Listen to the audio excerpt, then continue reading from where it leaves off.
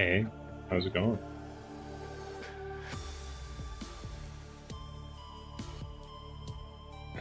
Alrighty. Now, I made some slight alterations to audio again, because that story never ends. Usually on the weekends, I'll go through and I'll listen a little bit to the previous one of these that I do, just to see how it all sounds. And I was coming to the conclusion that I sounded really mumbly and it was cutting out like all of my really quiet stuff. So I should be able to be a little bit quieter now, hopefully.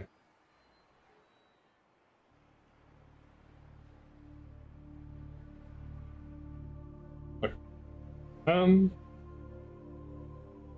I also found out, I don't know, I don't know if this setting was present before or not, because I'm using the video broadcasts, their like RTX powered noise suppression features, which is being done at like it creates its own microphone input so that anything that I use the microphone can be run through that software.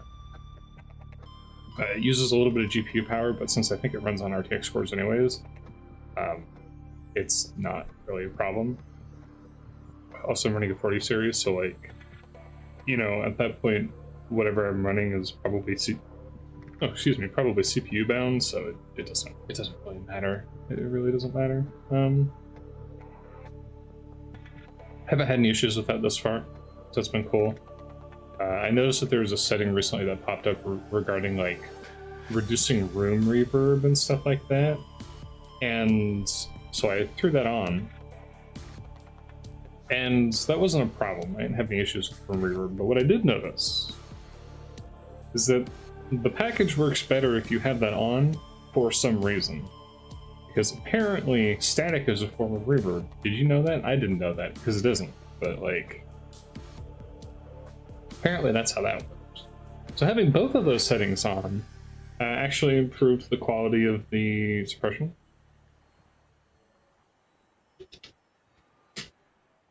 Unfortunately, there's genuinely so much static on the mic line that I've still not been able to figure out why it's there. That I have to run that at like 90% in order to cancel everything out. And even then you might hear a little buzz. But aside from that, you know, it does seem like it sounds a lot better, so I'm really happy with that.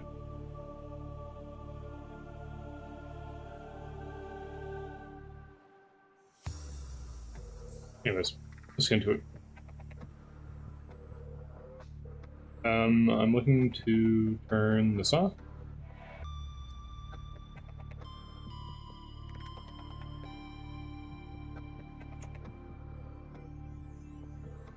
I've been thinking, I wasn't expecting the autumn sale to come so soon.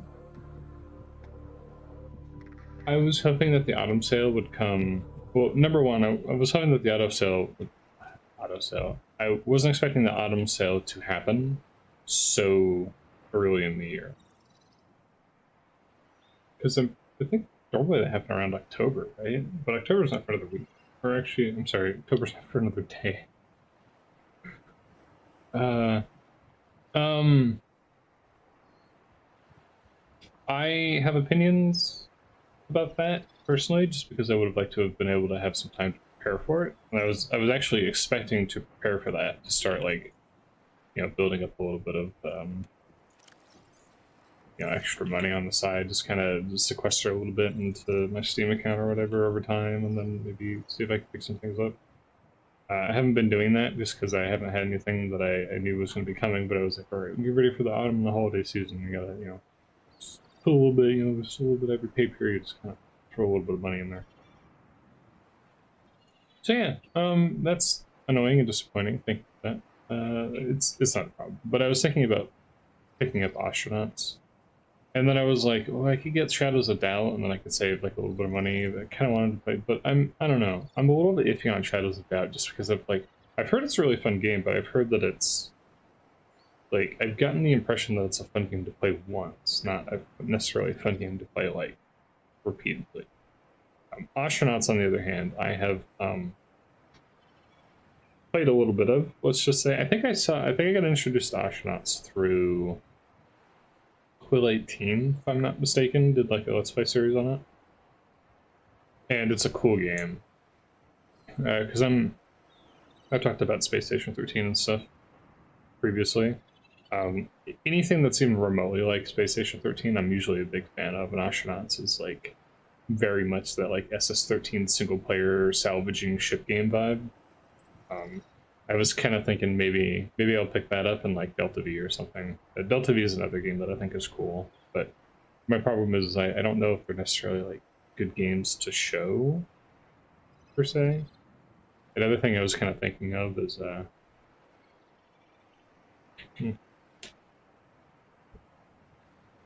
maybe what was it? I kind of want to play. I was kind of thinking about doing, because I've been watching. Let's just play the radio so I can do stuff. I was waiting for to not interrupt the radio. They didn't warn us this might happen.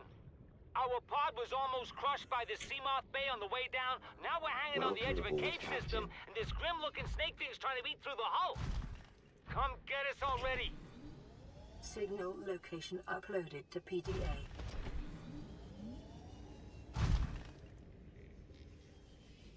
In your cave system and under attack.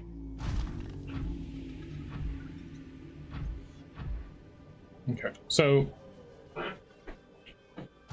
I've been watching his, because occasionally I watch his stuff, because there are a couple people who I watch specifically for seeing content of like niche space games and other like niche kind of cool indie titles. And Quill's one of those people. I'm aware of Terra Invicta. I have absolutely no intentions of ever purchasing, or probably, yeah, ever purchasing Terra Invicta, just because it's not a bad game, but like, oh boy, it's like a whole thing. Like, it's cool conceptually, but there are some things where I'm just like, I don't know, man. The way it runs on the systems is just a little weird to me. I feel like, how do I put this? If you're familiar with Aurora 4X, I feel like Terra Invicta was somewhere close, like surprisingly close to being kind of in the direction of you. Spiked horngrass, I need you. That's convenient. Oh shit, I can't do that, can I? We'll put that in there for now. The radiation helmet. Spoiler alert. One of these prawn suits is getting abandoned in the middle of nowhere. I had to make an extra to get the prawn suit. Because the other prawn suit got abandoned, I have to make another prawn suit to get the prawn suit. Because I can't go down that low without having a prawn suit. So that's what's happening. But I'm also going to try and get to the Degassi habitat so that I can grow my own seeds. Anyways, Terra Invicta looks cool, and it reminds me a little bit of Aurora 4X in some ways. But the key distinction is that it's not like an open-ended like 4X. Fuck again with you people again. It's not like an open-ended sandbox game. It's not focused. It is very sandboxy in some ways, but it's not like an open-ended civ building game. You know, it has a specific whim and purpose to it. It's designed for certain things. So it's not as simple as like, I suppose it's not like Stellaris, you know, or something like that. It's its own thing, which is fine, to be clear. But it's one of those things where it's like, I feel like if the game had been more like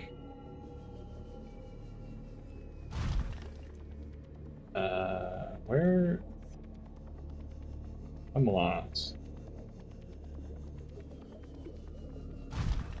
Okay, the proposed Agassi habitat's on the other side of this wall here, and I'm going upwards, which is probably not. I feel like if the game had been more like Aurora, as sort of a, how do I phrase this? As like a sandbox 4X style game, using the systems that it has, but maybe like, you know, you change up the planetary systems and the agent systems. You do something like that, and then you kind of expand it to be like the whole solar system, and you do something with that, and then maybe like a couple nearby neighboring systems or something like that, you know. That would have been really cool and interesting, I think. But I have opinions about it being kind of the focus the way it is, and also it's kind of, I don't know if it's changed. I know that there were, from the people who I was seeing play it, there were definitely some clear problems with the game in terms of, ooh, don't fall. Like, you just kind of, you're doing agent, there are points in the game where you're just doing stuff with agents, and then you're just waiting for like the next tick to come through, kind of thing. So it kind of strikes me as a little dull. That in mind. Integrating new PDA data. Really annoying. Can you stop that?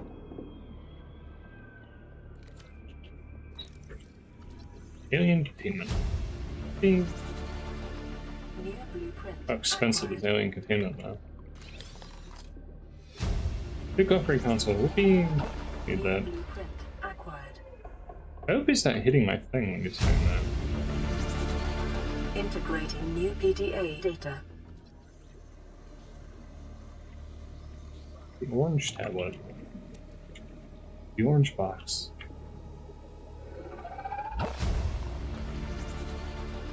New blueprint acquired. Maybe it is just the floating island that has the thing. Maybe I'm wrong. Oh. Integrating new PDA data. This do be like this. Yep. Why don't you screw off, bud? I thought that there were boxes down here, but I guess it's just the floating island that has one. Maybe they used to be. Oh, nuclear reactor fragment. Whoopee! I can finally build this. Nope, I need one more apparently. Excuse the hell out of me. Got my hopes up for a moment. Thought that I might be able to actually do something. Alright, what does it cost to make that?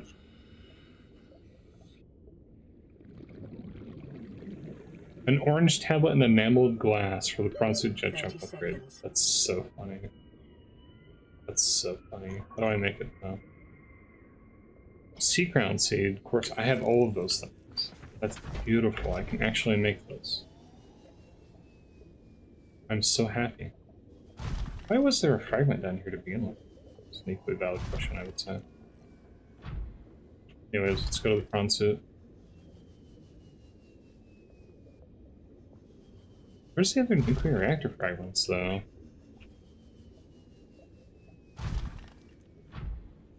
It would be nice to build a base down here as well, but I need the bioreactor and the nuclear reactor for that.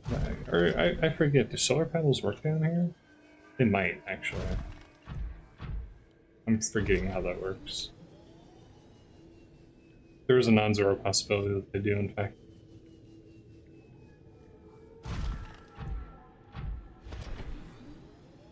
Normally when you come down here, you'd have access to the Cyclops, which I do not. I don't know where it is.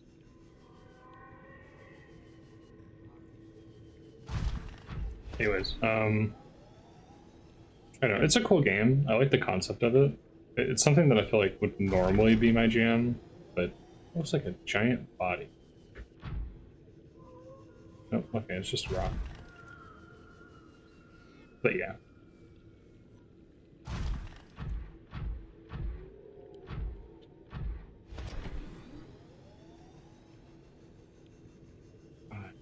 clicked on this.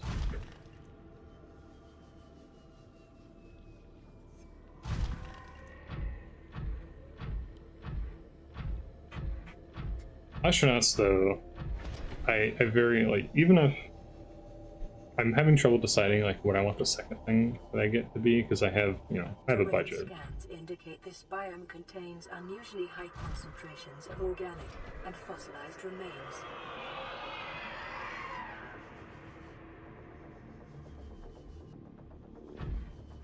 Blow it out your ass. But,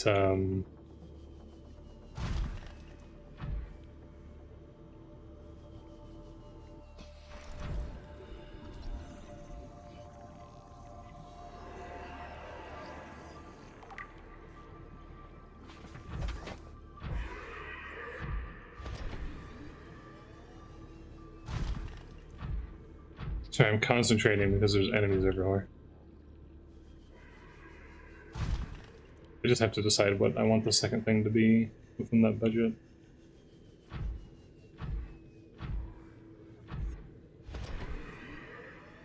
Okay, these are already found in other places, so I'm not really too worried about that.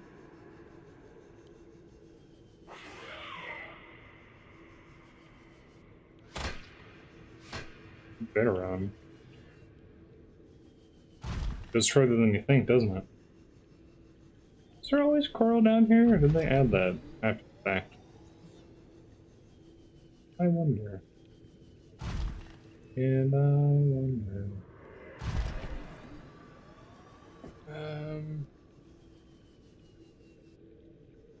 But the other thing I was kind of thinking is, I kind of experimented with this with Cud when I did my Caves of Cud run. I have a Caves of Cud YouTube series on. That was like the first thing I did when I started to try and get back into this. It's not very good. Quality-wise, it's not very good. It was an interesting run, but quality-wise, it's not very good.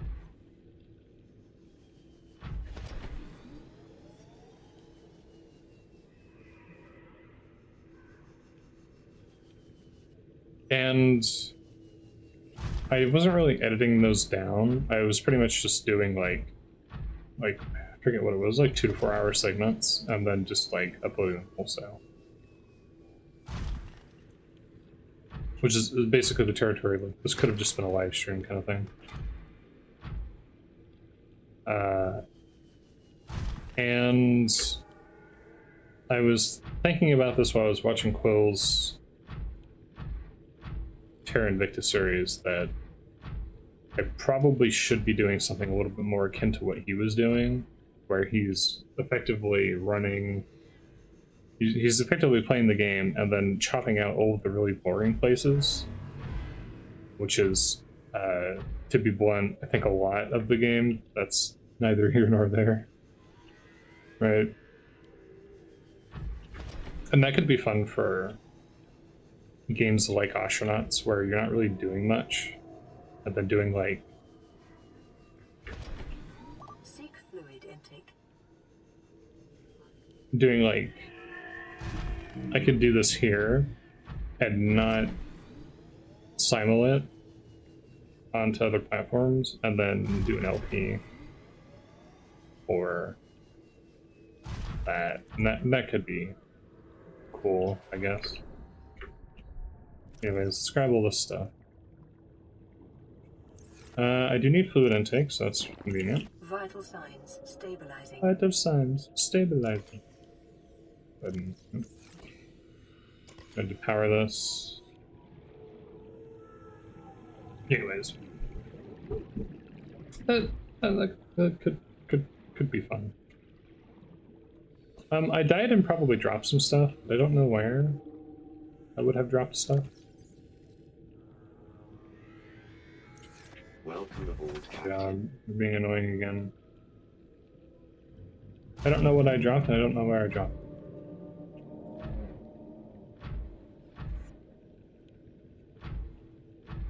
You know, I probably dropped a spine fish, actually. Inventory full. Frick!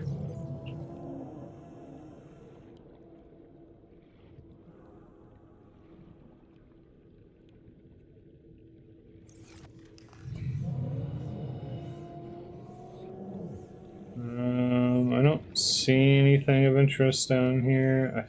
I feel like I picked up seeds for something, but I think it's just the Roost Cradle seeds already in here. Okay, so I need to go to the floating island if I want to do the other thing, and so that means I need to go over to that one biome and then swim around until I can remember where it is. It's like in the floating islands biome, but then sort of off-centered from it. It was like drifted away a little bit or something. Yeah, I don't know. I could do that. I could actually do that with Stellaris as well.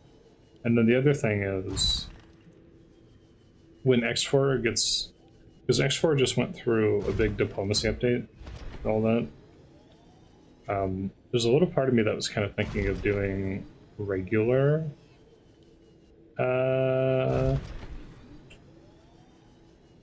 regular X4. I have kind of a love-hate relationship with X4 where I enjoy X4. I like X4. But I've played X4 a bunch of times, and you really have to be into the micromanage empire building elements of X4 to get the most out of it. It's not like Stellaris, you know, where you kind of... At least Stellaris has like events and stuff that you can run through, and you know, you can find anomalies and meet interesting new whatevers. There's at least... I don't know. I can't come down here, can I? Because it's too deep. There is at least that aspect to it. Yeah, in order to get down to the magma biome, I have to...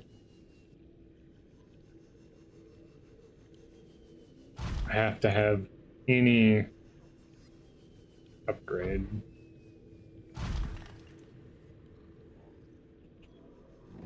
Whoa, whoa, whoa, whoa, whoa. That's right, you start auto-damaging at that point.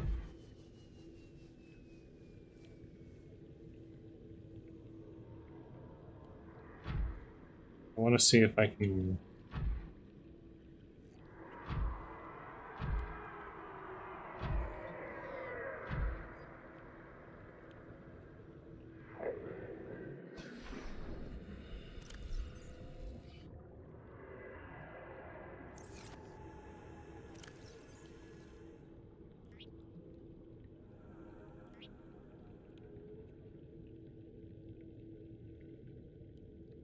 I do kind of need lead.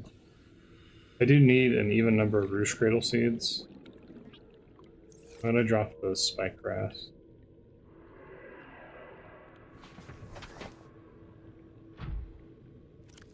And I have the other one. I'm gonna see if I can swim down here very, very quickly.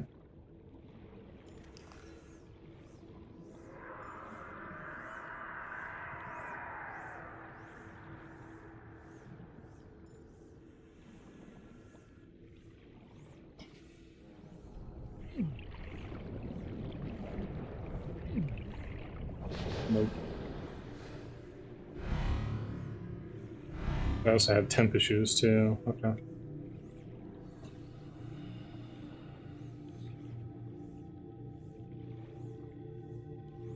And those are the larvae. Okay. I wanted to see if I could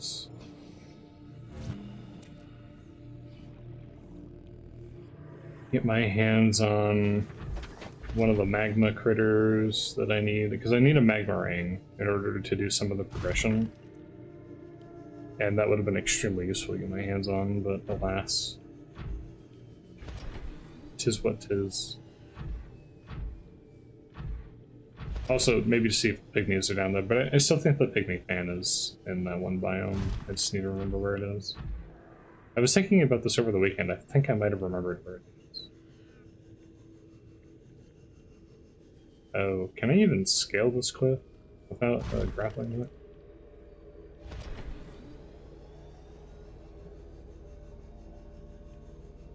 The answer to that question is yes.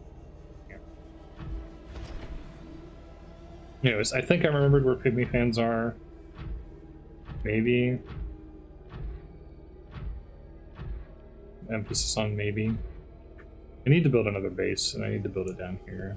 This area instead.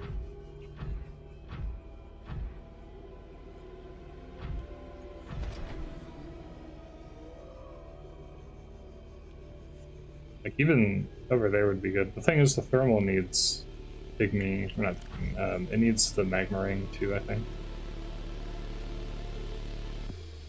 Still no nuclear reactor, but I can build a bioreactor with copper. Problem is, I can't build any base parts down here without things that I definitely don't have access to. Like, that's looking. I mean, there's rich cradles down here too. The thing is, a lot of the resources that I need are located down here natively. Like, all of these plants that I've just looked at, every single one of them is located down here naturally, and I need all of these. And then I can grow the surface plants down here instead. And this would be a good base location too, actually. Too bad I can't make a beacon, huh? Would that be nice?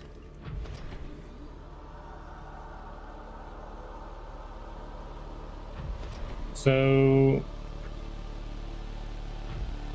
I'm thinking priority 1, I need to find the floating island. Priority 2, I need to find a picnic fan.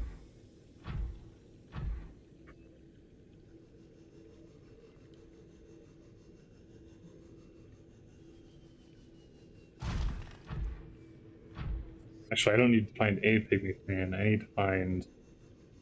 I need a lot of picnic fan seeds. I think I need like 10, something like that. Like, it's not just 1 or 2 that I need, yes. And then I did get the tiger shark thing, which is useful.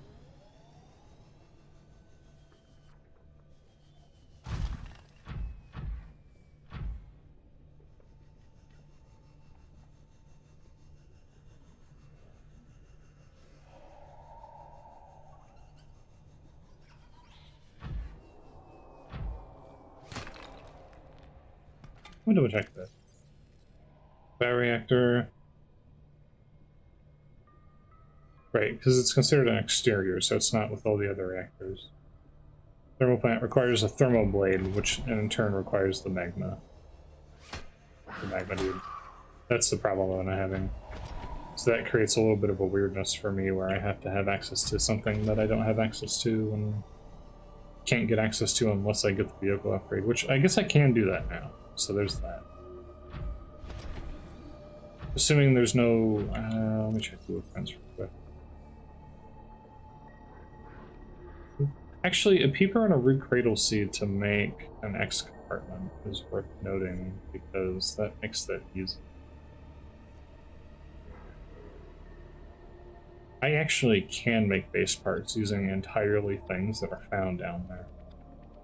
Now that I'm looking at this. Golden glass front compartment. Ion floater. So I can make an X compartment down there. And then I would have to attach a moonpole to it. That one requires stuff that's not done. That one's not quite as easy. The drill arm I can make. Jet jump upgrade I can make with the orange tablet, but I'm worried about using the orange tablet because I kind of need that. Sea moth prawn compatible. Bullbush samples and a red eye. Okay, so that's not possible. Very cool. Depth module, a reactor rod, synth fibers, and a rouge cradle. That sucks. That sucks so bad. Engine efficiency, 5 violet bows and ion cube. That's easy at least. Propulsion cannon for 4 nickel ore and a power cell is possible. Okay. So, some disappointing news and some good news, I guess.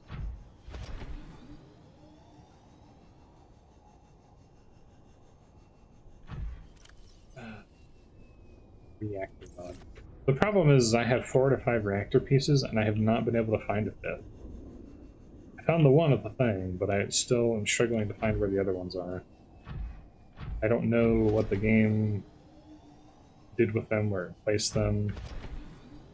I found like 3 in quick succession, I think I'm around the same place. And I've been to that place many times. I've not found any additionals.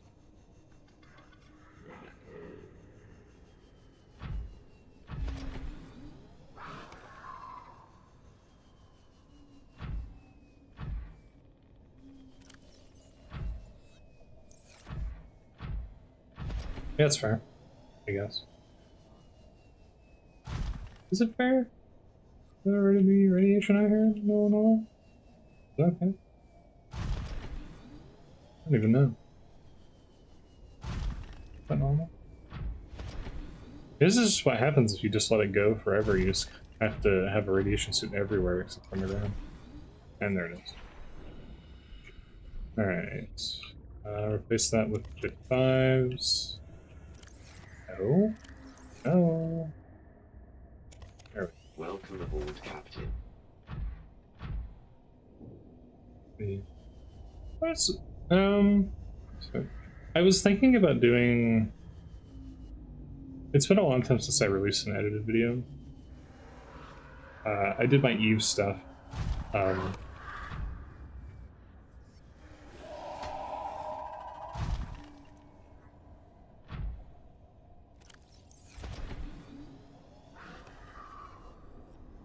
That's an egg. I kind of wanted that II, that's why I was doing that. Because I know I need IIs for stuff.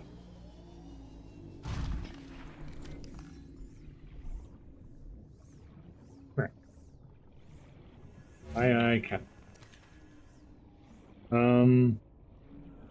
What was I saying? Oh, right, edited videos. Because I did my Eve videos, and that was fine. I was thinking about doing more stuff, and especially now that I have like better audio, not like perfect audio, but like it's significantly better than it was, which is as much a condemnation of the quality of this, you know, of the situation prior to this. It wasn't very good. I'll be the first to admit that.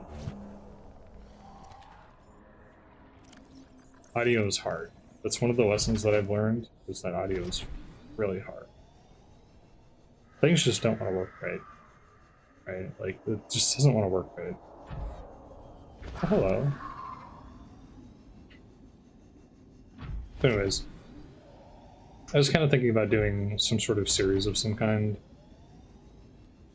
Or not a series. Wait, am I at the Aurora? I am at the Aurora. That's funny. I wasn't trying to be at the Aurora.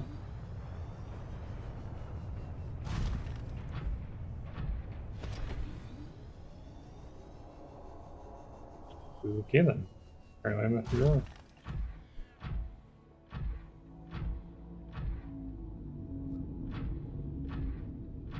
Because I've been doing a lot of stuff with Starship Hazeron. I've lost my appetite. Not sure Hazeron, Starship Hazeron stuff. I've sort of lost my appetite a little bit for doing more Hazeron stuff. And so I was kind of thinking of maybe trying to do a series of sorts on it. Not a series. I'm saying series. A video on it. And talking about some of the things that were really cool. Because Hazeron's a cool game, but it is, I don't want to call it abandonware because it's not necessarily abandonware. Vital signs stabilizing. We don't quite know yet whether or not it is abandonware. It's kind of, it's in a weird spot where the developer, it's another one of those one-man band indie games, right? The developer hasn't been seen publicly for over a year now. So people are like, I don't know, he's not dead as far as they know, because like people know who he is, kind of thing. But like they haven't seen him. And so it's one of those things where it's like, did he give up? Because he wanted to release the game on Steam, basically the whole story behind that is he made the game, and it was an MMO form. It was a subscription-based MMO. It was like, oopsies. It was like a $15 subscription or whatever a month, or it might have been less. I forget.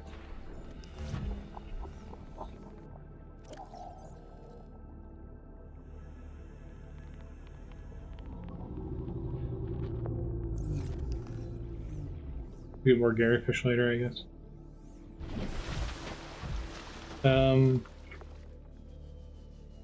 So yeah, it was like subscription based. It was an MMO. From what I understand, during the time when I played it, which is like genuinely somewhere around like 10 to 15 years ago. Actually, no, not 10 to 15, just like actually closer to 15 years ago was when I had a brief run in the game and played it a little bit. Conceptually, a lot of things about that game were kind of cool and fun and interesting, but it didn't run very well. It was a very laggy game to play. But like, imagine like it's very Star Trek coded. I think even by the developers on admissions, the game is very Star Trek coded, and that's what makes it particularly interesting, in my opinion. But it was basically like a civilization building MMO where you play first person, and not first person. Well, I mean, it could be third person too, but it's, you know, it's FPS civilization builder where you have an avatar, you create like, you know, you can be a human or you can create like an alien monstrosity kind of thing. And they're actually not too bad looking too, shocking. Which is, you know, it's really easy to get into like really ugly stuff. I mean, they are kind of ugly, but they're like, you know, this is a 2010s, or sorry, this is like an early 2000s when this game started development ugly, as opposed to like, you know, other kinds of ugly, if that makes sense. And you can do a lot of cool stuff in that game. And you can make a lot of cool stuff in that game. But it's okay, so that answers that question. 2 deep shrooms, 4 tiger plants on a battery. I can do that. You can do that. So we're getting that depth upgrade done, I think, is what it was. So it requires pygmy fan. Okay, it's only 3. That's bad. But it lets you do a lot of stuff. Alright, I need 5 Gary fish, 2 metal salvage, 2 silver ore, and an acid mushroom for that.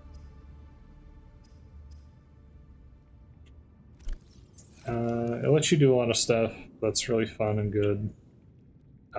But there's just not much to do in the game itself. Okay, 4 spadefish, a computer chip, and 2 tablecloths. So I need a sea crown seed, 4 Garyfish, and 2 quartz. I always need Garyfish for something. Always something Garyfish for.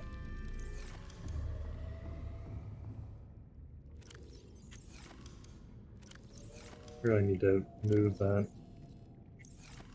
Because I have like 2 mineral storages that are right next to each other that aren't doing the same thing. Ah, yes. Power cells.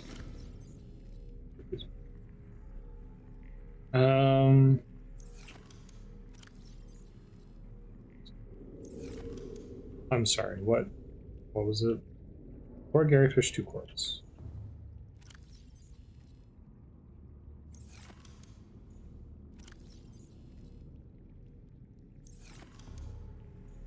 So, oh, sea crown seed. So you start out on a random planet. You know, it's a random habitable planet. It's full-scale solar system, so it's kind of like, or not. It's not full-scale solar system. Excuse me. It's literally a full-scale galaxy of like randomly generated planets. And I think, unlike NMS, No Man's Sky, NMS is more varied, but I feel like in its own way, Hazeron's planets are kind of cool. the way it does things is kind of cool.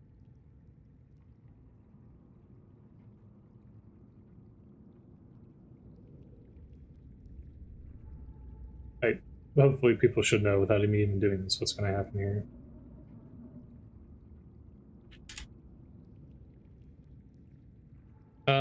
Anyways. And so you start out as like caveman, and you rub some stones together to make like hammers, and then you create like a quarry, and then you start building a village, and then all of your species villagers kind of show up, and they start like propagating the city. It takes a long time, by the way, because it was originally fashioned as an MMO, and it was turned into a single player game after the fact, and it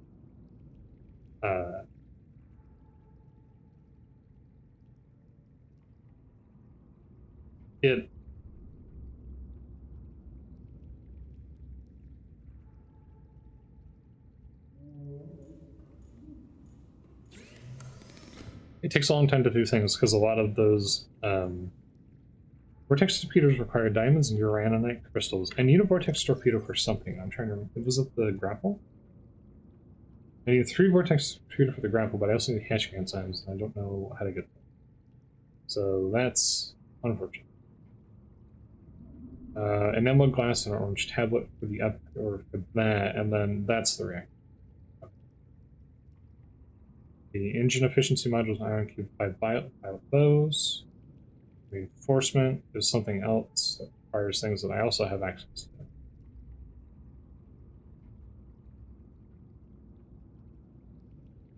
Module Mark II, plasteel. Okay, those are reasonable. That's less reasonable.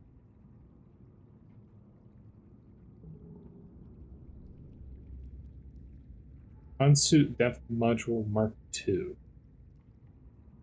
Enhances diving depth module. Oh, I can make that, actually. That's the mod station. Oh, I have to make the first one and then use the modification station. Prawn-suit thermal reactor. That's a plasteel ingot, 5 quartz, and acid mushroom. We can do that. That would be very useful, I think. Red eye is obviously not an option. This is the most important thing, though, and I literally cannot make that.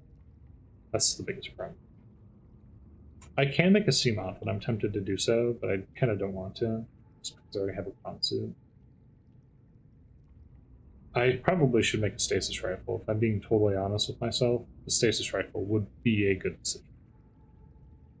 I also would like to make a new base. But again, I need things that I don't have for that. So I need to figure all that stuff out. I need to find pygmy cats. And I'm desperately trying not to look this up, but I'm getting to the point where I'm starting to feel like maybe I need to. I don't want to. I very, very much am trying to avoid doing so, but I'm like, it's getting rough. So, I don't know.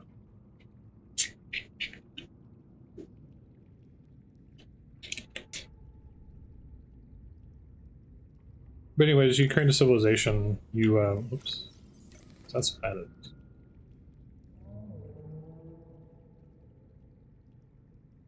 3 copper wires, 3 little bit. This is actually hard to make, if I remember.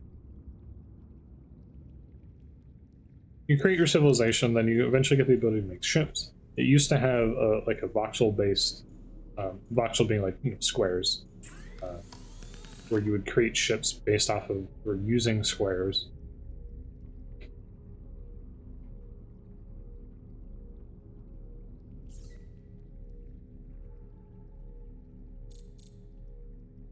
Now, hold on.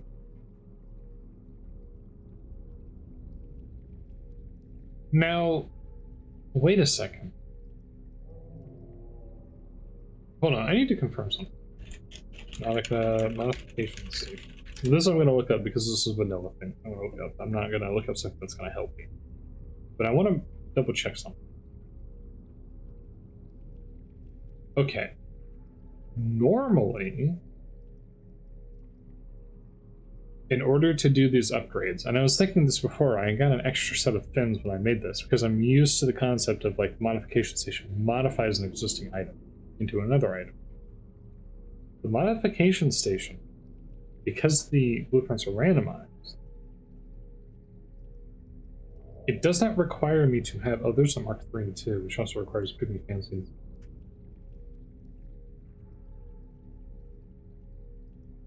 I don't have to have the prerequisite. So I can make a Mark II depth module and immediately insert it to the prod. I don't have to wait for it. So I can make this right now.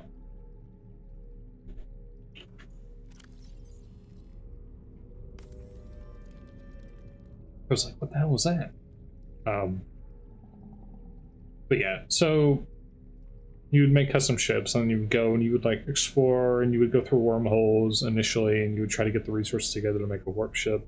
And it has like a Star Trek like Warp 9 system, so you know, you make a ship and you designate a certain amount of, you know, warp power to it kind of thing, and you set its stats and then you go up to like such and such warp speed, up to 9. And then that would allow you to travel from system to system directly. And that can take, you know, anywhere from seconds to minutes to potentially hours, depending on how far you're going. Which is in and of itself kind of cool, right? But the problem was it was initially a multiplayer game. An MMO specific. It's no longer an MMO. It's turned into Starship Hazaron, which is a single player version. It has no AI empires in it or anything. It was one of the things that was like slated as something that would be done eventually, was to have AI empires so that players could have something to actually fight against or whatever. But the developer is not like someone who is like immensely good at making things. Like I don't mean that impolitely. It's like, you know, it's a solo dad, right? You do what you can do. But I think there was some genuine questions of like if that could even be accomplished in the way that there's supposedly he wanted to do it. But I was kind of thinking, well, number one, obviously it would be best if you could just play the game normally, and just like set up your own servers and play with other people. Would obviously be more interesting, in my opinion. It would be nice if you could just do that. Do I have two? I do have two right. That would be very much the preference, to be able to just go out and do that without that being something that requires a lot of time and effort on the developer's part to make like AI things. And I say this as someone who does like, because I do like Atlas Arcane and stuff when those seasons come around. Seek fluid intake.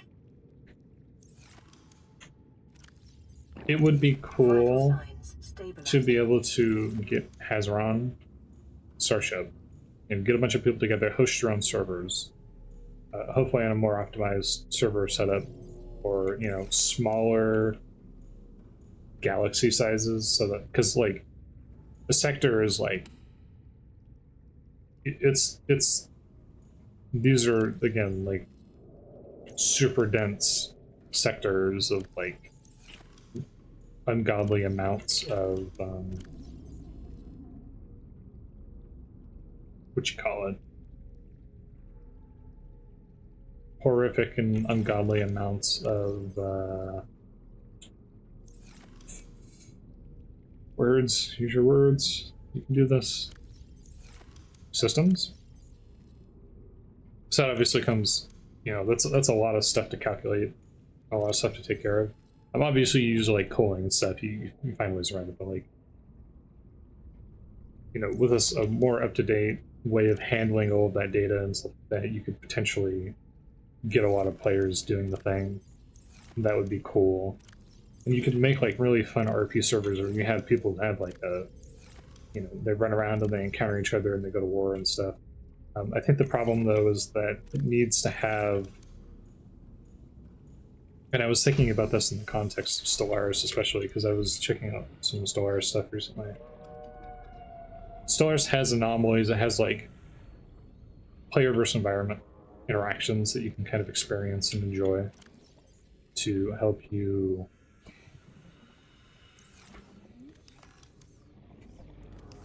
have things to do over time so that you're always sort of engaged with the game at least a little bit.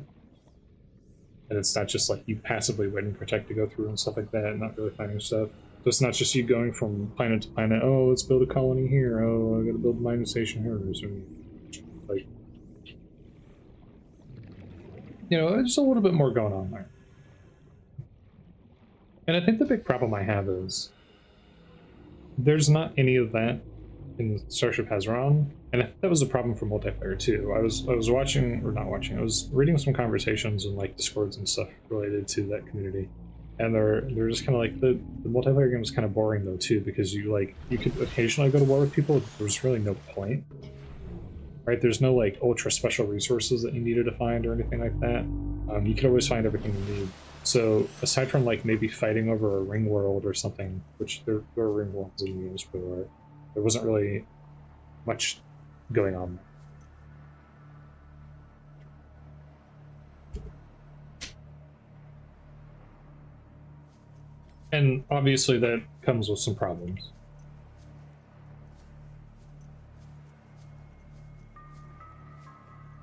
So you have to really be able to make your own fun.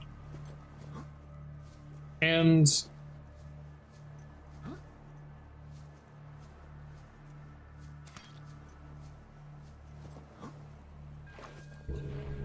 that's kind of why I'm like, it would be fun as an RP game.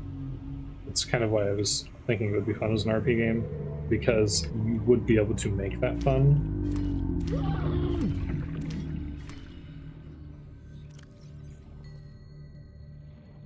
Ah, shit.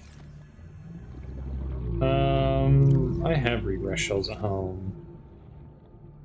It's so unfortunate because there's a vital bow right there. I was thinking that I needed to drop some stuff, but I was like, it'll be fine. It's not fine.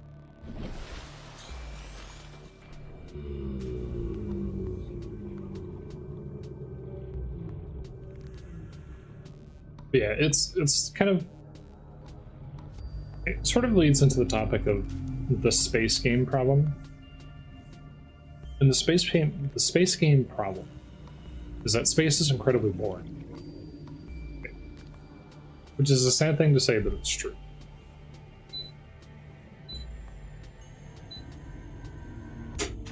You know, this is something that comes up with, like, you know, even No Man's, this comes up with, like, Elite Dangerous, you know, other stuff like that. Like, Stellaris gets away with it because it's basically an RTS game. It's a very, like, somewhere between an RTS and a 4X game. I've said my opinions about them in the past, but, you know, it can kind of get away with that because of that. But when it comes to, like, exploring space, I apologize for the bright lights, by the way. Exploring space is kind of dull and boring. Okay, so I need to put some stuff away, number one. Somewhere, yeah, I have a whole bunch of crap. Let's put these away for a moment. Just had a moment, so. Alright, so I need to make that, which requires 2 originals and aniline. I like aniline. Polyaniline, floater, and ghost weeds. How many ghost weeds do I have? If I have to go get ghost weeds, I'm gonna be upset. Gibbs feather, writhing weed. Wait, I don't have ghost weed, do I? Oh, I found ghost weed earlier and then I didn't grab it. It was down in that cave, isn't it? I played myself, didn't I? I played myself. Oh no. Oh no. Oh no. I don't have any ghost weeds, so I can't make polyaniline, which I need in order to make acetylene in order to be able to make the thing that I need to make. So I cannot make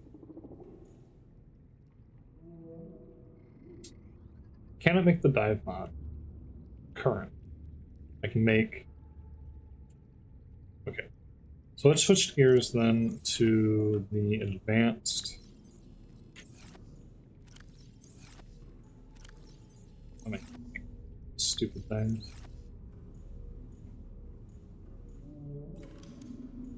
What does it take to make lubricant and brain coral? There's a spadefish and brain coral.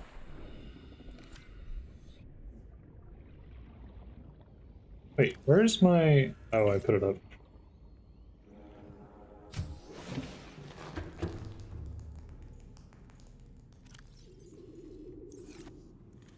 Yeah, so the space game problem... Space is very boring. It's a lot of rocks with nothing on them.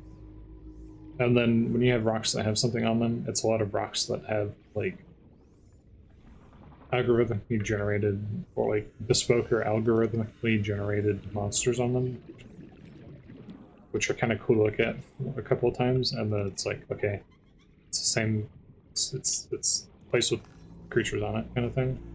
You start to run into those problems. I think that's one of the big reasons why Star Citizen pivoted off of because the initial intent for SC was to have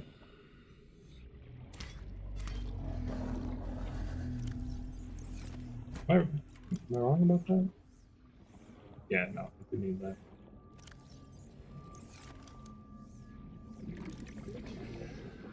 The initial intent was to have like randomly generated systems, kind of like what like Elite Dangerous and, you know, every other game on the market has.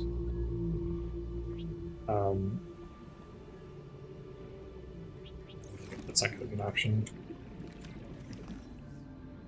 Because I need 2 of these. To be fair, I probably have these at home.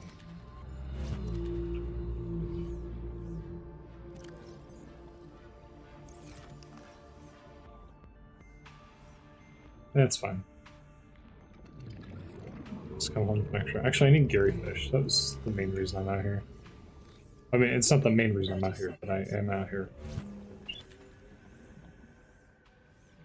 Now would be a good time to mention the fact that I do not have on my person the additional tank. Reminding myself of that fact as I ascend. Oxygen. I'm already swimming on the surface. Oh, good.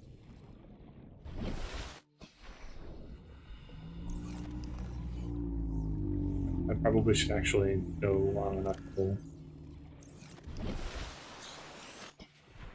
Anyways, space games are really dull and boring. SE had initially intended to do procedurally generated systems, and then pivoted to handcrafted systems, which was a good choice on their part, in my opinion. I think at some point they're going to want to do a little bit of both and have some procedurally generated systems using probably a lot of handcrafted elements procedurally generated into them, so that players can, like, you know, do frontier things and frontier, like, you know, lifestyle, not frontiers in the developer of Elite Dangerous. You know, go out in the frontier and like live and do things.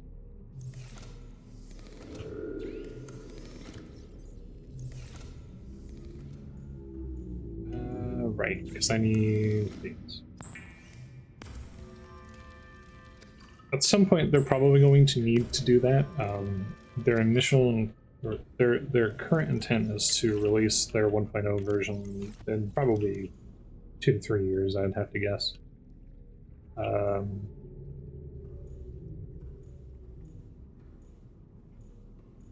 With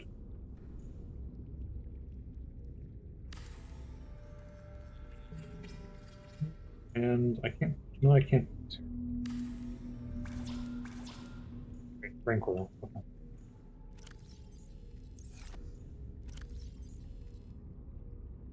Was it saying 2 to 3 years with just some like custom made stuff?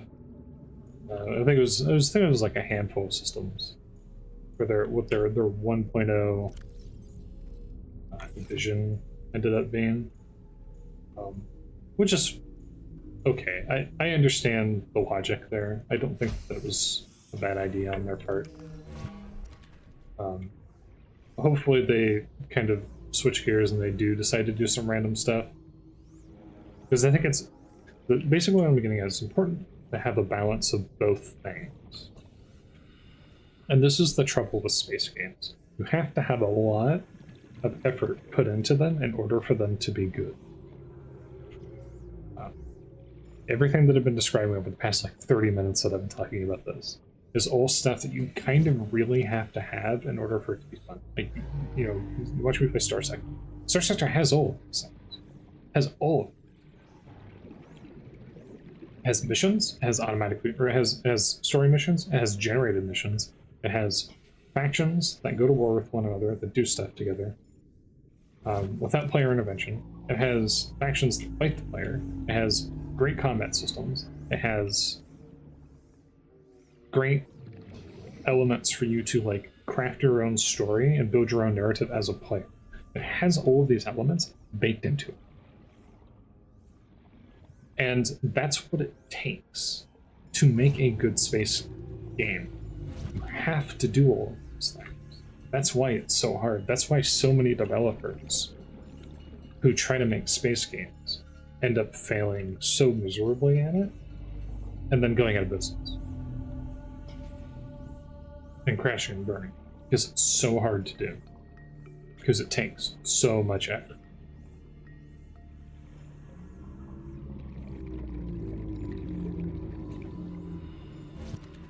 For these originals too. 30 seconds. 30 seconds of oxygen remaining.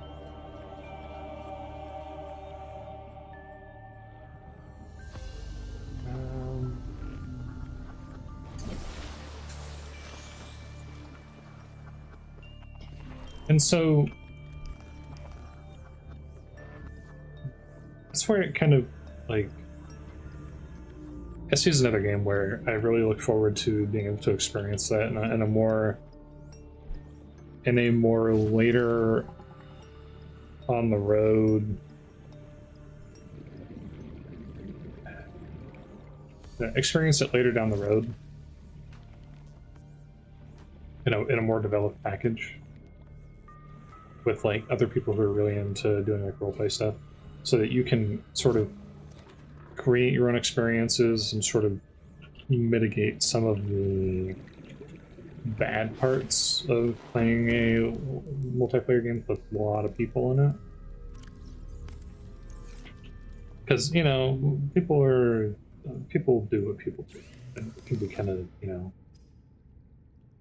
hopefully it doesn't need explaining how people can be sometimes. So you kind of, one of the nice things about role-playing communities is that you can kind of experience these games, but they're modern.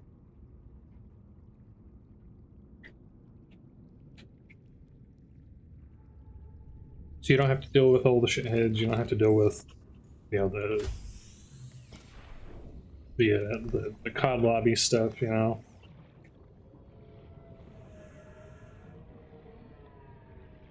you can sort of weed out those issues in more private communities that are more roleplay focused, and you can have more people who are like, it's not about just trying to win the game, it's about trying to have like a good fun experience with other people, and to like create stories and experience ideas and like have fun in the process of actually physically playing. It's one of the things that makes SS13 really fun. Space Station 13 is all about we may not think about it like that, but in actuality, that is literally what Space Station 13 is. It's a role-playing game where you play on RP servers. All SS13 servers are RP servers. They're moderated private communities where you play with other people who are mostly there with the focus of well, not most of it. Largely, they're the focus of like crafting story, having experience. That's why SS13 works. That's also why I would love for there to be an SS13 server or style of community where number one, oh my god, number one, oh my god, and number two, I don't need these. I guess I'm gonna pick these up. I don't want to remove that now.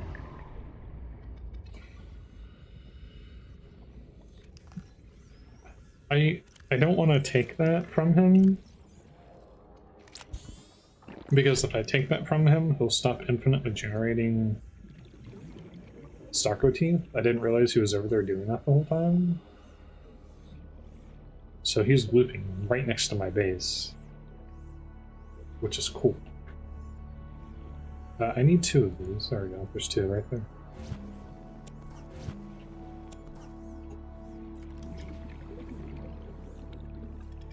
Yeah, that's what SS13 is.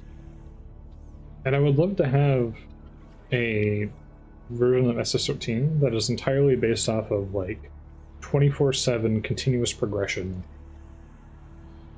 that's designed around being played in, I don't want to say entirely non-adversarial, but like game mastered RP experiences. I would love to see that in more of a tight-knit community. And I guess honestly you could do that now with just with SS13 as it exists normally. You could technically do that, kind of. But I would love to see that done in like groups that I'm associated with. But it's just kind of not a thing that they're interested in doing. But it would be cool to see some more stuff. It would be cool to see games that are more like, we wanted to make SS13, but we wanted to make it be played forever, kind of thing, and not just like round-based. You know, we do a quick thing, and then everybody resets and we start over again. Right? I mean, that's fine. That's fine. It's fun, but it does. Whenever I do it, I'm like, okay, this is fun and I'm having a good time, but I wish that I could do this over a longer scale, as opposed to like, okay, we're gonna play for like 30 to 60 minutes. All right, round's over. Everybody go home. You know, everybody jump on the shuttle. Someone breached a wall and there's vacuum and Atmo. We gotta reset, guys. Everybody, let's go home. Let's get on the shuttle. It's a disaster. And it's like, just go plug the wall. I've seen people do. It's so frustrating. You see people do stuff like that all the time. It's like, just pick up an RCS and put the wall back, and then you can pull the stuff back in there. It's not. Calm yourself. Calm yourself. Some people will round end over nothing, you know. But I'd love to see more of that. And NSV13 is a really good one too. I feel bad because I think I've talked about this in the previous two Subnauticas that I've done, but I'm going to talk about it again.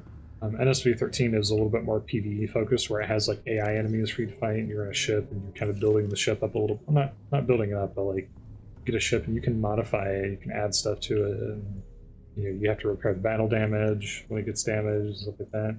And it's really fun. It's great. It's my favorite way that I've played SS13 by far. Like, not even close. But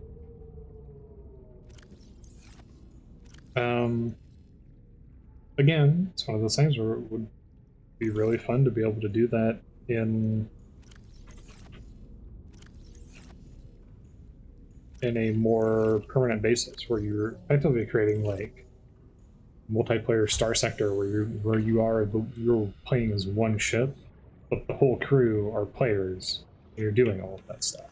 That is like the ultimate Bridge Commander experience kind of thing. You know, people are always making these games where you have a bunch of people playing in a ship, and the whole crew is players. NSV13 is that, but instead of it just being like 4 people, it's like 50 people, right? That's really cool. And to be honest, because I know SS14 exists, which is, I think, a Unity version. I remember what I'm doing now. Which is a Unity version, and that, to my understanding, runs vastly smoother than the Beyond version, because Beyond is like this old, like, pre-2010s, like, indie game sort of thing where you can create, like, multiplayer indie game experiences and run on their, like, their servers to, like, to, you know, you can ping your server information so that people are aware that it exists so that they can, like, join and play. You know, it's kind of like a unified sort of engine kind of thing. With a like, unified server browser so that you can see all these different, like, custom-made, you know, Beyond experiences, which is cool, to be clear. That, and you know, that's the kind of thing that was like all the rage back in, you know, that time period, obviously. But it's not a good system, obviously, by modern standards. You know, no engine or experience from 20 years ago is going to be very optimized by modern standards, obviously. And it's not even remotely.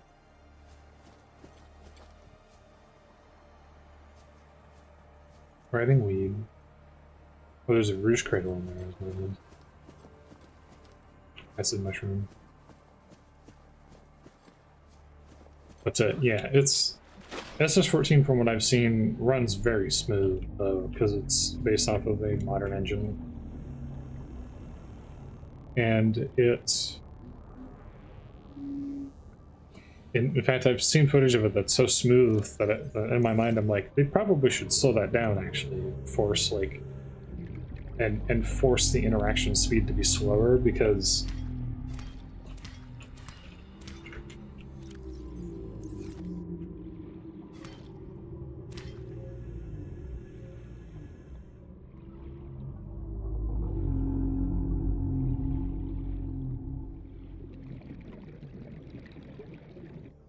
Those are writhing weeds. This is writhing weed. It's a barnacle. Copper. Which, to be fair, I might need.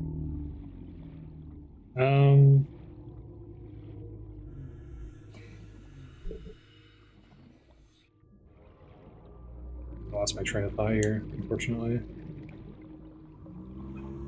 Oh, right. Because SS13, if you ever played SS13, is very slow. It's very... I always thought that speed was intentional. Genuinely, I always assumed that speed was actually intentional, and that... Oops. I'm going in the wrong direction.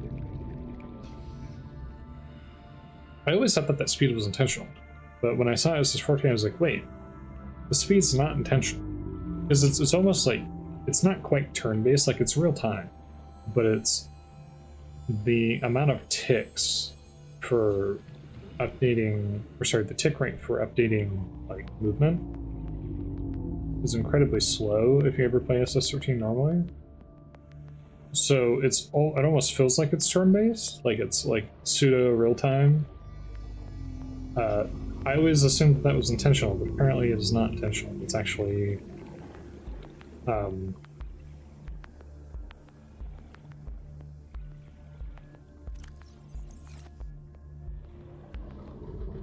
apparently, I guess it's lag that does that? That's my assumption based off of SS14, unless it is intentional and then SS14 just uncapped it. But it looks weird to watch people play it in, like, proper real time. Like, I don't like it. It looks weird. That's the one thing that's been kind of scary for me, is like, I kind of want to check out SS14, because apparently they've gotten to the point where it's developed enough that it basically plays like SS13, minus some features that were obviously developed over, you know, the last, like, 20 years. I mean, you know, that's a long time. But they've adapted, like, the core of what makes the game. But it looks so smooth whenever I've seen it, and it's scary. It scares me. I'll be the first to admit I'm not very good at that game, in terms of combat.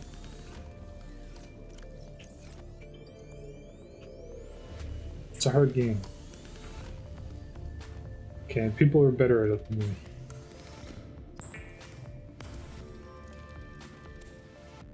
Alright,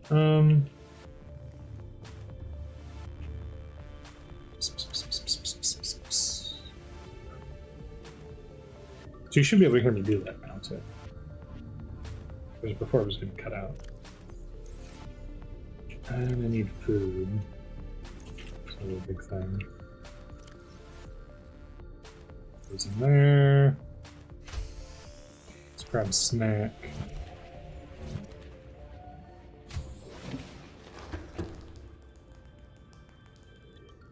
Shoot. Unpowered. Alright, so we have... I wish I could... Oh, I can't do that. Come on. I was gonna say, I wish that I could like snap to that and get rid of it. Advanced firing kit is no longer needed, so we can get that. I've already built this, so I can get rid of that. So the big thing is I need polyaniline, which requires me to have... Oh, there's an unpinned button. Ghost Sweet Seeds. Ghost Sweet Seeds are in the place that I was just at, covering these prawn seeds. I'm a very smart person, so I definitely remembered to go and do that. And get those while I was down there. Oops. Oops, Daisy. I can't access it because it's unpowered. I can't even look at it. You should just look at it. You just look at it. What do scent fibers require? I have all that.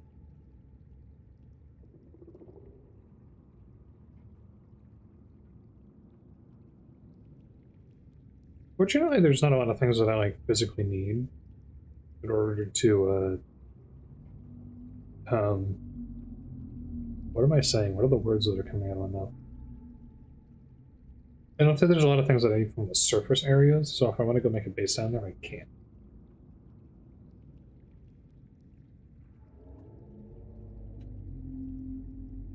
The big problem is the size of the resources. They're normally 1x1s, but since they're 2x2s, that creates an issue where I need to have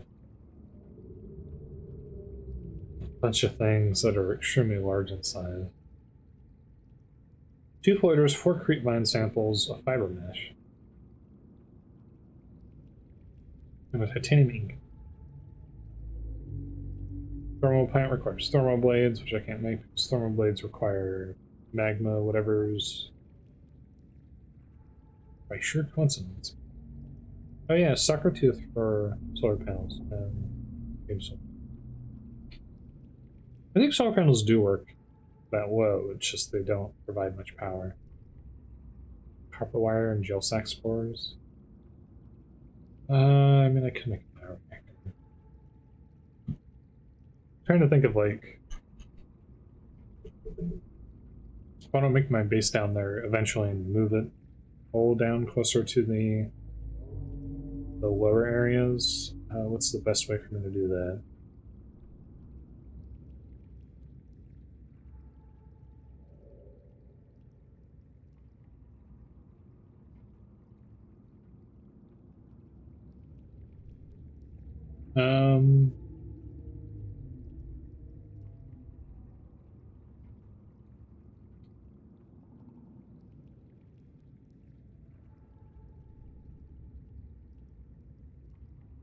Should I just make it CMOS? It requires a repulsion cannon. It requires 5 fiber. What was the thing that I needed the orange tablet for? Did I already make it? No, I didn't, right? Copper wire requires solid acid mushroom pyros, so that's kind of a pain in the ass to make. It's not a problem. Fiber mesh is lead and brain coral, which is a bit more of a problem to make. Coverfish floater, 3 quartz, 4 tegrapons, titanium ingots, which is a pain in the ass.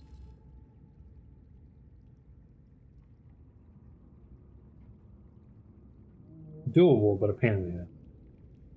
Stasis rifle. Maybe I should make a stasis rifle. That might be a good idea, to be honest. That's right, I have the drill arm. I don't think I need the drill. I don't think I actually need the drill arm, though, is the thing.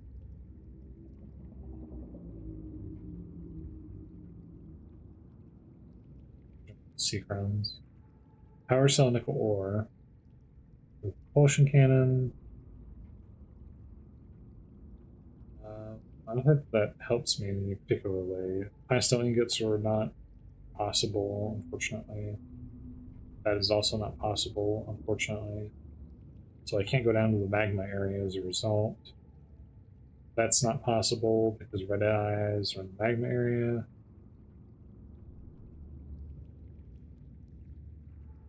I could make another engine efficiency module. Hull reinforcement. Preemptively hardens the chassis for collision, eliminating damage under normal conditions. It would just make me take less damage. I don't think that would necessarily help. How many module slots do I have? It's 4, right? So I could do 2 engine efficiencies, right? And then I need 1 for the thing and 1 for another. Hull reinforcement. So storage module would obviously be preferable to, so I could have more storage in prawn. 2 engine efficiencies or depth module 2. Ion cube, violet bow seeds.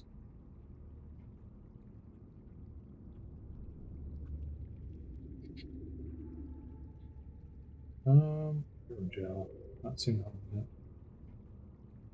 Violet bow seeds from there. Let's make. I could make a whole reinforcement module. It's not really important. I'm not really worried about it getting destroyed. Ah, yes, enamel glass. I forgot about the jump jet upgrade. What does enamel glass require? Floater, paper, gold, 2 acid mushroom. Fireballs.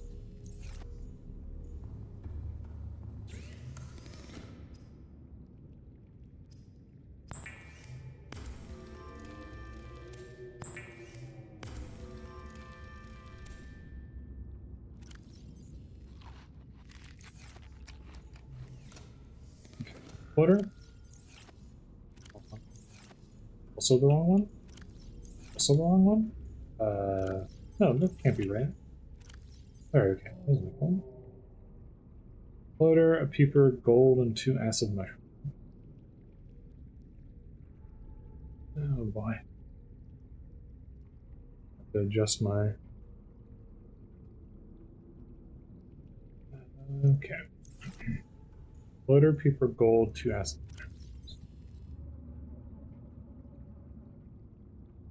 Floater, peeper, gold, 2 acid mushrooms.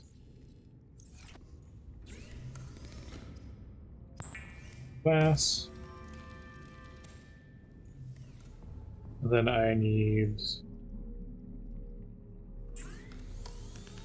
to come over here to the mod station, the vehicle, and build a jump jet. And this should help me actually use hopefully less power too, since I'm not struggling to get up as much. So be good. That eyeballs.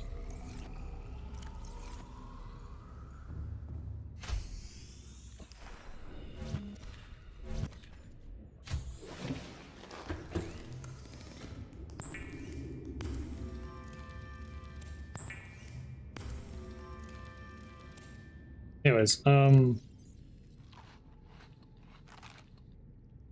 story short, and the reason I was talking about that was because I was thinking it might be fun to make a video at some point on Hazron and stuff. The other thing is, I put a bunch of time into. Welcome aboard, Captain. Oh, I think it just doubles the amount.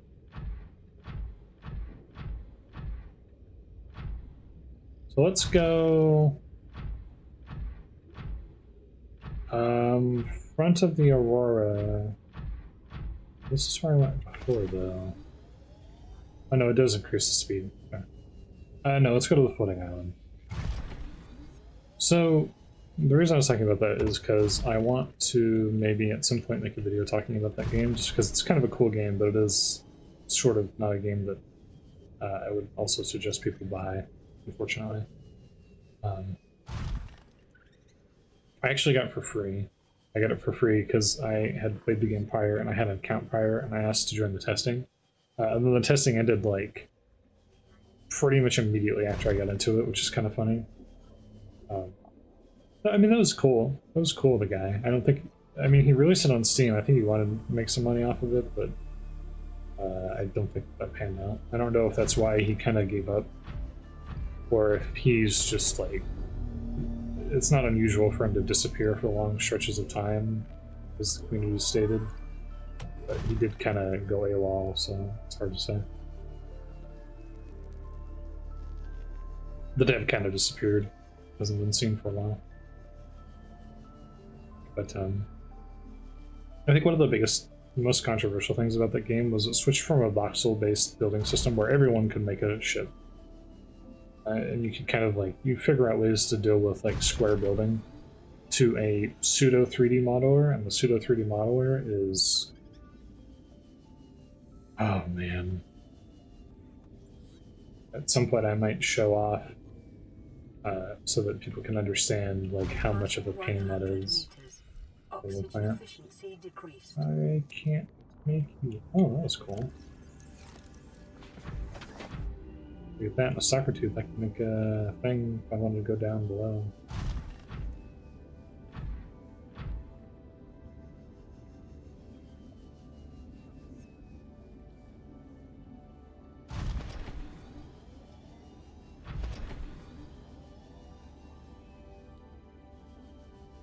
But yeah, so to try to a pseudo 3D modeler system, I have been making my own. I got into a creative funk, in a manner of speaking, where for reasons that defy understanding, I started 3D modeling again a little bit to make ships, because I wanted to like finally get into and understand the system that he made. This like pseudo 3D modeler system that he has. I wanted to kind of get and grasp the system. And so I started making like Star Trek like ships. I say Star Trek like, one of them was Star Trek like a Federation kit bash of my own, and then the other three were just, yes, I did say three, so 4 in total were literally just Star Trek ships.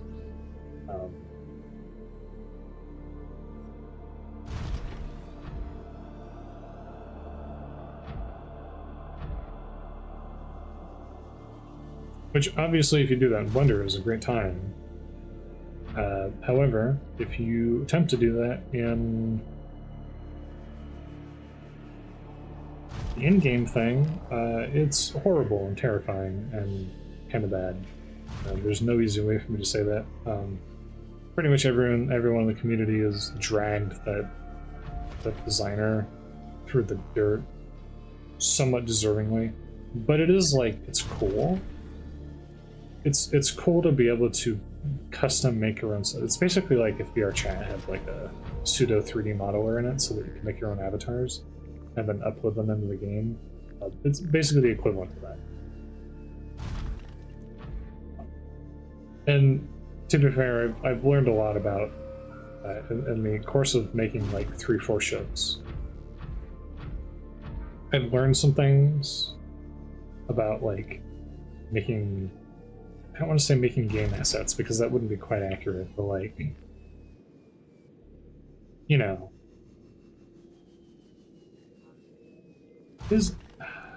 I'm scared to go down here because I'm worried that it's the edge of the map, but like, again, I know that there's a really, really, really deep ocean area. It might be below 900 though, so I'm terrified to go down there, but I'm worried that the thing that I need might be down there too.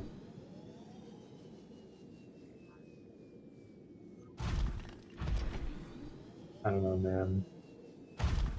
Because the deep sea trench is where you find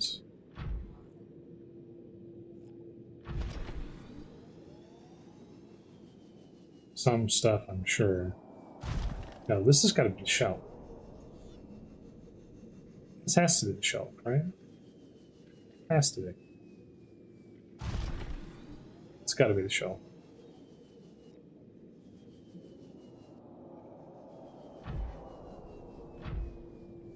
But anyways, I made a bunch of ships in that, and then I was like, I furnished them with like very quick and dirty interiors. I learned the hard way that if you create a 3D designer for your 3D modeling for your video game so that you can make custom items in it and then upload them, if you make it so that you can only import STLs and 3ds Max files, there is a special place in hell for you. I'm going to say that very bluntly. There's a special place in hell for you.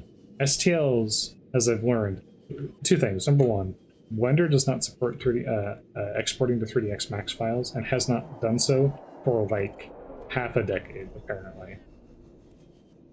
So if you wanted to be able to do that, you would have to downgrade your Blender version by like 2 whole numbers in order to be able to do that. Number one. Number two, STLs do not save the following. Literally anything other than basically just the model, and it will automatically join all of the parts of the model together. Oh no, here's the deep sea trench. Okay. Okay, here's the deep sea trench. Okay, so I'm glad that didn't go off that cliff, because that was indeed the shop.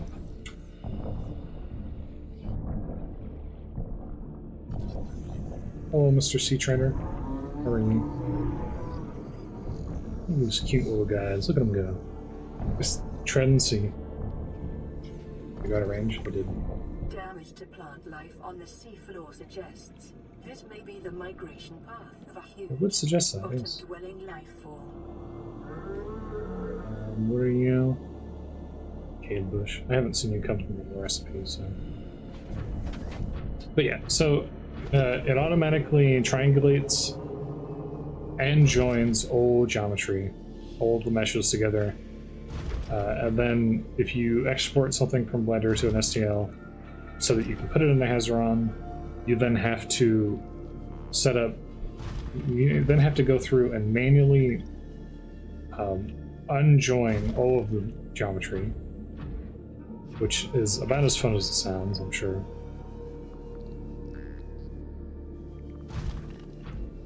In addition to, like, that's before that you can then turn around and do all of the other stuff, because like in the editor you have to set up pathfinding for the AI. You have to designate like non-collidable rooms and stuff like that. So you have to set up like room voids in every single room and every single corridor, and then you have to create walk paths for them.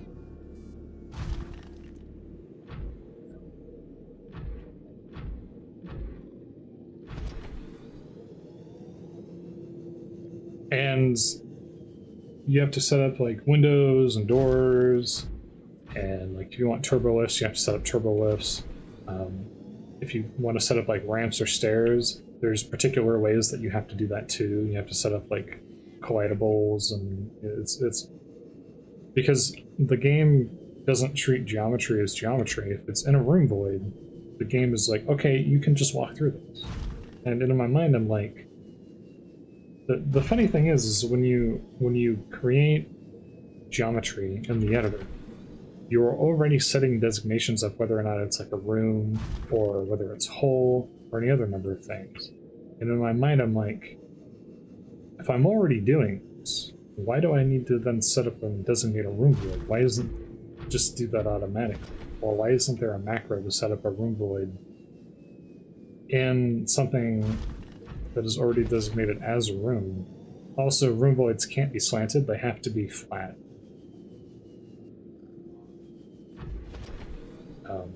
The surfaces can't be angled, they have to be flat. They have to be squared. You can have they can be more than 4.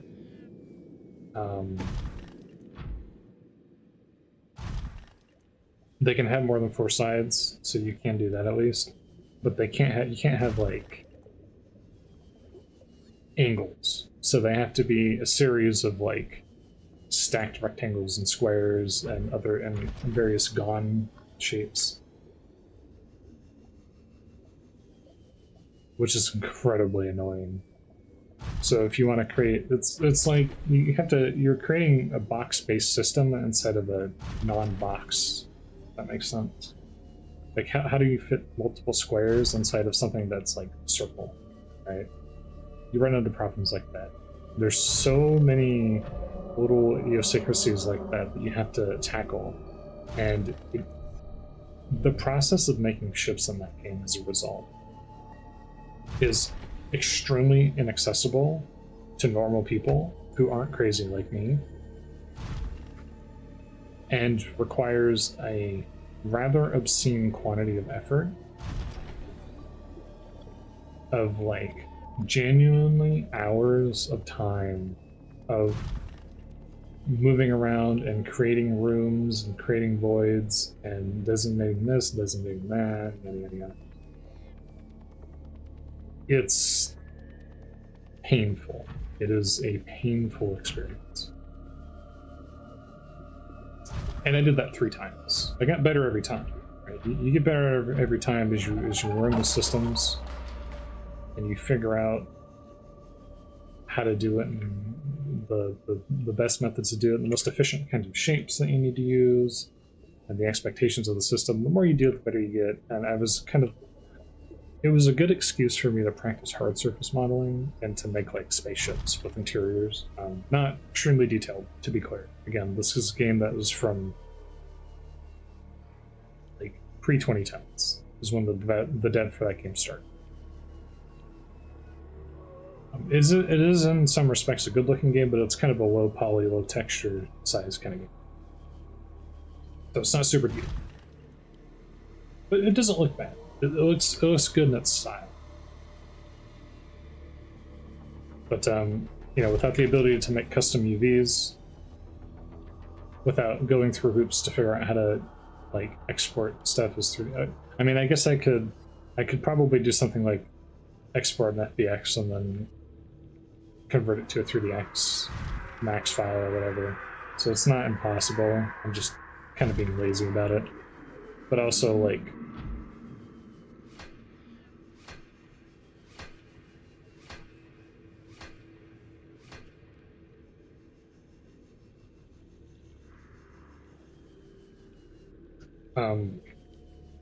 that whole process is like,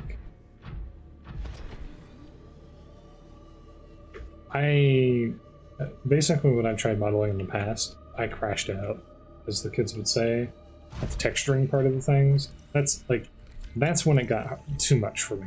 That's when it started to become a problem. Just mostly because I was constantly having technical issues.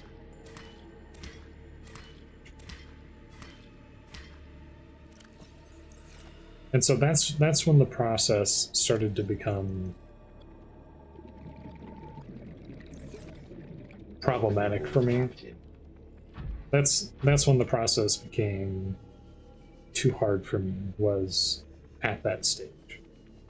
Everything prior to that I was good with, but when I got to that point, that's when it just became too much, unfortunately. And that was why I stopped 3D modeling several years ago, but I'm kind of getting back into it now. It's just, I don't know. It's one of those things where I just didn't seem to have a good head for it. And then also I was constantly having technical problems. And Blender still hasn't updated their texturing, which is kind of annoying. I mean, it works. People get it to work. Obviously, this is just a personal issue. Like, it is functional. People do texture things in Blender. It can be done. But I was struggling to, like, apply the little bits and pieces of, like, procedural texturing and stuff like that I had picked up into getting it to save as a file and to do atlasing correctly and generate good UVs. In the interim, and I find that this is true for me for a lot of things, weirdly enough, I get really good at, or sorry, not really good. I learn a lot about things by not doing them. It's just a weird thing to say. But like, in the time since I was doing all of that, I have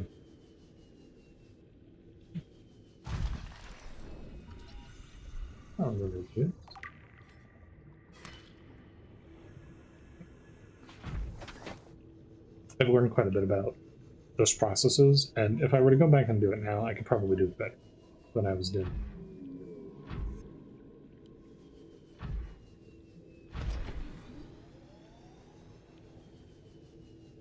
I could take another stab at it, probably be fine.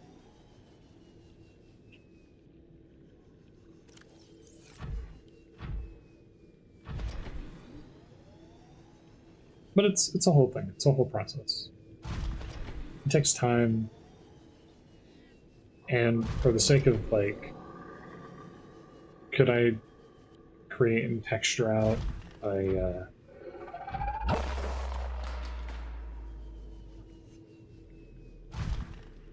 you know, a fed ship so I can run around in space game and do stuff? I could do that, yeah. I could do that. It would take me, you know, significant chunk of my life to do, and then I would run around in the game and there's nothing to do because all you can do is go from planet to planet, and that's the game in its entirety, more or less. Create some colonies, there's not really much to fight. You can occasionally find pirates, that's it. So I can do that, but there's not value in it. You have to really like not, you know, having nothing to do kind of thing. Which is why, you know, if the game was multiplayer still, or if you could get a server together, or you could, you know, still an MMO, that would be a different story, but it's not, and it isn't, so.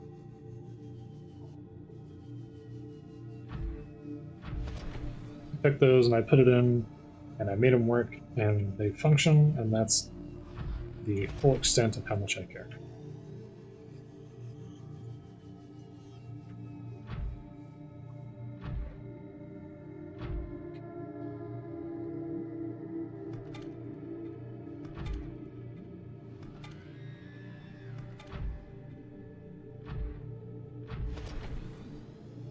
Nice to say, in the time that I haven't been, you know, here doing this, I've been doing other weird things.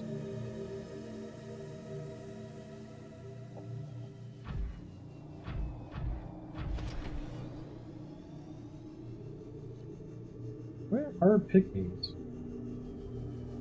And for that matter, I really do need to find that island.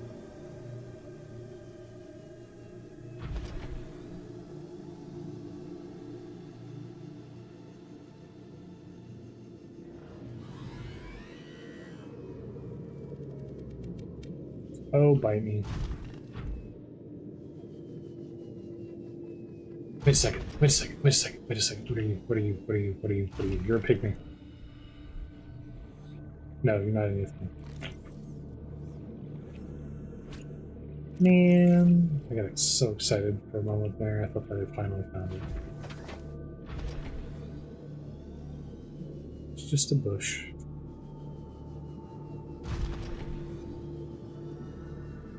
Is this the edge? This is the shelf, right?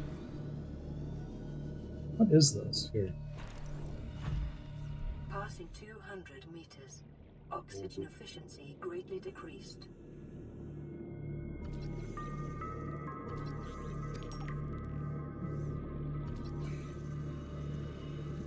Corn grass, already have some.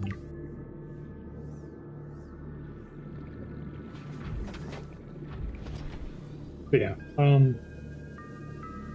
that being said though, it was kind of fun. I mean, the other thing is, I've made this argument to myself that I was kind of doing it for practice, just to kind of see how I felt about the whole experience. Making like somewhat lower poly spaceship models with interiors on them. Very basic interiors, functional. And the conclusion that I came to was, it's kind of fun in some ways when I'm in the mood for it. It's kind of a fun little thing to do.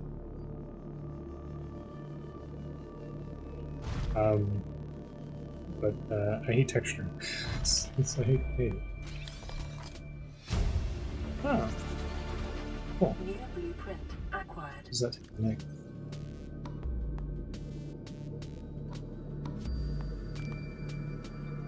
Now we have the modification station.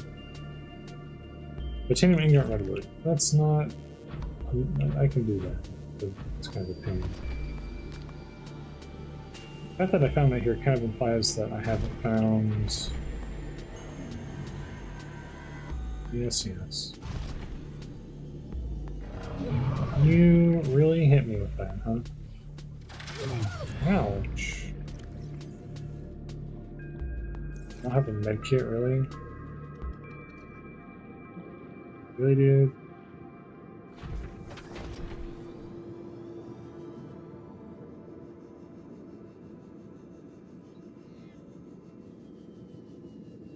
So.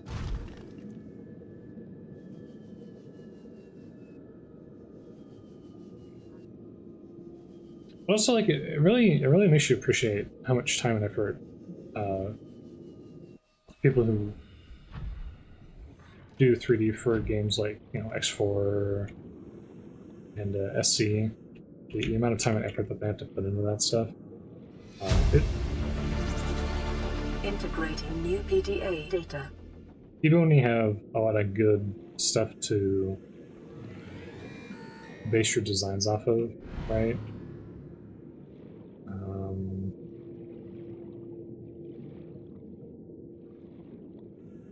Everything requires me to have a laser cutter, which the one thing that I don't have. Even when you have, you know, concepts or you have stuff to lean off of for designing, you're not just like trying to 3D model freehand and come up with a design on the spot. You know, even when you have something that you're basing it off of, it can be kind of a pain to sort of get things just right. And I'm not, especially for so little game, I'm not the kind of person to like make something super ultra detailed. I kind of like the somewhat lower poly aesthetics a little bit more. It's also just kind of a little bit easier, if I'm being honest, because I'm kind of lazy. Seek fluid intake.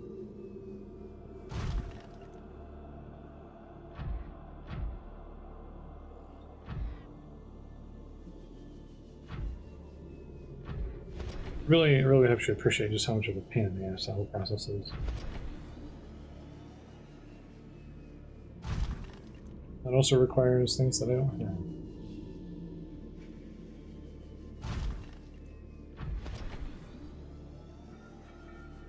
Oh, right. You know, it's funny because when I was getting into Star Wars Interworlds, the mods for X4, which I highly recommend if you have X4, I cannot recommend enough.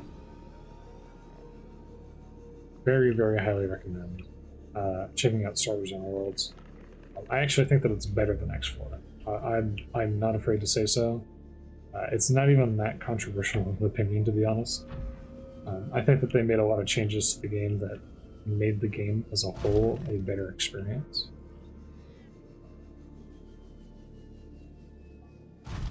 So I very highly recommend SWI for that reason. But saying that, one of the things that frustrated me was that the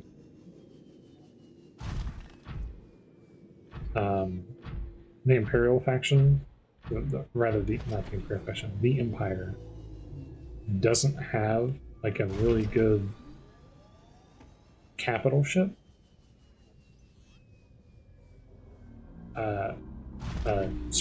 Civilian cargo capital. That looks cool also.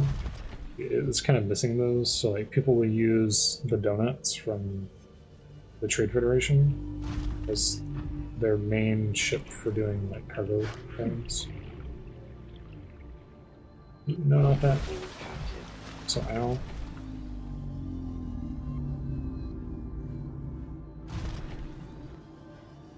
Not desirable, obviously.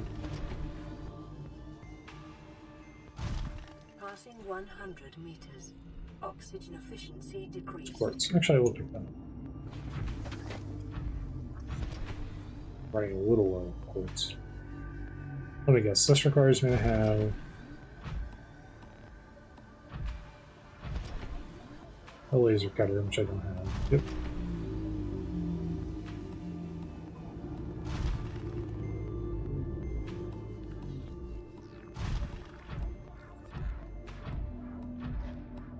I had been kind of thinking about trying to make, because there's a really cool model that I like in Star Wars.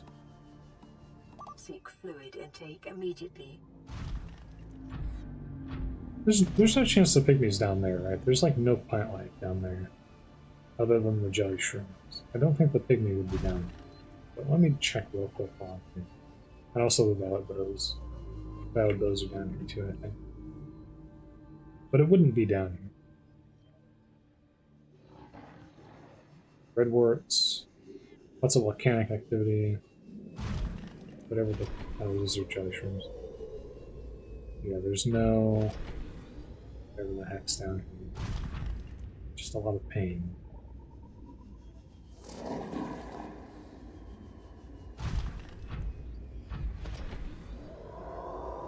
Anyways, and that missing ship, because you have to do a lot of like cargo things in X4. That's just part of the thing. Like if you want to make an empire, your empire is based on you basically making like cargo ships and stuff a lot of times. You know, you have to move cargo from one station to another, and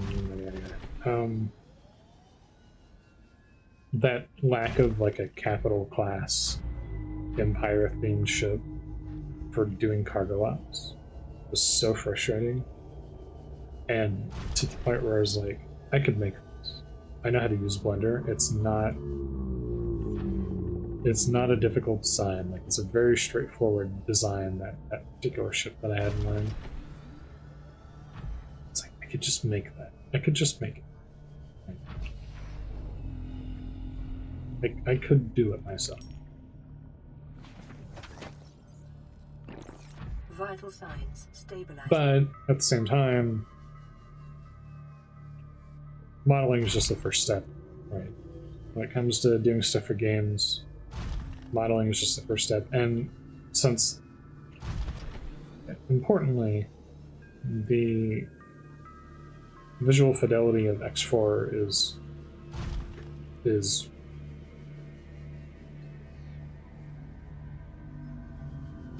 such that it would require a lot more than just me making like a gray box and throwing some basic textures on. It would have to be like, that would be a project that the gray box of me making a basic model and all that would represent a very, very small part of everything that would go into doing that.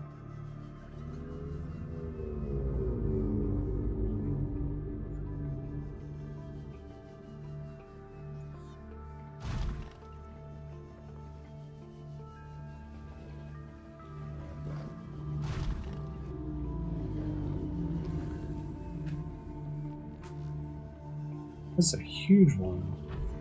Passing 100 meters. Oxygen efficiency. Yeah, those are just main metals. Jeez. Ow. If I get hit one more time by anything, I'm dead, basically. This is Leviathan Reaper territory, which is frustrating. I'm trying to find the place that has the thing, and I cannot find it. I need that piggy. Well, even if I find it, I have room for it, do I? But at least I would be able to know where it is. I can come back.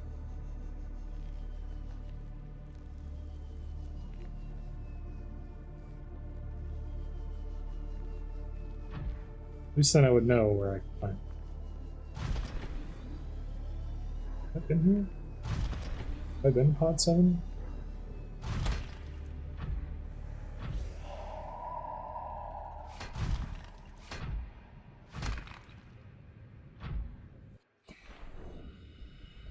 I have not been pod 7. My car, no. Integrating new PDA data.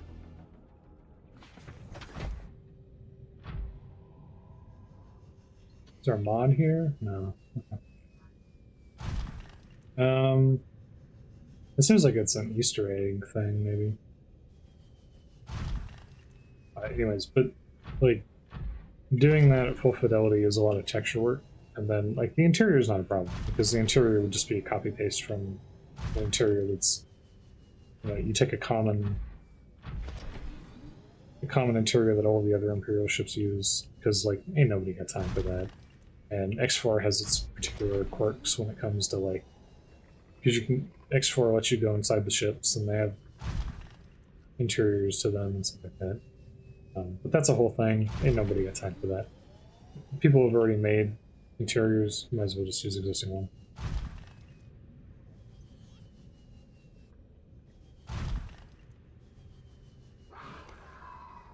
That looks like the edge of the map. Or not? How far is this gonna go? Am I in the treader area again? Is that what happened? I'm not in the treader area?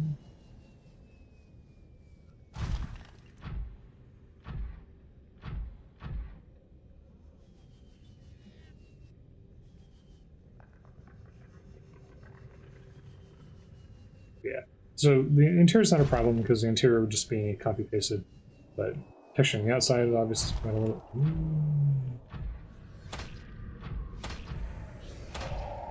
Quite a lot of effort.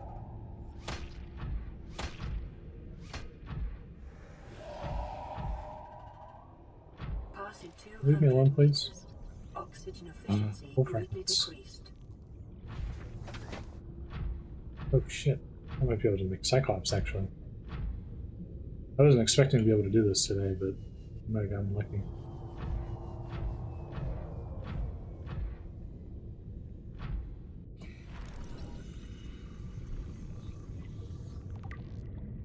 Oh my goodness. But then one of the people who does this regularly is very active on the Discord, one of the submod makers, and they talk about what goes into the process of actually like making ships, and there's a whole hell of a lot to that process that goes beyond just physically making the ship. Like, the vast majority of the time and effort that goes into it is apparently, from what I understand, like Acquired. actually getting it to physically function into the engine. That's it? That's funny. I also have the thing that I need for that too. Lightweight, high capacity tank. Well, I guess we're going to be making a Cyclops then. Tank is... You titanium get redwood seeds. So I need 9 redwood seeds, which I can get from... What's it? Okay. This isn't what I was looking for, but I'm happy to find it.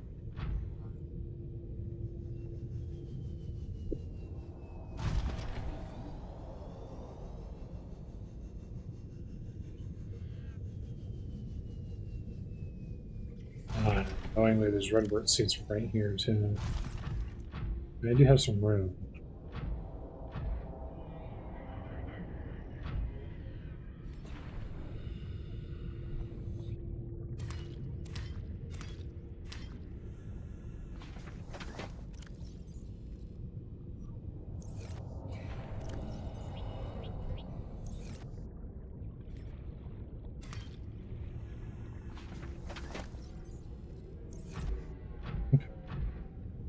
So I got that going at least.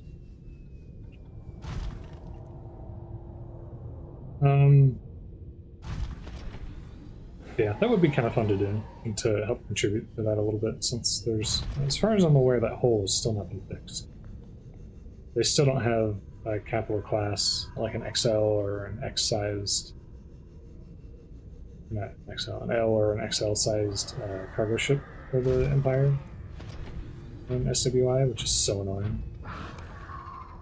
So, I don't know, it's free real estate. Could be me.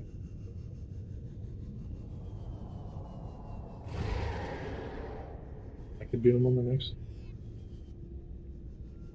I could be the contributor. Calorie intake recommended.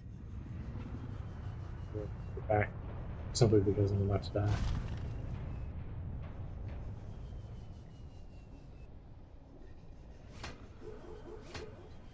Also, very much still need that nuclear reactor.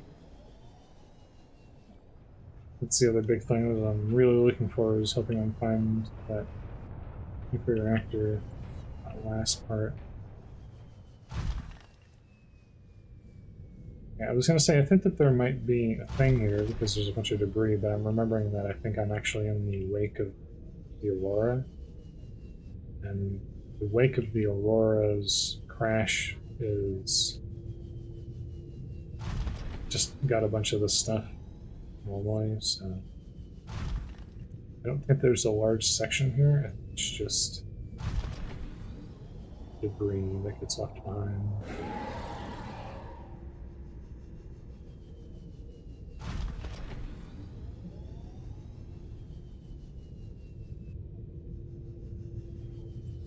But I could be wrong. There could have been a spot there that had some stuff on it.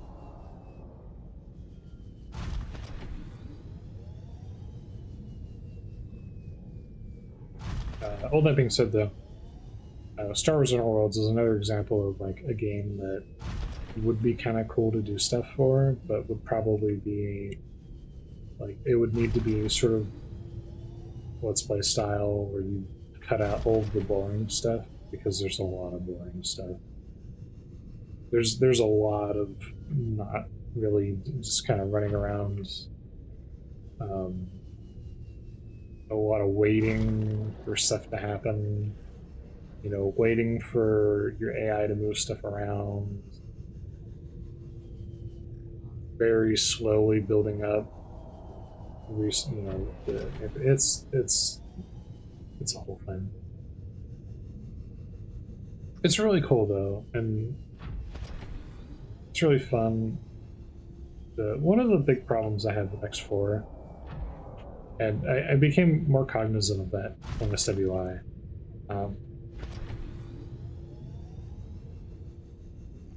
The weapons in the game are kind of... I don't like, to be blunt. I kind of don't like the weapons in X4. Well, am I on the other side of your wall? I actually don't know if I've ever been on the other side of your wall before, weirdly enough. This is strange. I don't know how I feel about this. I'm closer to the rear than the front. I need to not be here.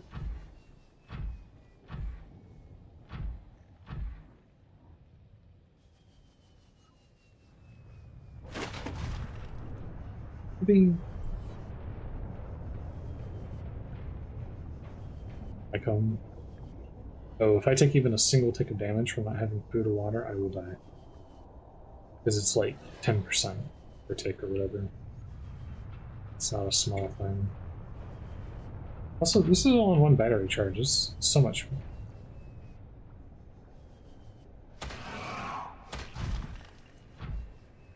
So it's a time capsule. I thought that was a reactor rod.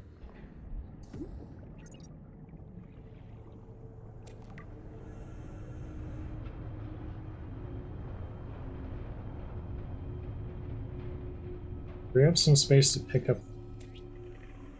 Oh. Vital signs stabilizing. We got a free thermal blade. Welcome aboard, Captain.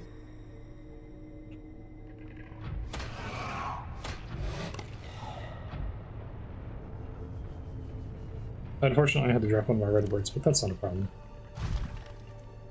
A free thermal blade from a time capsule feels a little cheaty, if I'm being honest.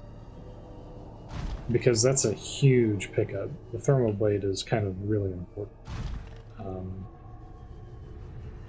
That's me getting access to the magma zone without going to the magma zone, basically.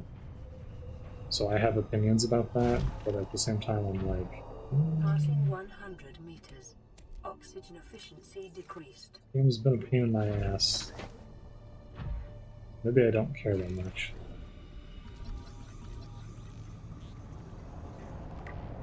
Still don't have enough for the beacon. Still.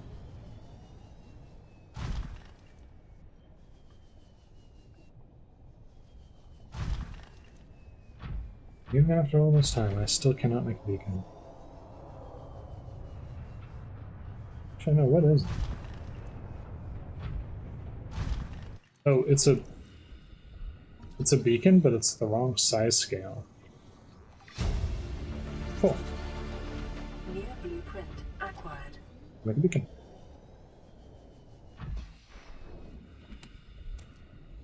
Train block. I guess I never came to the backside of the ship. Titanium ingots actually a really cool pickup, thank you. I can make titanium ingots, but that saves me a lot of time and effort. I had to have spent making titanium ingot, so that's a cool pickup. Thank you, King. Any chance you can give me some water, though? Yes. There's a chance you can give me some water. Vital signs stabilizing. I have 3 HP. I've just noticed that. Oh, there's a Leviathan Reaper just hanging out in the bottom, just chilling.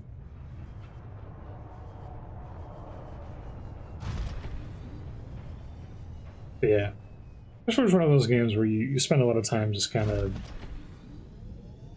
going to do the next thing, right? You spend a lot of time traveling, spend a lot of time, you know, waiting for AI to do things as you're building up your empire, so it can get kind of dull.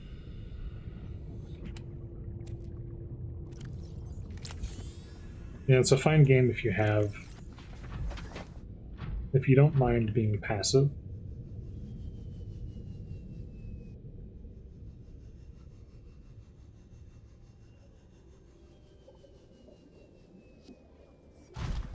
Which I kind of weirdly enjoy games like that, where I can kind of like,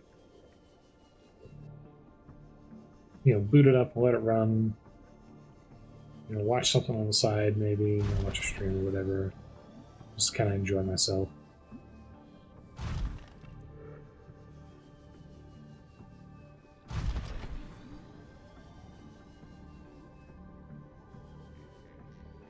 It's kind of chill.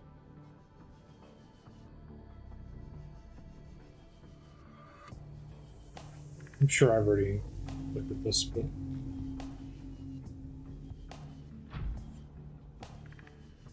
definitely haven't. Anyway, that's a. I thought that was a Cyclops thing. It wasn't.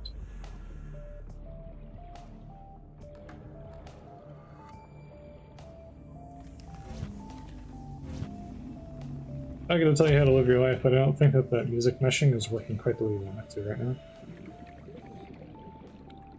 There you go. That music transition was a little harsh compared to a lot of the other ones.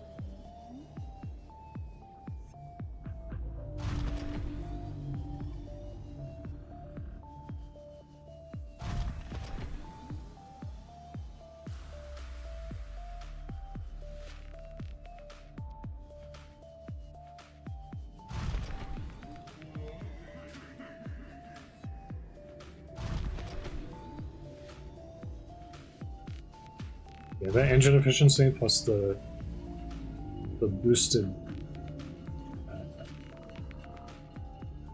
jump jets is really doing a number here in terms of me not having to go through a bunch of power cells anymore, which is very cool. Welcome aboard, Captain. All right. So let's put away. Actually, I need.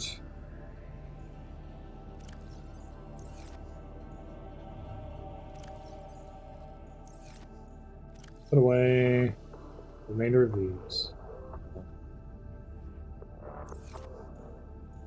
Gary fish. Gary fish.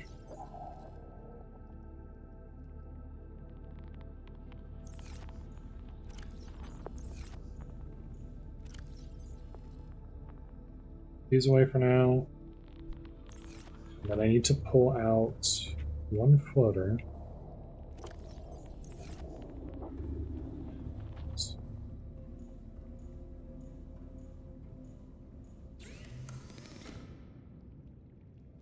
Sorry, oh, I'm going for this one.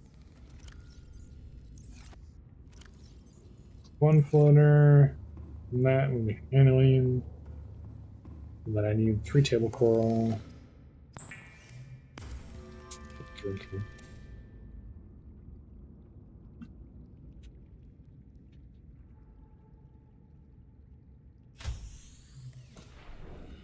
I used to drink soda a lot when I was younger. I'm starting to have dental problems as a result. Highly recommend don't drink soda. Don't let your kids drink soda. Just don't do it. But usually, you know, maybe once a month, maybe twice a month. Seek fluid intake. Also, there's a lot of sugar, so that's a good thing to avoid, especially as you're getting older. But every now and then I like to kind of go back and sort of, you know, just cheat a little bit. You know, just a little indulgence every now and then.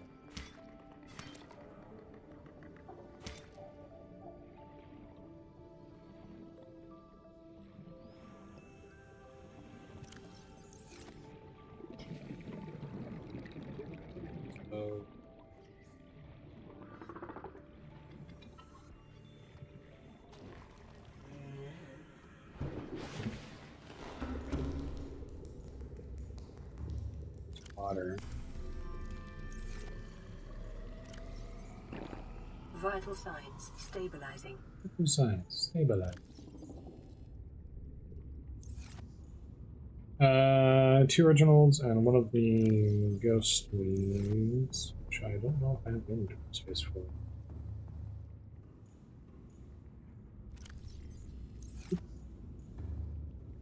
I do not. Something's gotta go. 75. Thank goodness. Something's gotta go, and it's gonna be these 2 for now. The originals. And oh, it's not a ghost. It's a writhing thing, which I do. Oh, there's a whole lot of those things. I'll put it here now. Put that in there too. I need a writhing lead, and the writhing lead I have exactly one of, I think. Somewhere in here. Oh, I have glass too. I should probably well. I know there's a mod that lets you pull from inventory. I probably should just use that. And I was thinking about it when I was setting this up. I was like, I should just use Gabe's feather. I was thinking, so it is writing me. I was thinking I probably should just do that. Like, I don't know why I'm bothering with all this crap. I really should just do that. But, like, I don't know. Modding for this game felt really weird. It's not... It felt like a very different experience from how most games went. Writhing weed, redwort, and enameled glass. That sucks, man.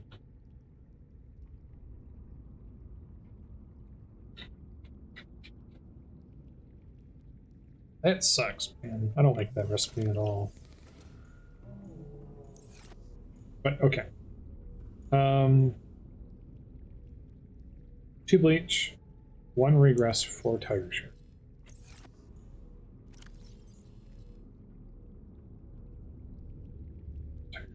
Tiger plant seed.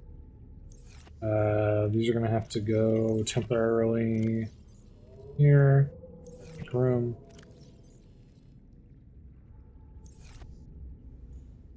To bleach. Ah, we've done it. We've done it. Although, let me double check real quick before I make any decisions that I can't walk back on. Because the thermal blade I have now, which is cool.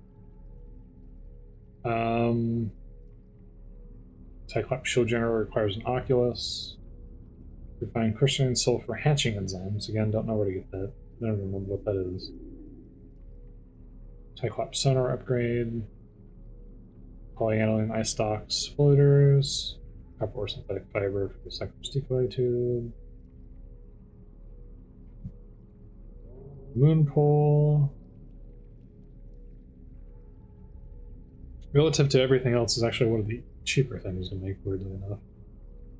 Well, the titanium ingot that I got for free can be used for the large room. That's 4, 8, 12, 16, 20 inventory slots, plus another 24 inventory slots, make that. Glass quartz and a computer chip for multi-cursor. That one's the cheaper one. And then a boomerang, gas pod, and quartz for that. This is the one that requires a thermal blade and 3 bleach. And then I would need a power transmitter as well. That's not too bad.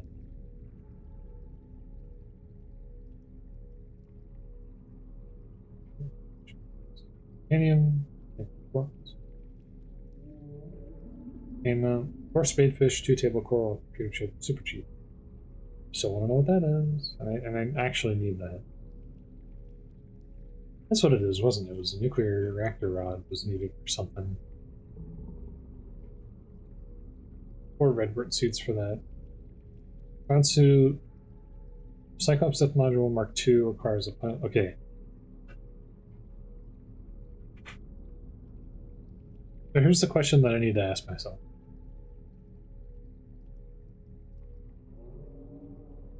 Because I have to choose. I have to choose which one of these I want to. Do I make the Cyclops death module? Death module. Death module. Well, this is much cheaper actually.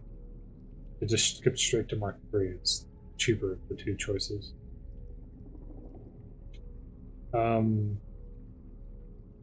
Yeah, I mean, if it's that much cheaper for me to do this, I just need the pygmy fan seeds. So I feel like that choice is. Oh right, and then a plastel ingot's also required for the thermal reactor, along with some other cheap stuff. Death module Mark 1 requires a reactor rod, but I'm skipping that.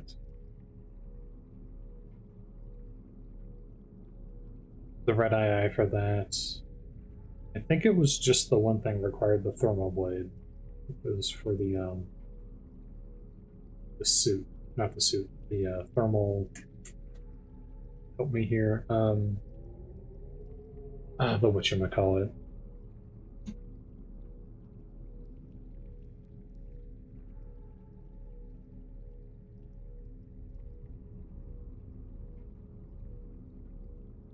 The thermal generator. That's what I was thinking of.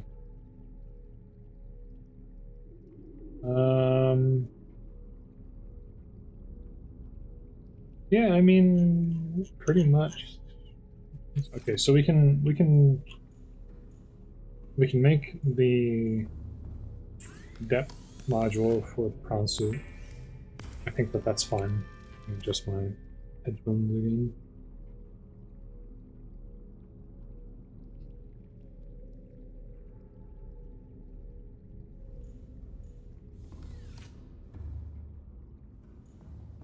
Okay.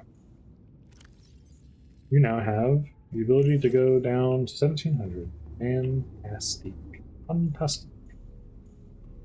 Do I have enough stuff to make polyaniline? I do. Well, I don't have enough stuff to make another one of those because I only got one of the writing leads. But I can go get more, so that's not a problem. So I need the lightweight tank, and to be honest, I need multiple lightweight tanks. Titanium ingot is what that was. So titanium ingot require. That's right. Hoverfish floater, 3 quartz, and 4 tiger plant seeds. Oh shit. Oh, that's rough. That's rough, man. Titanium ingot. 4 more red wort. 2, 3. Oh, don't tell me that I don't have 4th red wort seed anywhere here. There we go. And exactly, you know what I need.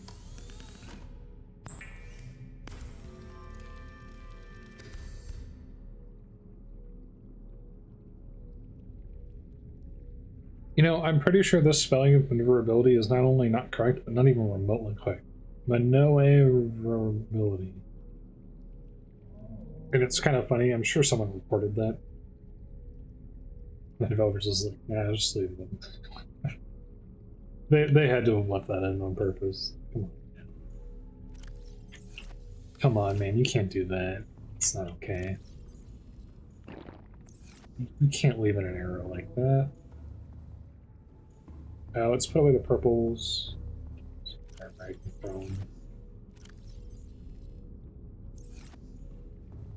gel sacks. So I have the lightweight high capacity tank. Welcome aboard, Captain. Why did I jump on this?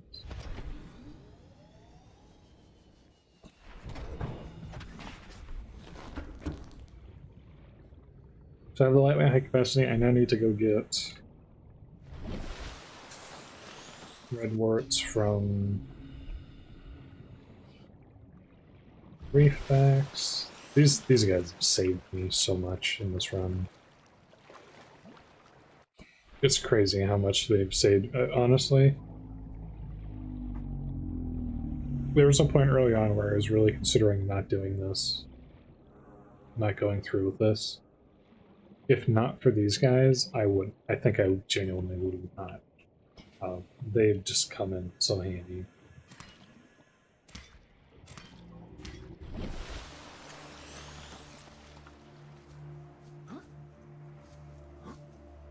I don't need a regress.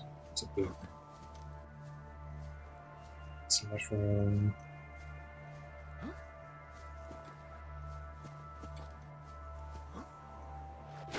Green coral.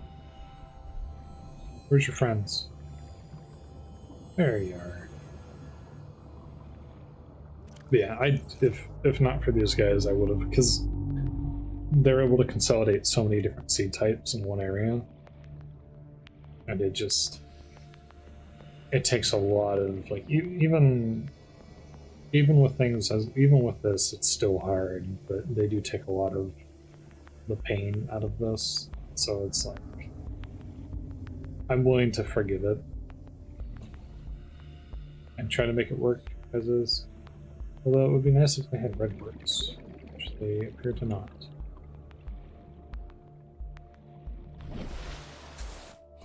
Ooh, should have been a sea glide, to be honest. I just don't want to deal with it because the battery charger. Who's the battery charger chain?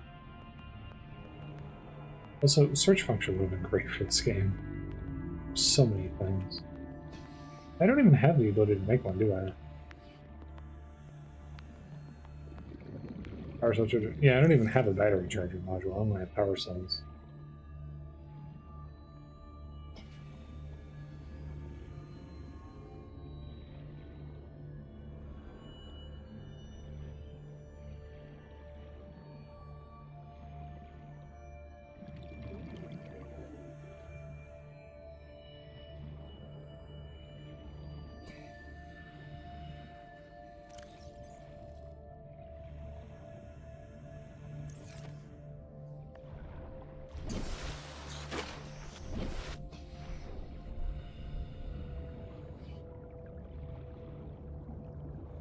Same right back that I just saw. I wonder if you got a pop in, does it regenerate with different stuff on it? I actually don't know. Can I cycle reefbacks continuously? I think they always have the same stuff. Passing 100 meters. Yeah. Oxygen efficiency I had a decreased. feeling you would be. Worth a shot. Because there's not redworts down here. The redworts are in the other biome. I've obviously already been here. Ooh, lead. Yes, please. Don't I have flare on me? I don't have it anymore.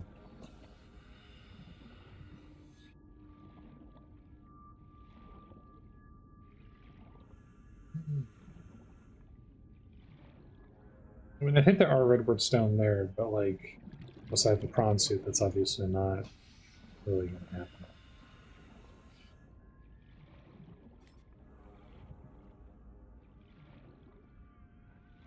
I do have the thermal blade on me too, which I can use.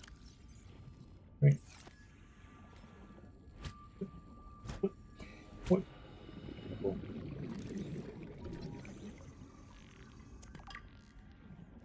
Titanium.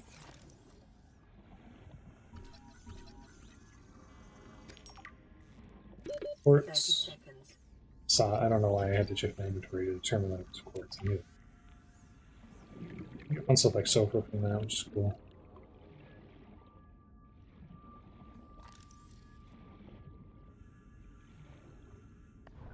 Oh man. Oxygen.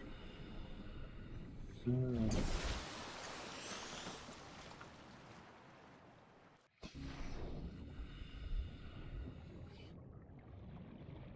Yeah, weird in reef backs. This is such a problem. I'm gonna have to generate new reef backs or something, or find a different set of reef backs. Because I needed them to have red warts on them, I don't have them, and I still haven't found... I've gone by the floating island area a couple times, I've just never actually gone to the floating island. But when I have the Cyclops, I'll be able to do that a little bit more easily, so there's no excuse for me to not go there anymore.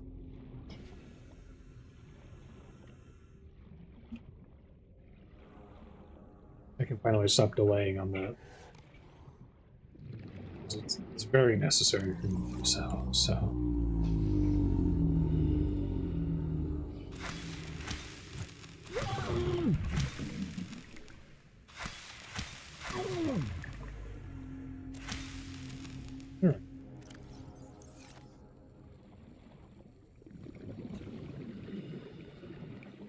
There's no redwort here.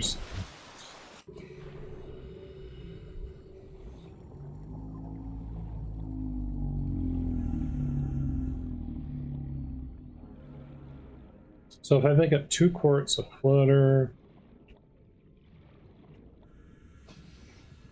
seem to be any floaters here right now. I also don't have my propulsion, which is...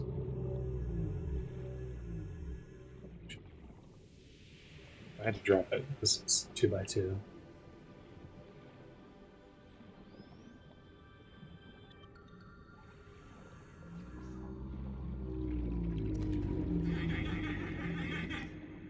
Don't you laugh at me. I'm doing my best. I made 2 prawn suits of scenes. Don't laugh at me. I'm good at this game, okay?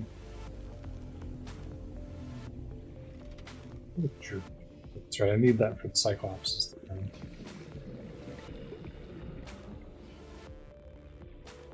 Where's a floater? Where's a floater?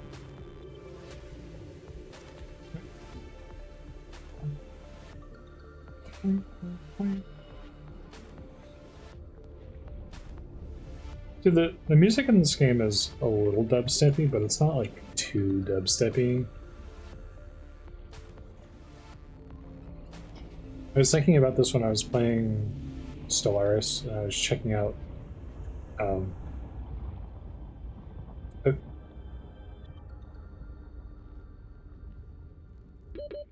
I was checking out some of the New Horizons mod, the Star Trek Stellaris New Horizons mod again. Just kind of like, I was having some issues with it, and I was noticing some weirdness about it. But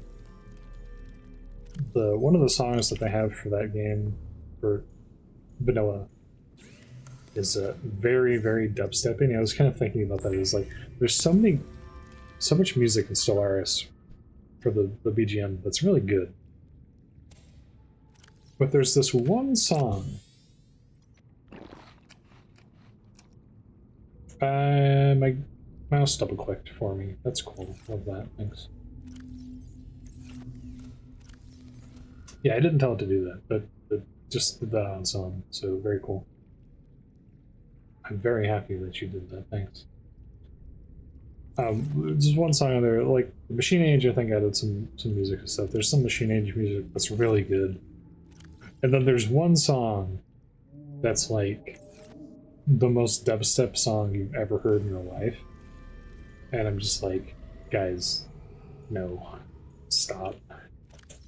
It's too much. It's too much.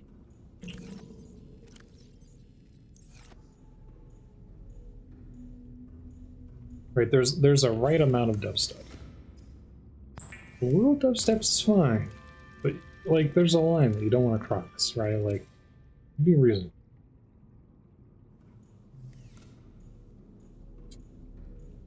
All right, so I need floaters. I need redwort.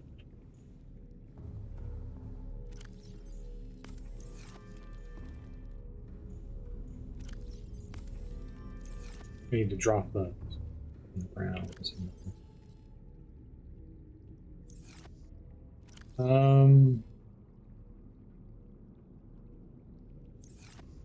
Need to put a sled away.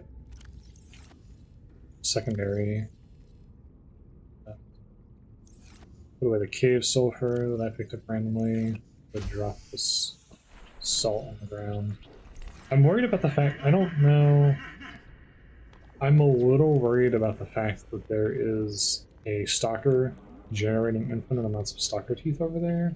I don't want to interrupt him because apparently the fact that I have like 20 stalker teeth is not enough for me. But I'm a little apprehensive of interrupting him. It's because, like, I don't know, you never know if I do more. You never know. But the part of me that's intelligent is like, dude, you don't. Just tell him to stop. Just make him stop. Let's be reasonable.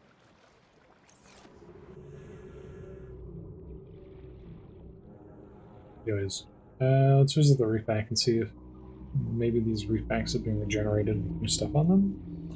They're in a different spot, so they could be different reef banks. They could have regened. You know, I've just realized that my camera is kind of pointing at the light in my room in the background, in addition to my face. And there's a little part of me that, in the back of my mind, I'm like, I hope that that doesn't burn the camera. It shouldn't, because it's not a bright light either. I can almost look at it. It's not very bright, my room light, but there's a little part of me that's like, maybe I shouldn't let it do it. I don't know. But I don't have a way of dealing with that, so at the same time, it's probably better if it didn't do that, but I literally can't do anything about it. Yeah, you're the same reefbacks, huh? Yeah. Ooh, that's a different one, though. There's a third reefback.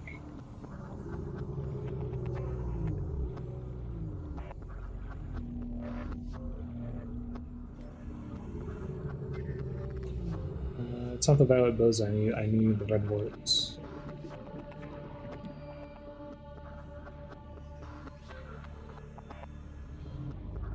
I got a lot of stuff on you, but not the thing that I need.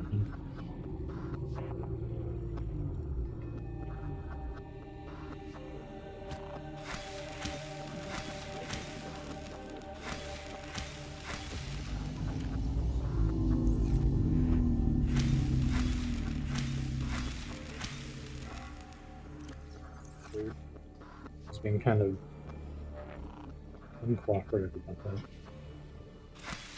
I don't remember how many regress shells I have, so I'll just grab that just in case. Did I already pick it up? Yep. Not seem to find whatever dropped here.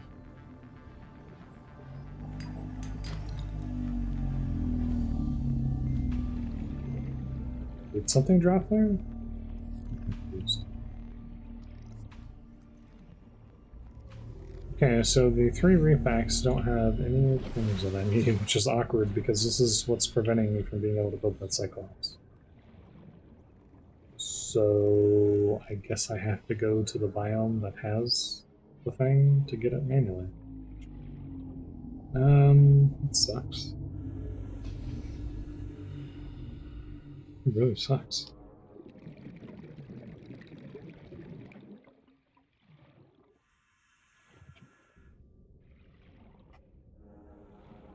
But in the meantime, I can make plasteel. Plasteel ingots I need for another thing entirely. So, that's cool.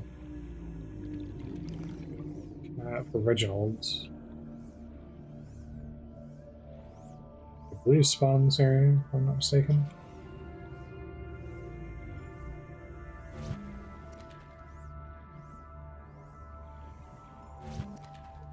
Oh, floaters. That's right, I do need you. How about you drop like a stone? 30 seconds. Let's keep the regress. You never know if I need it, right? I need table coral too.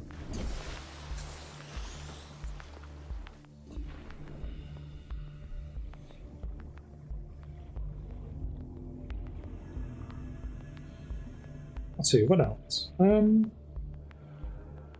Oh yeah. Oh, you know, speaking of Star Trek stuff, because I'm like, I'm not like a Star Trek super fan or anything, but I enjoy Star Trek. That's one of the cool things about Star Trek Hazeron is like this is like the perfect, the perfect basis for a genuinely like pseudo Star Trek-y kind of game, that being Star Trek. But the problem is it's just not like it lacks the functionality that like it has like a mission system where you can create your own missions and stuff like that, but it's not like a thing that's done, or I don't know if you actually can. It's just something that technically exists. There's like a tutorial, and like a tutorial mission series where you also it kind of gives you free access to a ring world, but you can't like actually do the thing. So it's just sort of there. And obviously that's a little disappointing.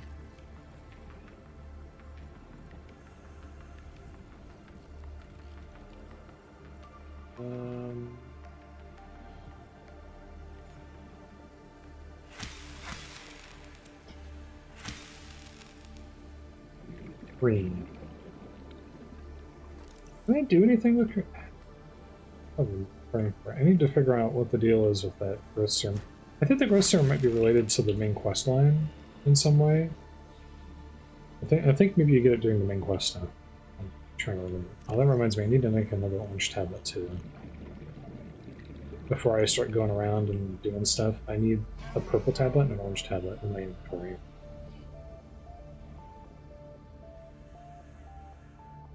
Orange tablet requires things that I have, also 4 tiger coins.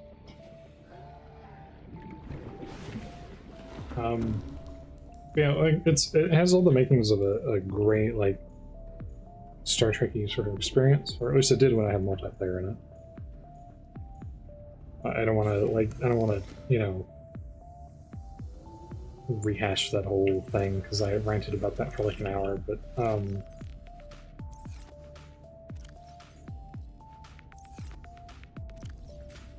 I noticed. I actually was keyed into this because someone was talking about it a while back. And I was searching for something and I happened upon it in the Discord for the Vazeron Starship. That there is a game coming out, apparently. Oh no. How many ghost weeds do I have?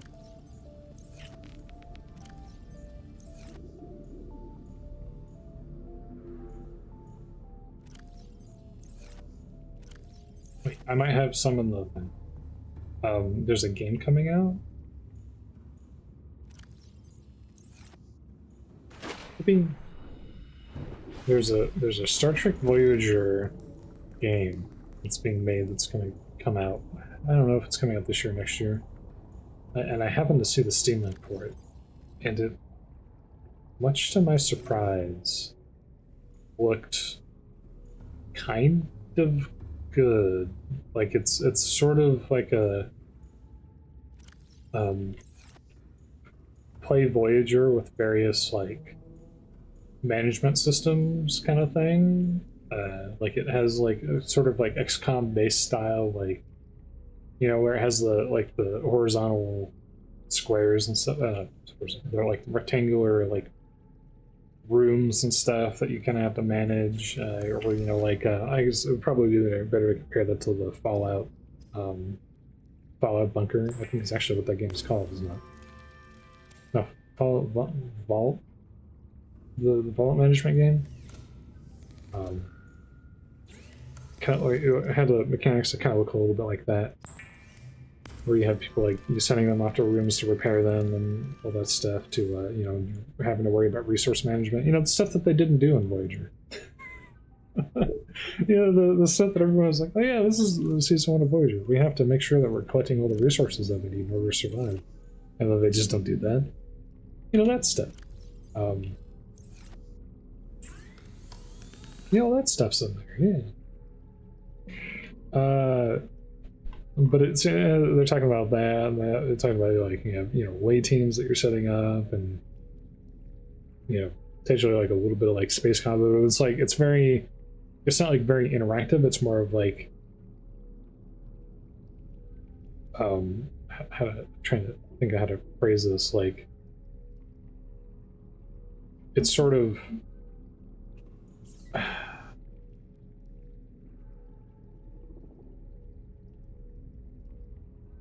oh, that was the other thing that I needed, was to make the other module.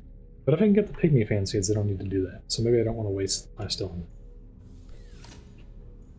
But it's sort of and I'm sorry, I'm struggling for words here.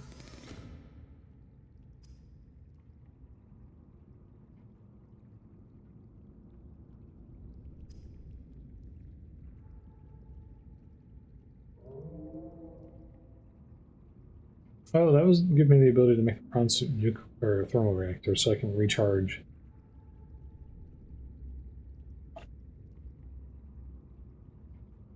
I mean, that might be useful. I don't think it's strictly speaking necessary, but it could be useful to have. Because I can go down to the magma layer now, but I can also make a Cyclops if I can get that thing, so it's like a little bit of a balancing act here. Also, if I get Violet Bow Seeds, I can make another engine efficiency module for the Cyclops. I think that it takes those two, if I'm not mistaken. But that's the other thing, is I don't really need it now because I have the engine efficiency module, and that seems to do quite a lot for the Cyclops, so...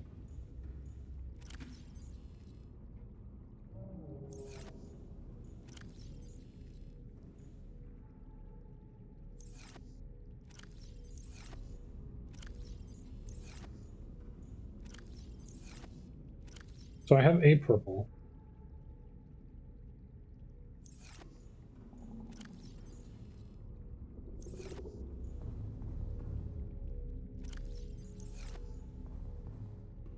And in addition to the purple, I need the orange, and the orange takes 4 tiger sharks. Where did I put those? Play inventory games for a moment. I have cave bushes too. I do have 1 red one. I do have violet bows that I need for something. Was it the engine efficiency module? To do shrooms.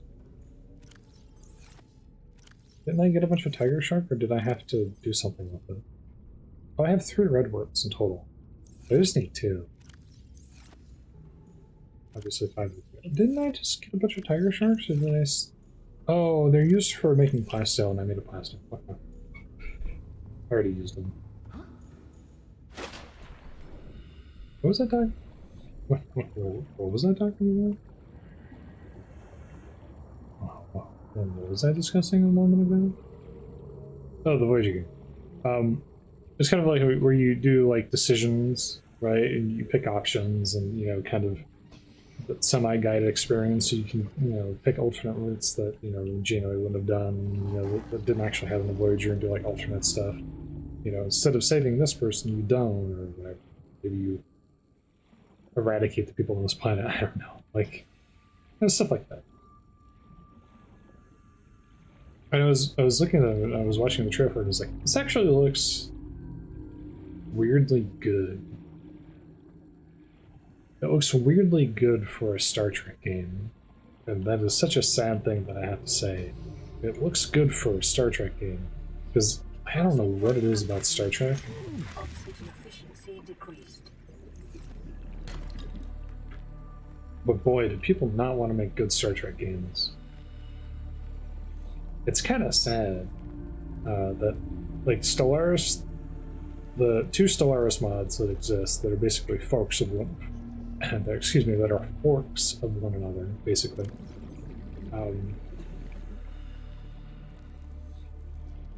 Are effectively the only good Star Trek games that have been made in the last, like, 20 years. Not quite that long, but actually, genuinely, it might, yeah, no, actually, it might be closer to 20 years now. I'm thinking about it. But that might not be an unrealistic comment. Thinking about it, the situation's bad, man. It's bad.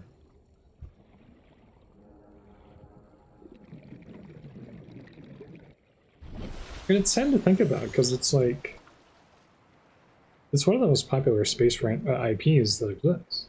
Like, everybody loves Star Trek for the most part. Like, it's, you know, when you think of space, you think of 2 things. You think of Star Wars and you think of Star Trek. If you're a Westerner, those are the 2 things that are really going to come to mind. And Star Trek has, like, Star Trek Online, which is just okay. Well, I'll finish my thought here. SEO's okay, and then you have, like, a bunch of games that were made over 20 years ago. And that's it. basically. Like,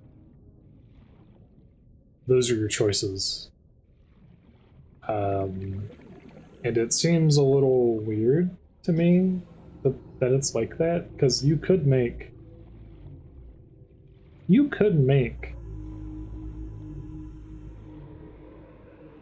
a game that is, I wonder if it's like a license thing. Like maybe it's just too expensive to license the IP, but we also have this, like, granted they're a small studio under Daedalic. They have like 1 credit of a game under their belt, and they're making this Voyager game, which looks okay. Based on the trailer, it could be bad, but it looks okay. But they're under Daedalic, so I guess they have some investing so that they can do that. And I guess maybe Daedalic got access to the Star Trek IP, but like, there's nothing other than maybe licensing. I don't know what licensing like right now. I mean, it's Paramount. Is Paramount not like game licensing now, or something? I don't know. But like, what was I doing? Tiger plant seeds and 1 battery, which I do have.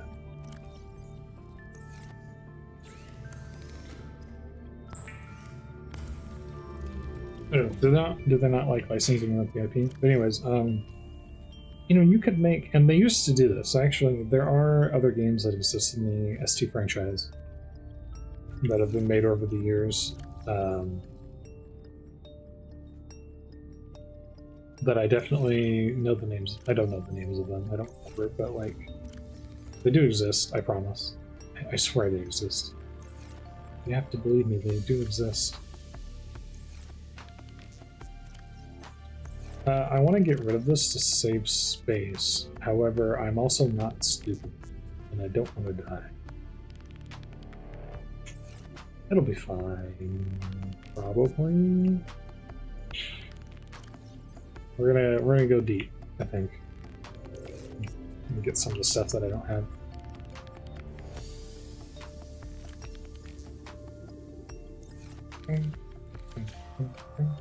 Guess Marimba's there. An old Marimba. Welcome aboard, Captain. Let's go beyond here, actually. So, because you could make a fun, I mean, that's basically what Bridge Commander is, right? Where you have, like, pre-established scenarios where you take the ship out and then you encounter certain things and you try to do certain interactions. You create, because you don't have to let people do certain things, except in, like, maybe certain scenarios. So, take something like Elite Dangerous, for instance, right? Or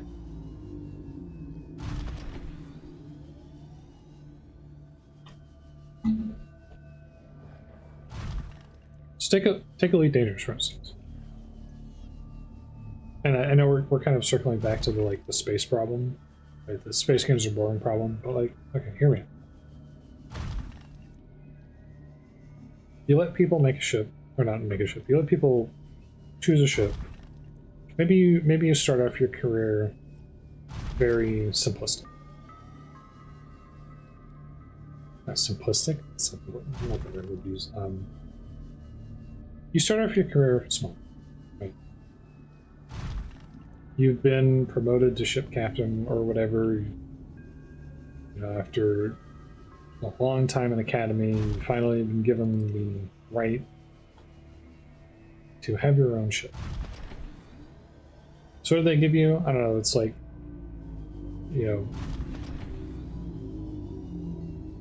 know, it's probably going to be like maybe late TOS into TNG era or something if you wanted to be more faithful. Maybe your commander lives forever or something. I don't know. Shut the heck up. We're trying to have fun here, kind of thing. Like, just deal with it.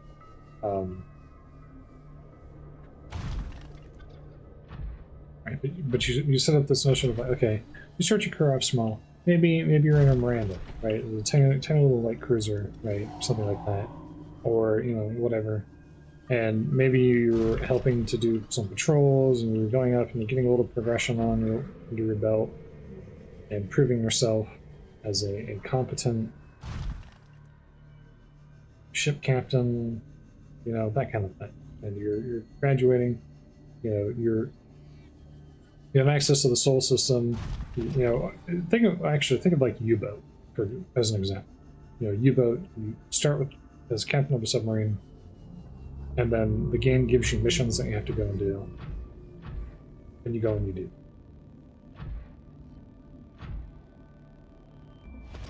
Please tell me these aren't the same guys again. They can't be. I refuse to believe it. You get a red word. These are babies. Which means that you are useless to me. All of you are useless. You're so useless. Man. Oh, there's another one over there. Anyways. So you do that, and you're starting the solar system. We're like, hey, we need you to go to this sector, and we need you to do a patrol. Or, you know, there's a colony that needs relief. They've had a report of something that's not supposed to be there. They've been attacked by the Gorn or something. I don't know. Right? We need you to go over there, and we need you to help. Very simple premise, right? And so you do that. You start in the solar system, you dock from the starbase, you get the cool animation, you go out and you do it. Right? Simple. Nothing fancy, no big frills, just go out and do it. That's the Aurora, so I'm going in the wrong direction.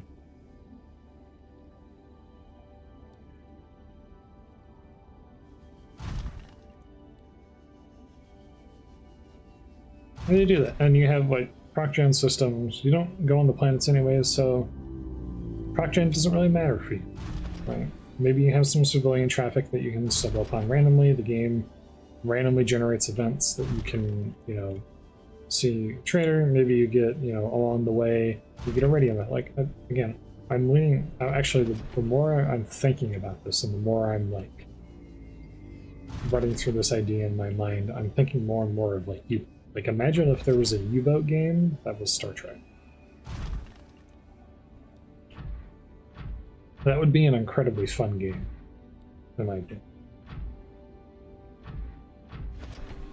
That's something that you could sink a lot of time into, especially if I had a good progression system. And you can have, you know, a mixture of like automatically generated and also custom made and tailored like storylines, stuff like that. And the fact that no one's made that game is kind of shocking to me. And I mean, you can also have a little bit of, you know, you need some amount of away team stuff, probably. And in a sense, what I'm describing is basically like STO if it was U-boat, but a little bit more interesting, you know. I feel like there's room for something like that, but just no one's done it. And I'm not quite sure why. Because there's a lot of potential there.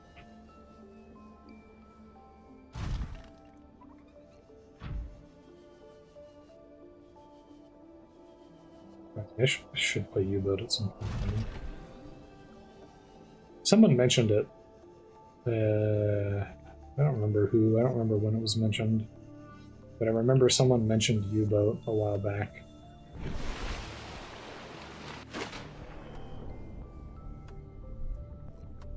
So it's been in the back of my mind for a while now that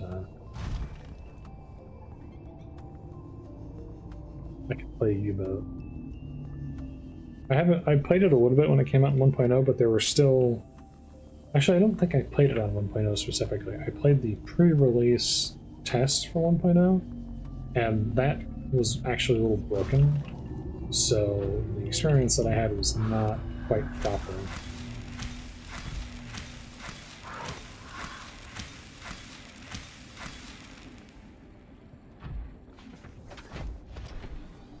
That experience had some problems with it, so, you know, oopsies.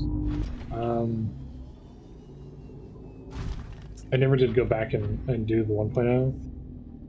It's on my list of things that I definitely need to do at some point.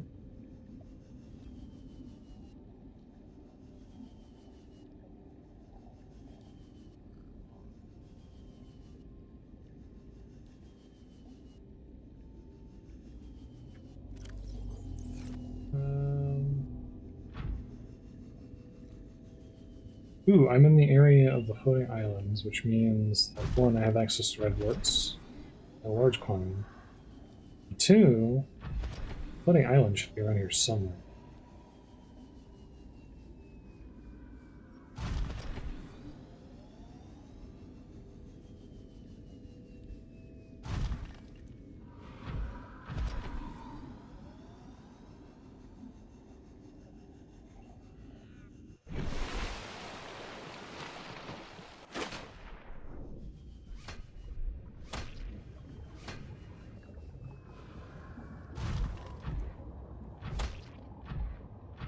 Question is if I can remember exactly where in relation to this that stupid thing is.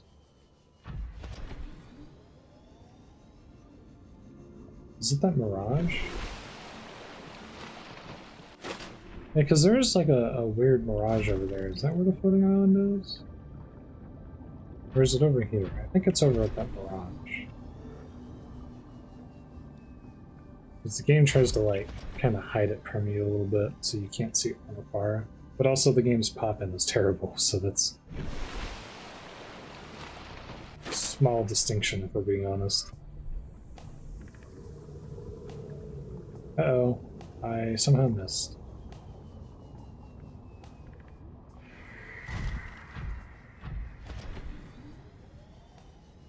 No, I mean this whole thing is the crater.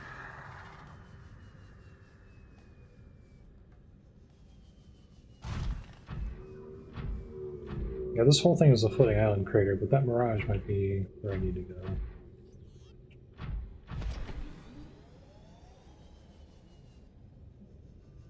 Okay, this is the biome transition, which means that it's almost definitely not here. And I might have a bad time, because I might have made a terrible mistake. I think it's on the direction of the mirage. The mirage thing.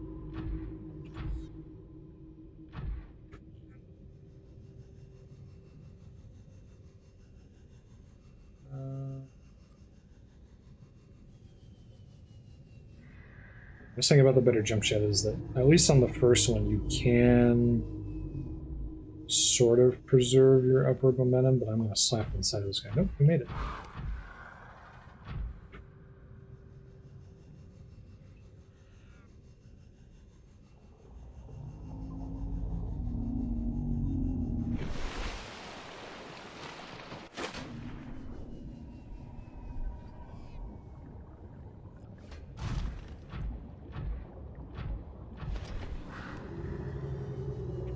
Ooh, don't go in this direction. Do not go in this direction. Do not do that. That was almost a really bad choice.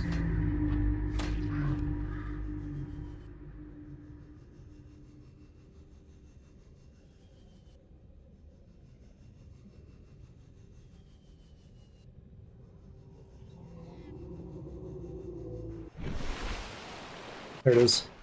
See a little bit of it. Seek fluid intake. Tank. That might be the real island, actually. Why am I having so much trouble finding this stupid thing? I think it's just because I keep using the prawn suit is really the big problem. No, that's the real island.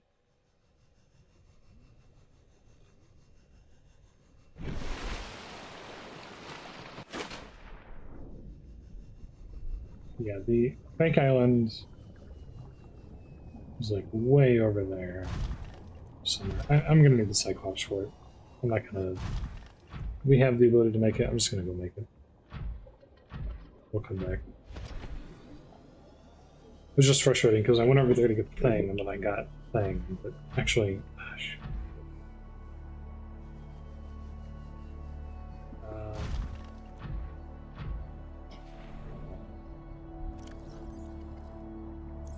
Should I do that out too?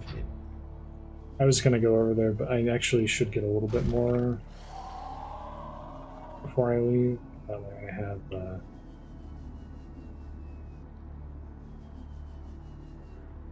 it's like I know the biome is here, but it's like this is still a cliff and I'm still terrified.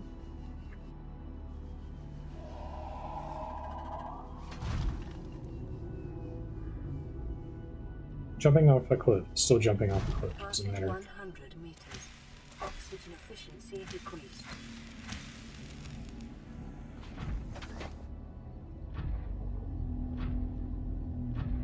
Now we can.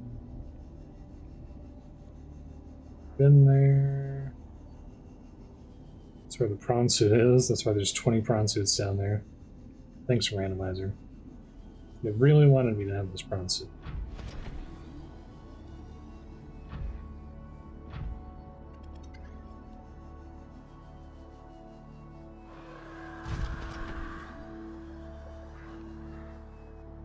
Ultimately, I think that IP is really underloved when it comes to video games. There's a lot of stuff that they could do that would be really fun.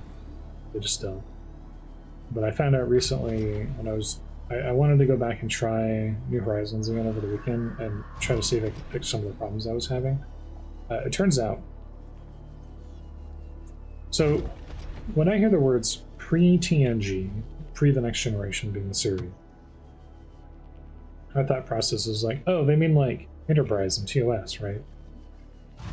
Apparently pre-TNG for New Horizons means literally just prior to TNG happening.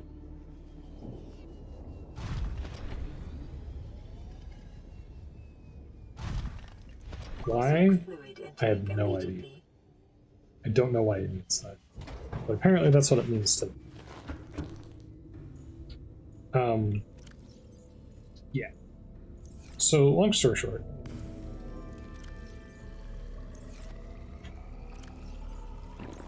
Vital signs stabilizing. I had apparently been, when I was testing when I was playing with the game a little bit, I discovered that I had apparently been doing it wrong the entire time. Because I kept picking the pre-TNG Ward universe map, the universe galaxy map. That apparently is a mistake, and not something that should be done. You know what, let's just make the thing, because I need one anyways. Apparently the correct thing to do is to pick the regular war map, and that starts you at the very beginning of, like, Enterprise. So I kept picking pre-TNG, and I was like, man, this is so strange. Why do I keep, like, I guess in New Horizons, you just start with multiple colonies and stuff like that and everything, and that's just kind of a thing. It felt kind of weird to, like, start with a bunch of technology, but also, like, not. And something never struck me as being quite right. And I was struggling to figure out, like, why is it like this? Wait, did I just mess up? No, I got more red. Never mind. I was like, did I just use more red lift than I was like, this doesn't seem right. It doesn't seem right for me to be starting with this technology and doing this. And there's also some features that seem to be missing. Something weird's going on. My intuition was correct. Because apparently in order to play the pre-TNG setting, which I don't know why you would, but apparently, well, I mean, I know why you would, but like, apparently that setting on that map is set up in a specific way so that you can do like a mid-game start, basically. Cannot build here. Must be constructed in deeper water. How dare you. How dare you. How do I do this? Inventory full.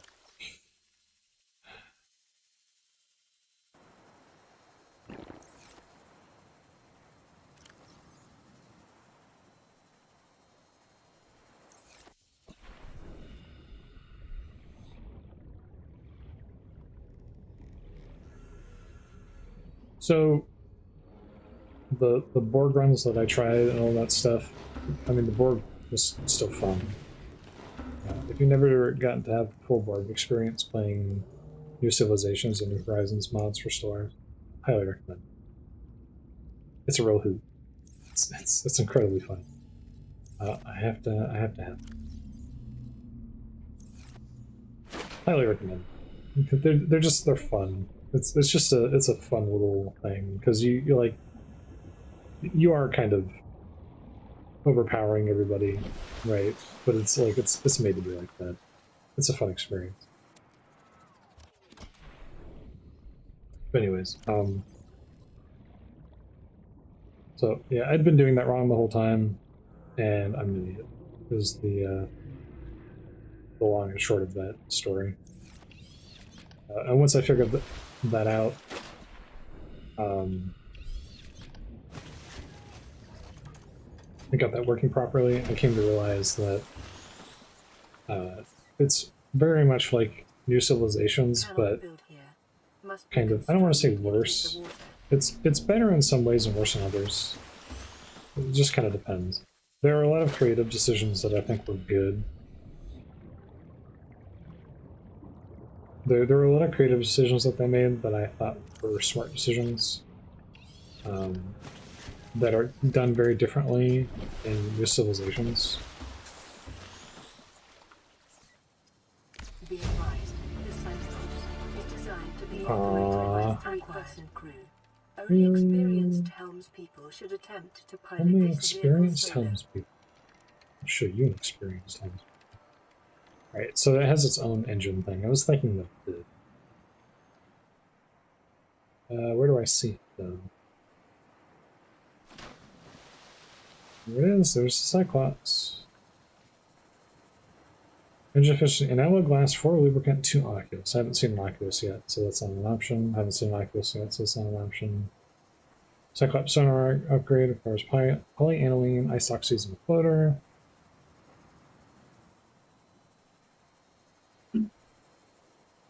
That's obviously very easy to make, so we can do that. Okay. Cool. Welcome aboard, Captain. Welcome aboard, Captain. Welcome Systems aboard, online. Captain. All systems online. Ah, finally.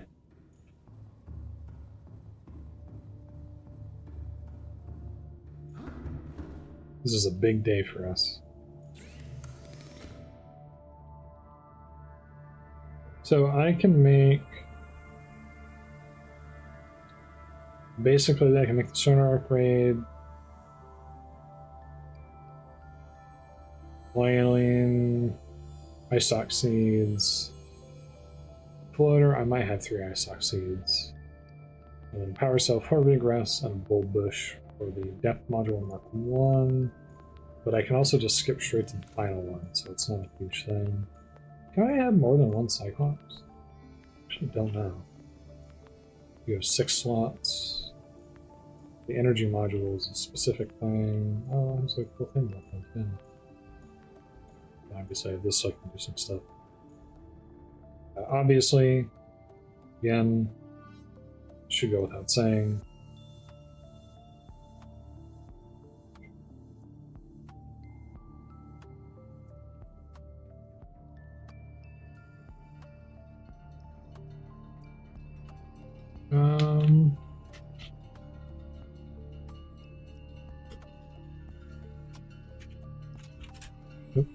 Nope. There's an extra layer in there. Right.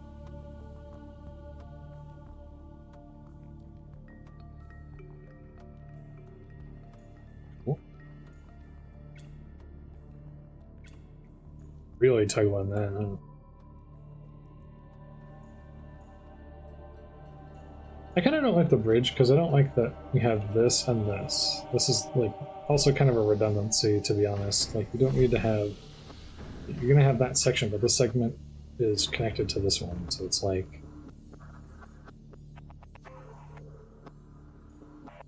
And there's no obvious way that these can, like, it doesn't make sense when you think about it, you know? Is what it is. Engine powering up. Engine powering up. Yippee!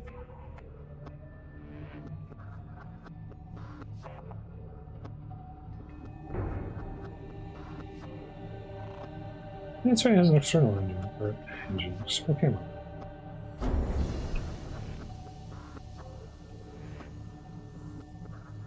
Okay.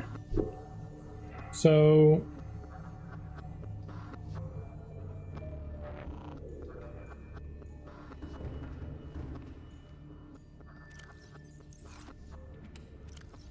put the propulsion away for a moment. I'm going to be freeing up as much inventory space as I can for a little bit. Because we're going to move some stuff over. I'm going to create some storage space on this, and we're going to be doing some things and stuff.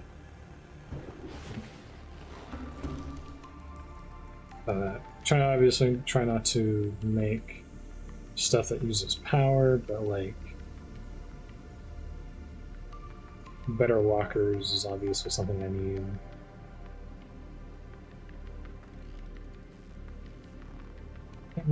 That's right, I can't make an aquarium because it requires things that I have.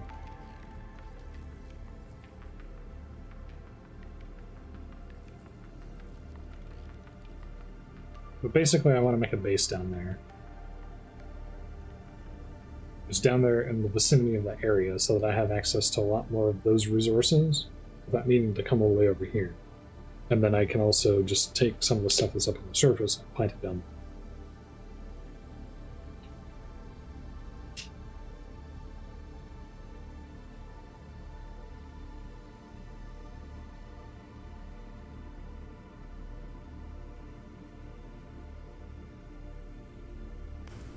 2 violet bows, 3 copper wires. Ooh, that's kind of.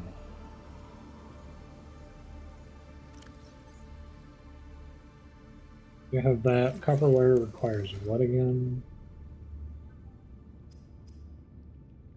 Acid, salt, propyrs. 3 propyros. Power cell. Power cell's easy. 3 propyros. 1, 2.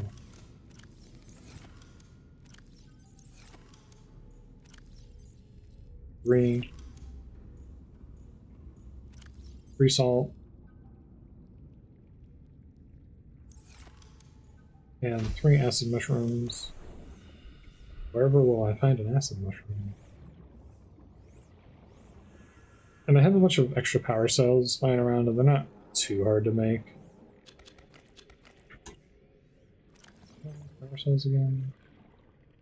Again, search bar looked great. I know this game is old and they're making a second one, hopefully. Who knows at this point, but like 2 deep shrooms, acid shroom spores, and that. Yeah, actually I think the battery is more expensive than making 2 of those.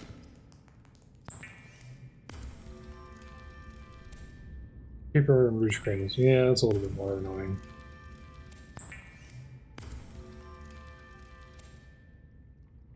Of the 2 of those, I hate that one the most for sure.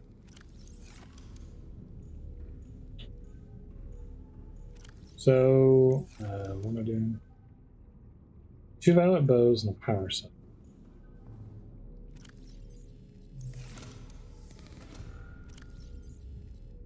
Bow seeds. Let's go ahead and put that in. Actually, I almost forgot. I mean, I have inventory space, so we can put other things in there too. That requires a titanium ingot, which I just used up the one that I had. Boomerang, a gas pod, and quartz. Let's take 2 of these. 2 cave sulfurs, 2 stalker teeth. As a precaution. The nice thing about building a moon pole first is that you don't have to worry too much about that stuff. Computer chip and glass. We do have glass. Somewhat. I need to make a computer chip. Sir, it's unpowered. Man. Glass. What does it take to make a computer chip? Floater, paper, 3 copper.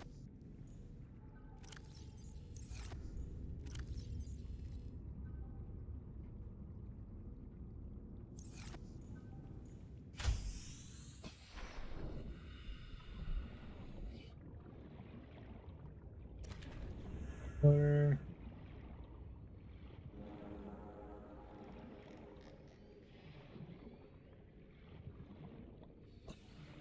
Looks so different with the lights on. Paper, 3 copper.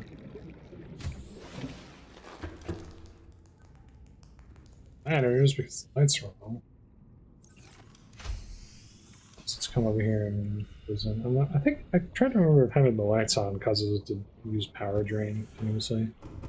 Actually, having the engine on probably continuously drains power too. I'm just throwing that out there.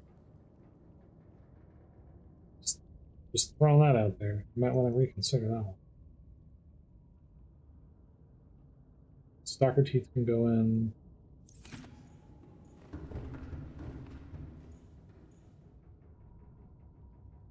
I'm still 100. Engine powering down.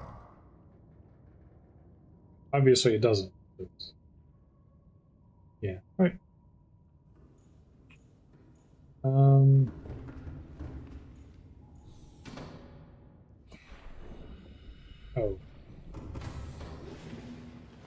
The reason I had that was actually to do. I still have it on me. It's brain coral.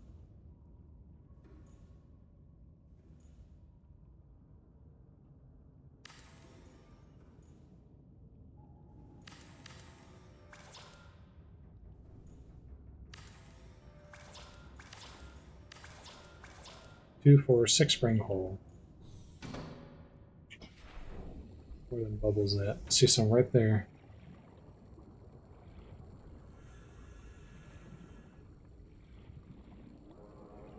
I think I'm gonna get astronauts, and then I might get Delta V. I'm scared of Shadows of Doubt. That game scares me. Not in like a. I'm like actually scared of it way, but like in the way of I'm scared to put money into it because I'm worried that I'm not gonna have a good time. That's what scares me about that game. I can't believe you killed Brain Coral permanently. I worry that maybe this does more damage too. I don't know if it's actually a thing or not. It's kind of a terrifying prospect.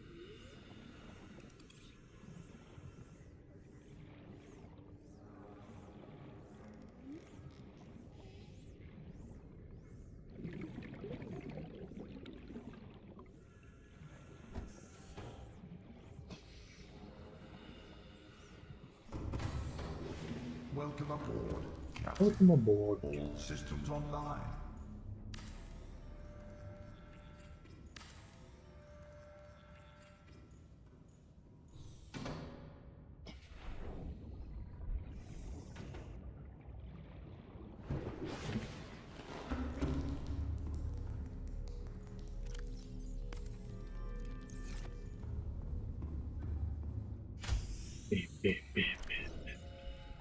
Those heavy walking noises.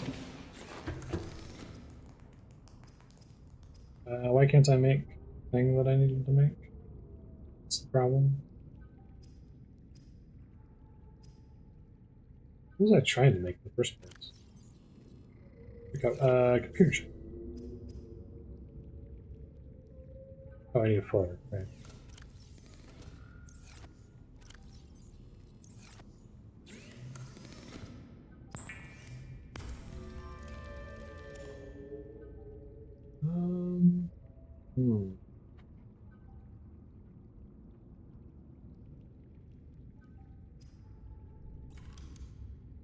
That gives me the ability to do what? I've been wearing a stalker tooth. Good to know.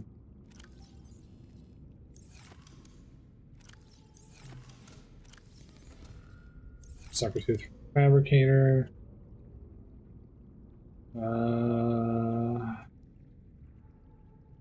It's not a huge issue.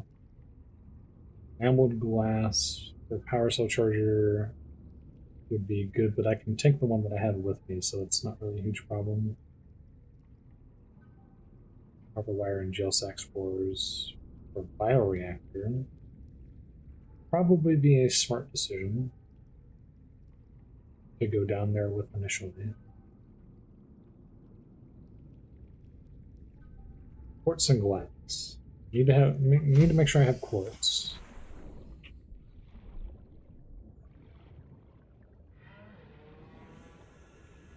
Which, to be fair, I can get down there too. I don't really need to come down here to do this right now. Get out of there.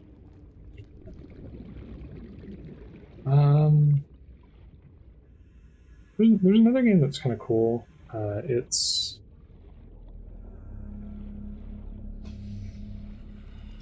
there's another spaceship game that I like. But it's also in early access, and it's sort of one of those games where you kind of build a spaceship using parts that you get over time, and you kind of level up, and you get the ability to make a bigger spaceship kind of thing.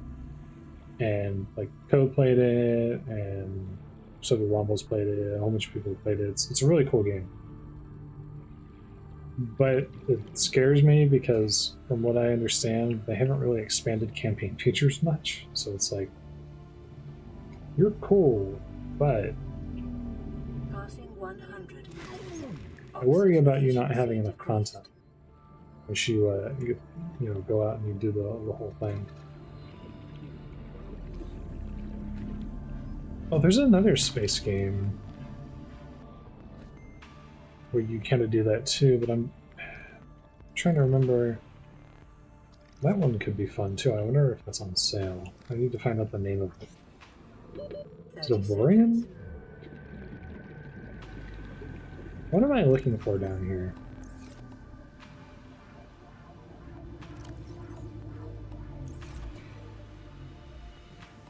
Quartz. I was looking for quartz.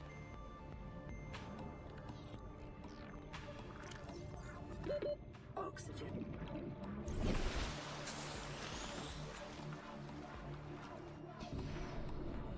Yeah, I think it was Vorian. I wonder if Vorian's on sale. Because that game seems kind of fun, to be honest.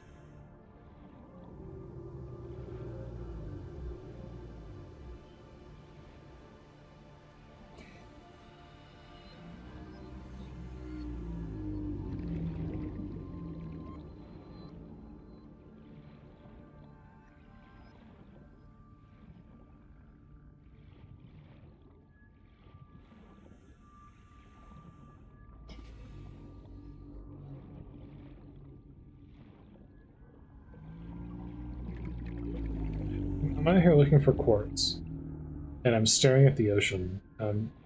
Finally, it clicked on me that I was doing that. I was like, why am I looking down? Or sorry, why am I looking up instead of down? I'm looking for quartz. I need to be looking at the bottom. I need to be looking at the ground. I know that you can find quartz over there, but I obviously am having a hard time finding it. I probably picked up the quartz that was already in there. I think in the starter biome you have to go into a cave in order to get quartz, if I'm not mistaken. I could be wrong about that one. I think there's quartz shows up here. I only need one quartz. Well, I might as well pick up one.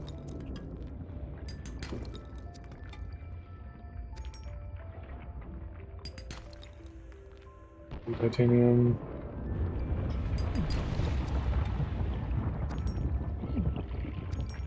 Boy, I sure need titanium is a word that's never been uttered by anyone ever. 30 seconds. Is a word, phrase. Yikes, my man. Jesus Christ, what is the entity limit of this game? I actually don't know. I'm terrified of the entity limit, because, like, is there going to be a point where he spawns so many of those that it becomes a problem? I actually don't even know. It's scaring me. Did I pick up the glass? I thought I did. Although it might be a good idea to make more glass. Titanium, writing weed, metal salvage. You know what? Maybe I don't care about glass. I must have put it away already.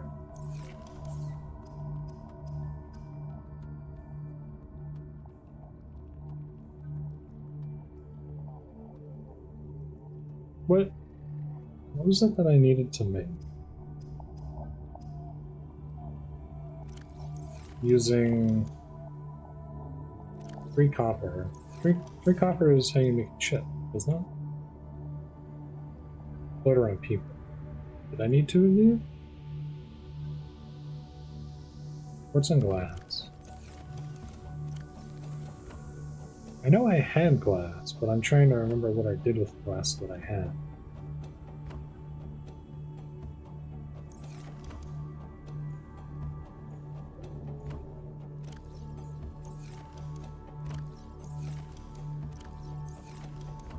put it away already?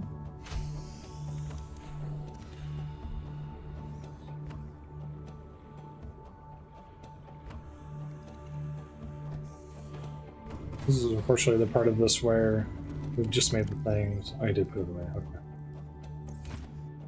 This is the part where I have to do a whole bunch of inventory management. And put that in there, put that in there, put these in there. It's gonna be minerals.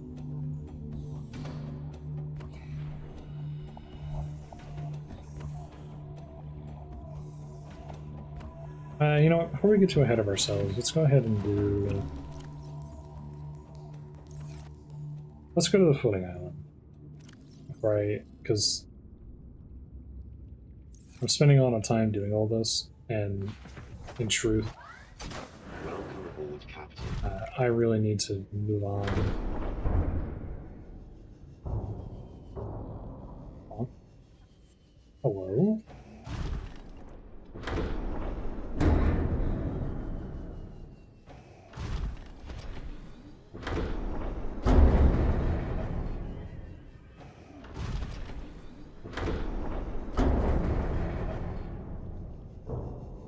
Why was that so difficult?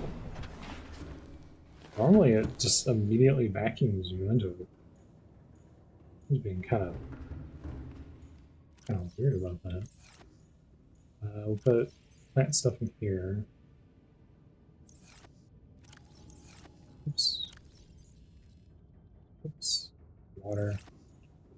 Put these 2 extra power cells in here. Shouldn't matter. And then I need to pick up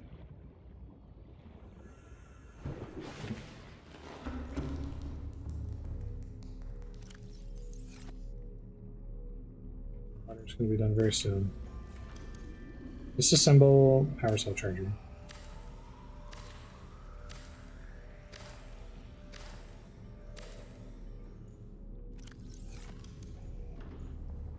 To reacquire one of my high capacity O2 tanks. Probably take some of this stuff too, but I'm just going to be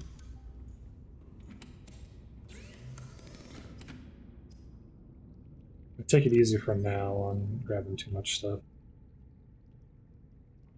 because I don't have a lot of inventory space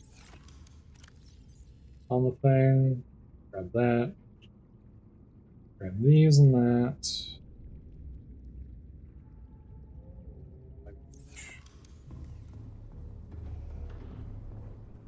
I want to make a new base.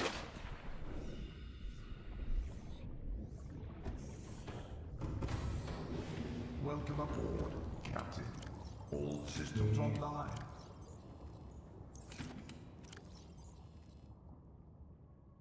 So I get floaters and no. It's original.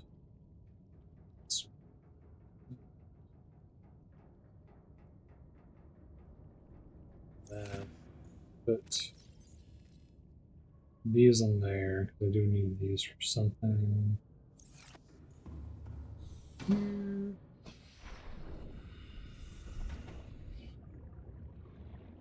Let's pick up the vehicle modification station.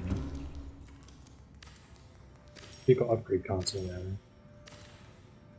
Berryfish, select by berryfish or whatever. 2 quarts. I just have 1 seed associated. It should be pretty cheap as well. How my eyeballs. Food I can get, so that's not a problem.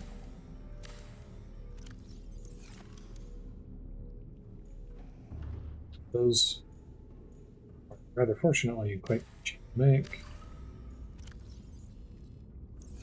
Okay, I need 2 brain coral if I want to make another thing. Do I have 2 brain coral?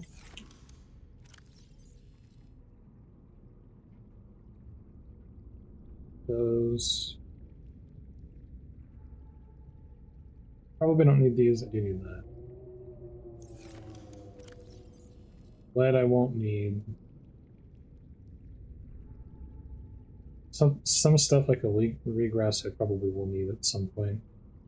Riding weeds I will need. So it would be good to have a little bit of this stuff. I need to find the thing so I can figure out what I need to.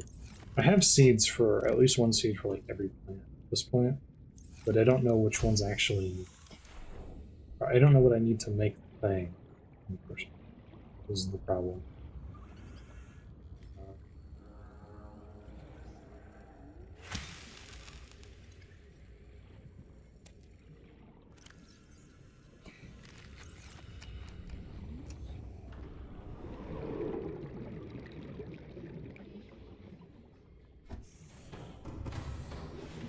I was thinking about something just now, and it's just like popped out of mind. Oh, brain coal. Yes, brain coal. Lubricant. These things. 2 quartz. Sea crown seed. Jelly shrimp spore, I think. Necessary items here. This needs to go in there. Jelly shrimp spore. Gas pod. Is there a gas pod associated with that? The fiber mesh and silicone. Fiber mesh, I think, was the actual jelly shrimp spore. And then that in there. These.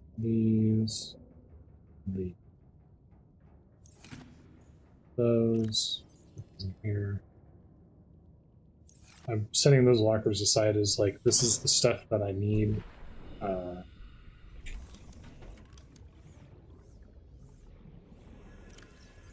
Propulsion cannon. Is it in here? Is it? I'm trying to set aside these lockers as like, this is stuff I need to build. If that makes sense.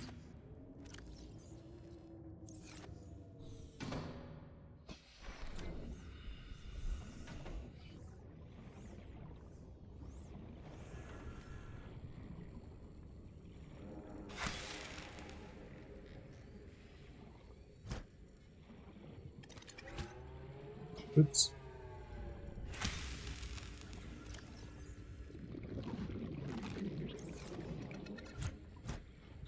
Lucky you.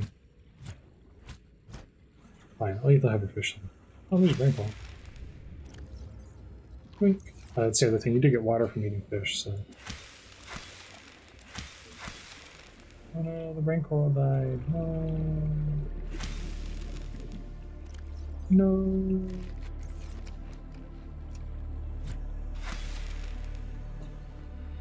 Poor precious child. He didn't deserve that. Maybe he deserved it a little bit. He didn't deserve it. Do we need to make a foundation again? Eyes and floaters. Okay. So that... The other thing is I need a bunch of floaters. Oh boy.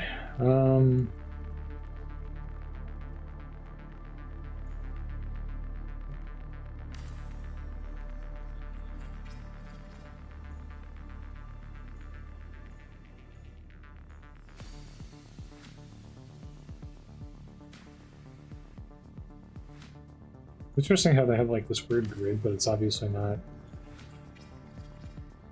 correct.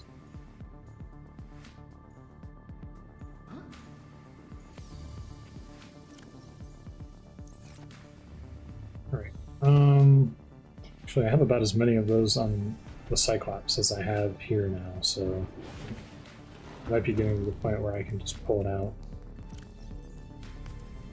Just grab that so it's not counting with the machine anymore.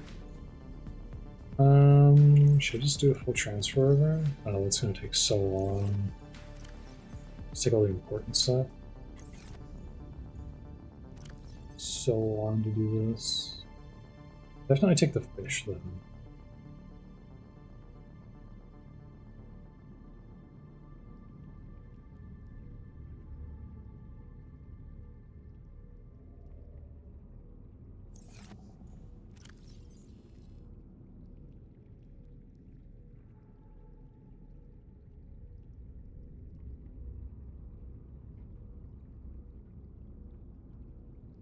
Diamonds aren't a big thing because there's down there. Same with lithium, same with ruby.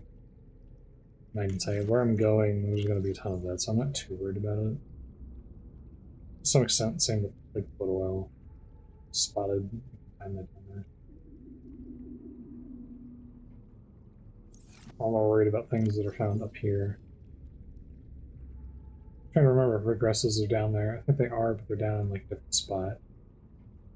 Chip grounds, I would say yes, probably.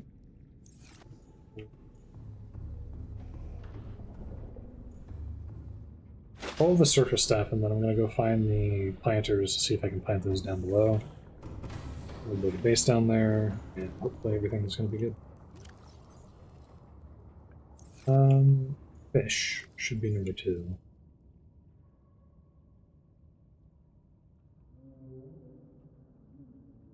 I need more floaters.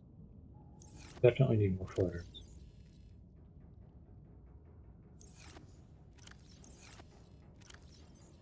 These. There.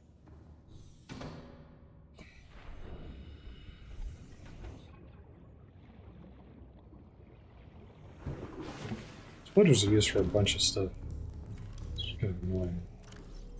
As it is. So, things like this, I will take the deep shrooms. Rouge cradles. I'm gonna grab the rest of the shroom stuff. That way I have it all in one go. Some of this got split around to different getting weeds. I think that might be the last of it. Nope. There's coral down there, so it's not a huge issue. I think there didn't used to be coral down there, and then at some point they decided to add it in just to make it a little bit easier. Otherwise you had to go up and down, up and down, up and down. So, push cradles.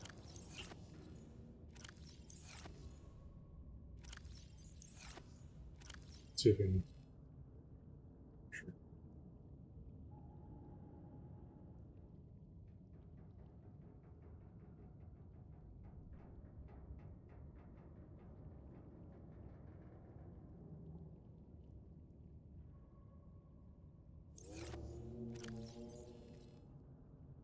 This is like this Heat Locker only holds so many seeds.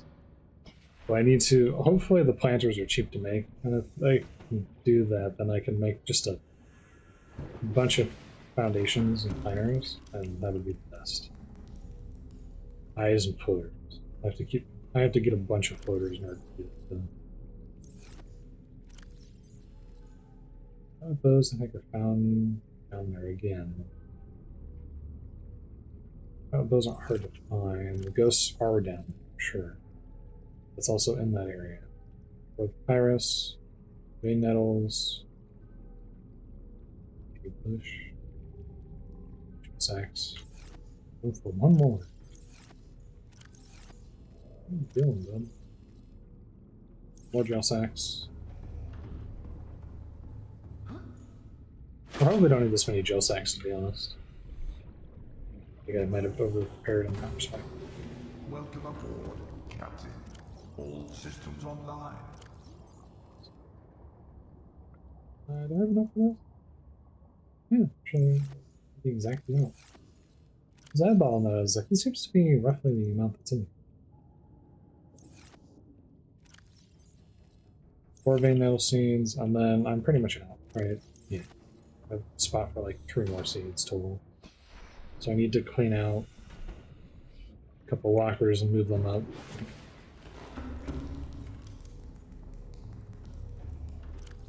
Okay, so it's done. Plastic. You're full. You're...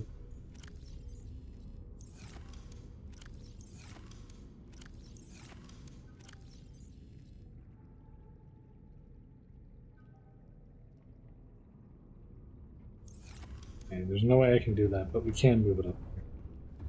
And then come back and get maybe 2 of them. And I might be able to fit another... No, probably. We're gonna have to go up above here. Start putting down more lockers. God, my eyeballs, why are you like this?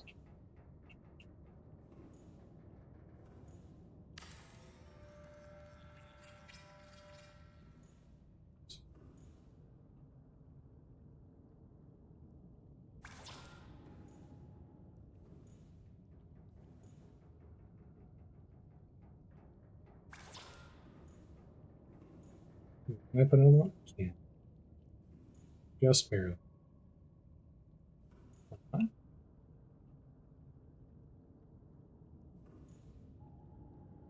I can, but the positioning is a little. No, it's the same.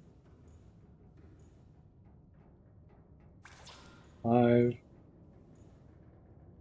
And probably put an extra. Well, what I can do instead is do here. Here.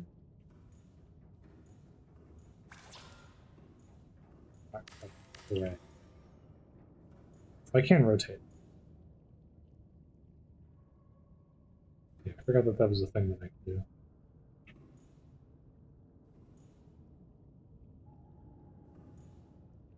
There we go. This is going to be weird to me because I'm used to the fabricator being here, having fabricator and Cyclops and then putting it here. But that's fine. And then put another one here, so you don't have to look at it. Notice the fact that it's done incorrectly.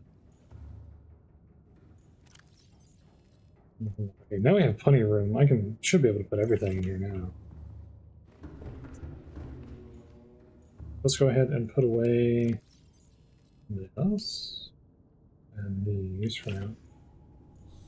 Actually, I probably should have just drank that, whatever.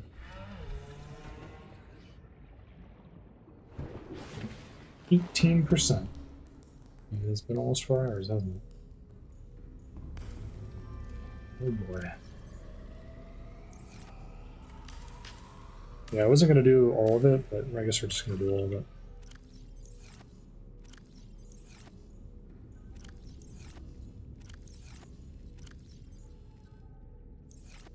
Let's grab one of those and go back.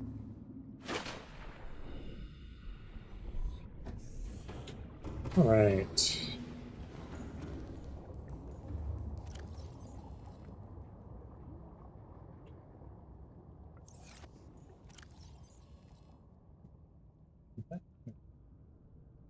There, I'm gonna lubricant so I can make thing. Come here.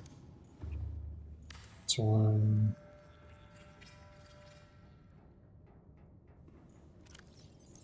I have to get rid of the tank. Should be able to fit it in here. Ooh, just barely. Just barely.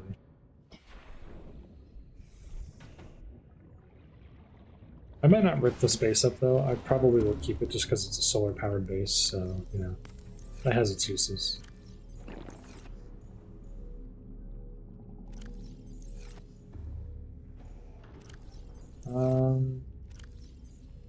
Take all this stuff out.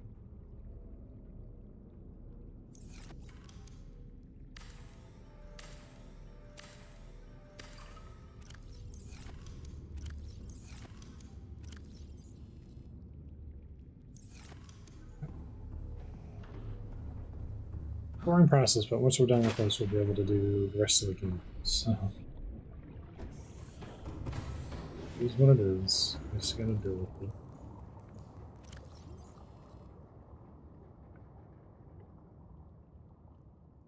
Probably undo some of this.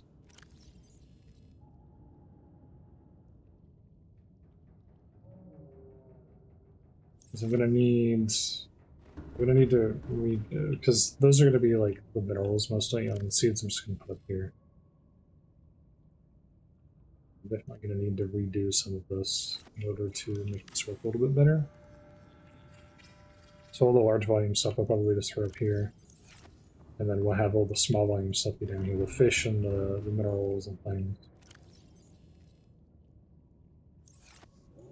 Of which I do need many, but maybe not in this particular location. Because I'm gonna need 2 for minerals, probably. At least 1 for fish.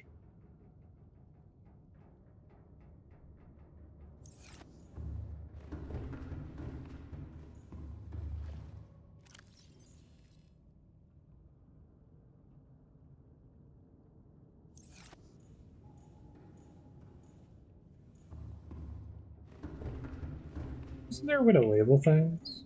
I swear that that was a thing. Am I crazy? I swear you used to be able to name containers in this game. Am I losing that? Okay, we're gonna do this, but we're gonna move it to a different. I'm just gonna move this over 1.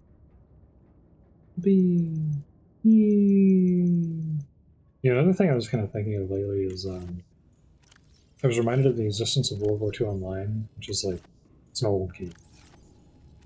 It's an old dream. That game's cool. I played that game like 10 years ago. I don't remember if I mentioned this. But it has fighter combat, like sim style fighter combat. Has like tank stuff, has like push guns, AAA, has infantry combat and stuff like that. It's not like the prettiest game you've ever seen or anything, but it's a cool game. That might be fun to check out at some point too, just to see where things are at with that. The only problem is it's subscription based, so it's like money,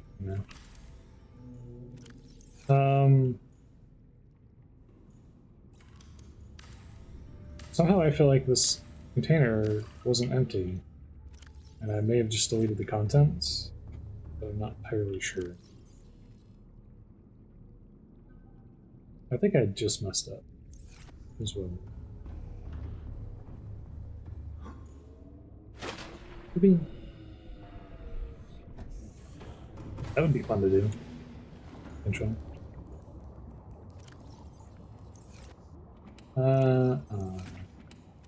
Review. Might be a good place to do that right now. We'll put this in here for now.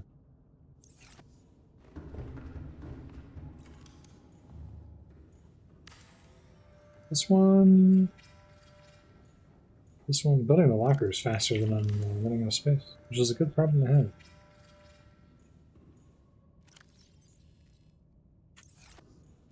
Blood oil and this one.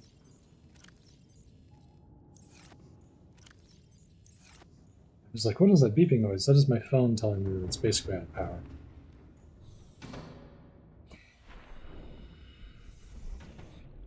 It's funny. I said a while ago, it's like, okay, if this is going to continue to be a problem, I need to come up with a different solution for this, so I'm not hard limited to like 4 hours. Because I have another hour that I can blow on this before I need to do other things today. But,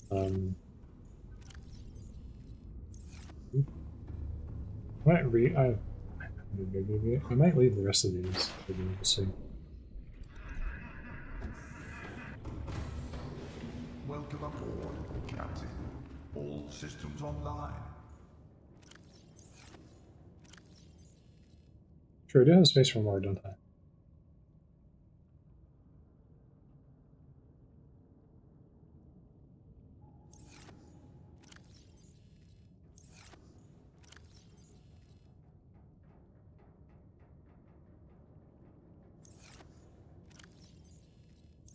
I should probably... Yeah, that would be a good idea.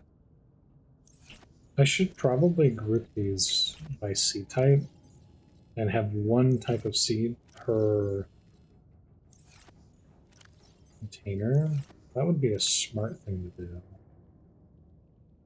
Which is almost definitely why I haven't done that until now. Because that would be a smart thing to do. Anything but. Spotted dock leaf, so I'll put the roost cradle in there with the spotted dock leaf.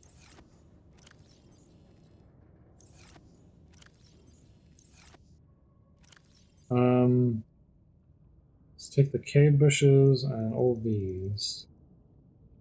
here. Those would be like the auxiliary stuff, I guess. Just make sure a little bit of overflow. Yeah, here in about 5% battery power, I'm gonna have to kill the thing. I'm just gonna leave it. I meant to together a PNG variant, so it was just like the same thing with a mouth flap and maybe some kind of breathing motion or something like that. But I never did get around to doing that because I'm too lazy. Oops. Okay. This stuff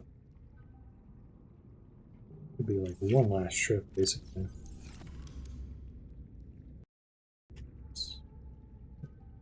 There we go. You can trip. Probably don't have space for the rest of this. Actually, I have quite a bit of red ones.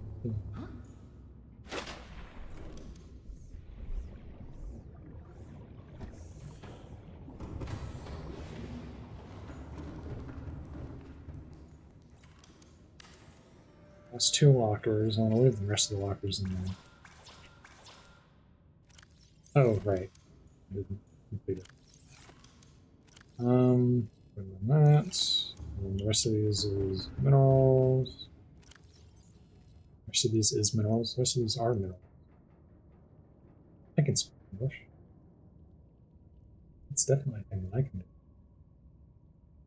do. Let's pull the diamonds. What would be it? Lithium.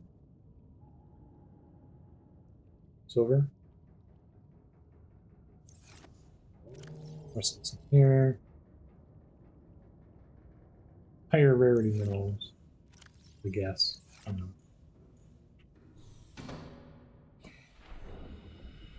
Okay, we should pretty much on the last trip.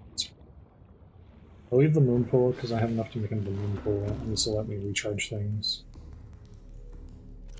I'm tempted to take this, to be honest.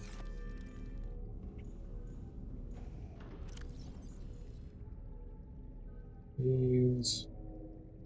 6 of these. Ah, yes, you. Boy.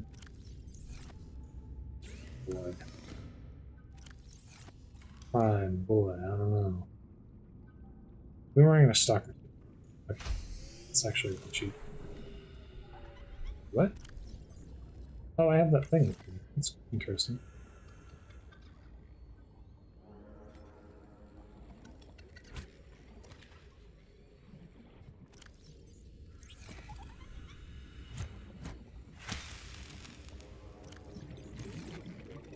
Yeah, where them boomerangs at? And also I can drop these. Yeah, where them boomerangs? Did I even hit that? I didn't.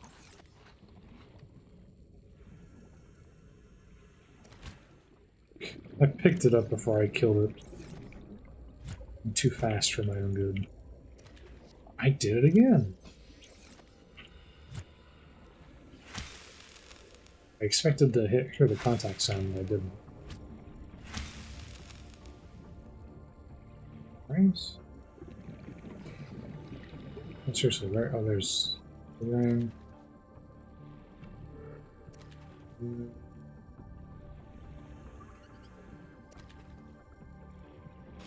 I could find vine samples. They do degrade, so I can't play around with those too much, unfortunately. Let's go ahead and grab. I got the rings. Like firefish. Firefish. Firefish.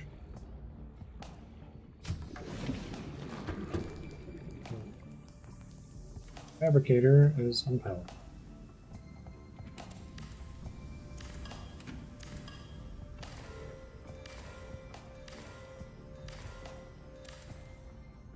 It's not too expensive, actually.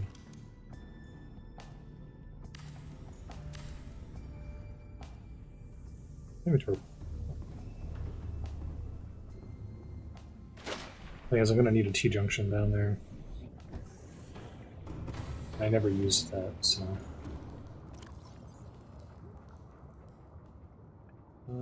Soccer teeth in here. 6. Boomerangs in here. Actually, I think one of them. 1 stalker tooth. And we're gonna make a fabricator in here. It's good to have a fabricator. Even if I don't use it, I still want to have it. Okay, brain coral sample, so I need 1 more container. Stuff in here. Oh wait, that was for how much power does this thing use? I'm assuming it uses energy to do this, but maybe it doesn't. I actually don't know. Taurus. Medical kit fabricator.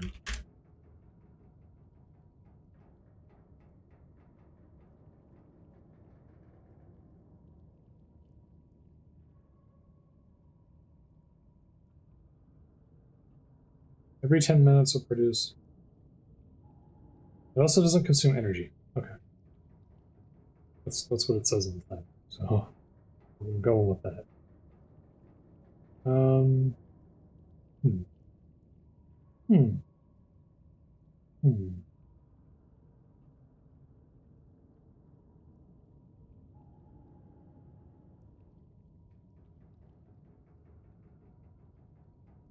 You know, I've noticed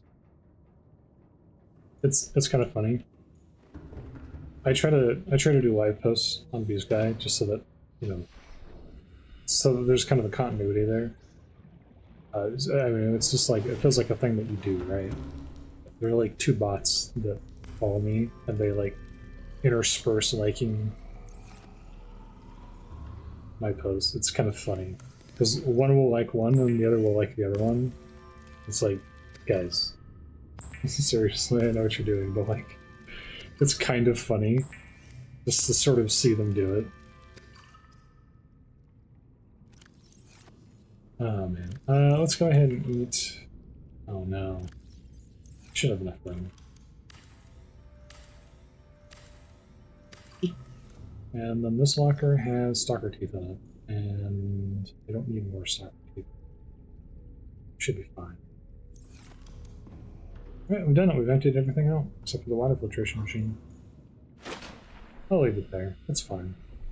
Actually, I need the water filtration machine down there more than I need it up here, technically speaking. I'm good. I'm just gonna build the last one. Okay, violet bows. Here we go. That out. This is going to be kind of more miscellaneous, although I'll take the sea crown out. Sea crown and the ghost in here, and we'll put the tiger in here.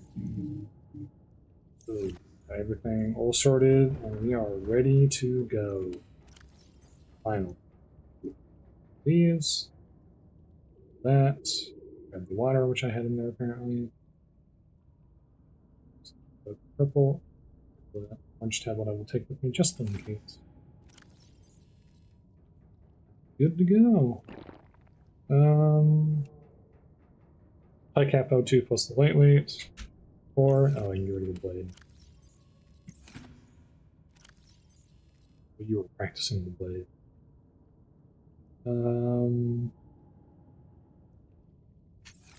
Okay. Heck out of here. Engine powering up. Engine powering.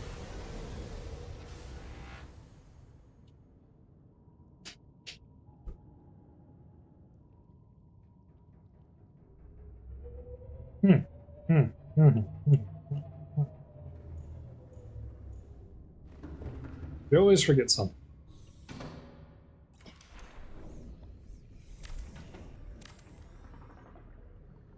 Unrelated. Welcome aboard, Captain. There are 2 games that I really like Systems online. that are multiplayer games. One I've actually gotten to play multiplayer, the other I have not. No, let's not do that. bothers me.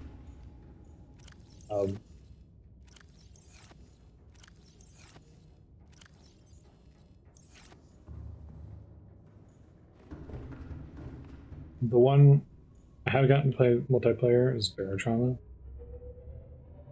Great game. Barrow? Ahead flagged. Emergency speed. Warning. Vessel counted. Excessive noise. Do you use more? There's not like a power rate usage or anything, so it doesn't really. I forget if Ahead flank uses more power or what it does. I was saying something. Yeah, let me go ahead and shut this down. Because my phone's dead.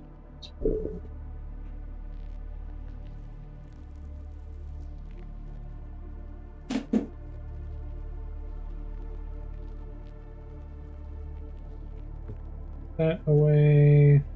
Close out of that. Close out of this. So YouTube to do anymore. Okay. Oh, yeah, that kind of removes the model. If I close YouTube Studio, removes the model. That's kind of funny. You know, I just gonna leave it like that.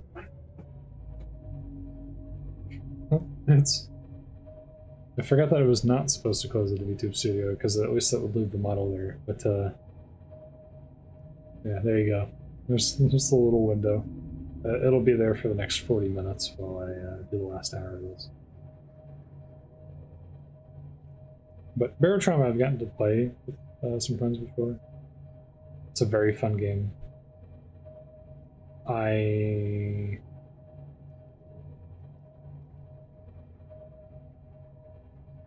hope that the DLC ends up being really good, because they're making a Hearth and I think it's something Hearth, or I want to call it Hearth and Home, but I don't think that's correct. I think Hearth and Home is a different game. I think it's like the name of an expansion update for what's it called, Valheim or something. But they're making a base building expansion DLC for Barotrauma, which I'm looking forward to. Barotrauma is a cool game. I think people struggle to understand that Barotrauma is drop in and drop out, technically speaking. Like, you don't have to run a consistent campaign where everyone's present. You can drop in, drop out. And there's a lot of stuff going on that's kind of on the interim. So you don't have to have everyone present all the time, but it's hard to get people to understand that you don't really need to go that hard on it. Oh, hi.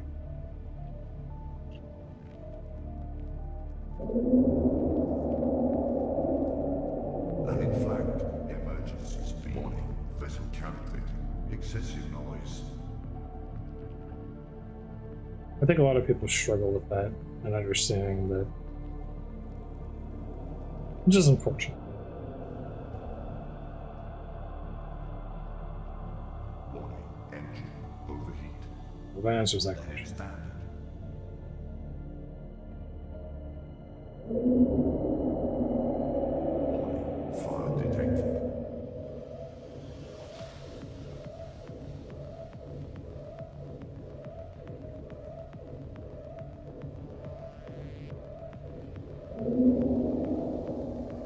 I'm aware that I'm on fire, apparently, but I needed him to screw off.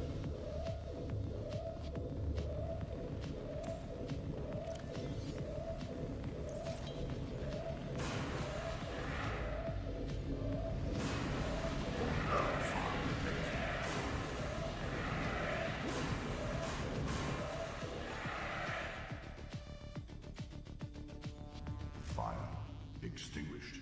Air scrubbers initiated. Anyways.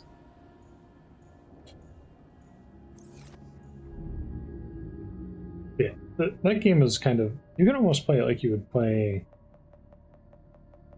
D&D, right? Where you get everybody together for weekly sessions, and then But you can kind of also have people miss sessions, and it's not really the end of the world or anything. Because a lot of that game is sort of progression, right? You're going out and you're getting, you know, new items and you're building up experience, so you can afford to miss a couple sessions without it really being a problem. And I think some people kind of struggle to understand that, like, you don't have to be there every time. It's okay to miss a session in Baratron. It's okay. But putting that aside, I'm looking forward to the DLC. I might try to see if I can rub them into playing with again, but it's hard because when I did that, it was COVID. So the people that I was playing with were a lot more available during COVID than they are now, unfortunately.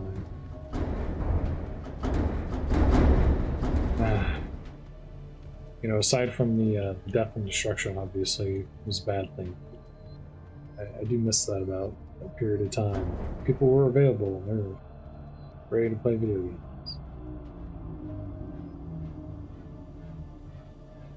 Some dickhead messed up the US economy, and so now no one's available anymore because everyone's too busy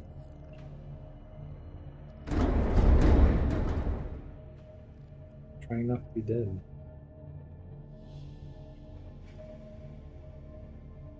I don't want to get into that too much. Hasn't been much better for me either, to be honest. What is that roost? It's gotta be eggs, it's just right next to one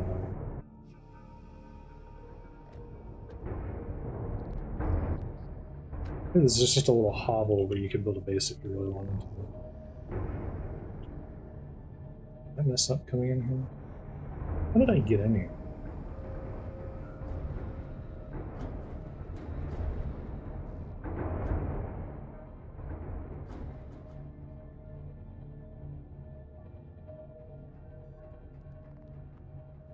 There's something I was going to talk about other than Barotrauma, though. Losing it. SnowRunner. I like SnowRunner. That was it. That was all I wanted to say. I need to find someone to play that with. I need to see if I can find a someone in some of my adjacent groups. Who I'm like on friendly enough terms with that I can be like, hey, do you have SnowRunner? Like, hey, you want to stream together? You want to play together? See if I can work them into doing that with me for a while. Passing 200 meters. Yeah, I had a feeling. Pretty sure I've hit almost all of these, if not all. So I need to find that island, so I'll stop messing around.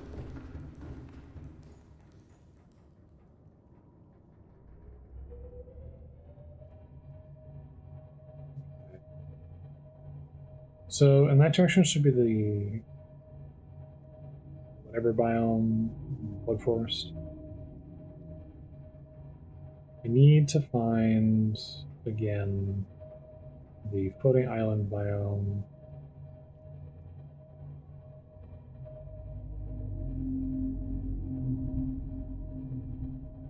So that I can get those planners finally, and I just can't seem to find the darn thing.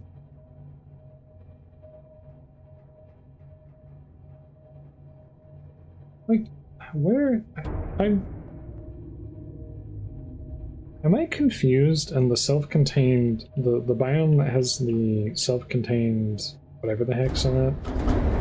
Am I confused and those are actually not here, they're somewhere else? Are they in Below Zero and I'm just confused? But I'm like 90% sure that that was the thing in this game. I just losing it? It's the end of the show. But I'm worried that I'm getting too close to that. For me to be... Okay, no. Okay, we're kind of in the right area, I think.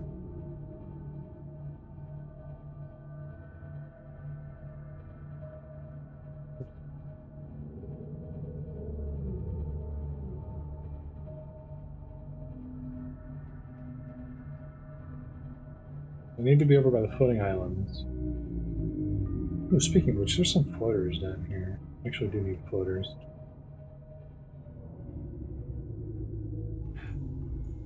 I'm 99% sure that that biome exists. I just cannot seem to find it. And I'm wondering if I'm like gaslighting myself into believing that it's near the surface or on the surface, and actually it's not. It's somewhere else.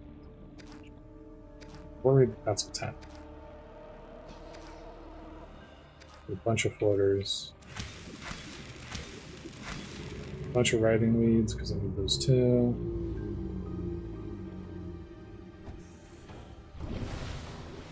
Welcome aboard, Captain. I hate to say this, but while I'm here, I probably should make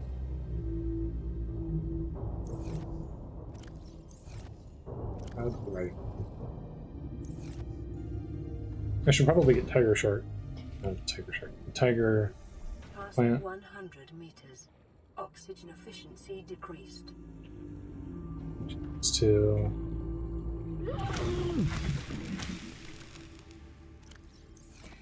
those.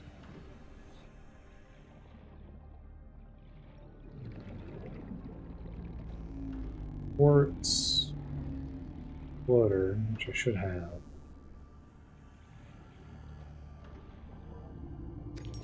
Quartz, yeah, I knew there was quartz here in this biome. I was just having trouble finding it for some reason.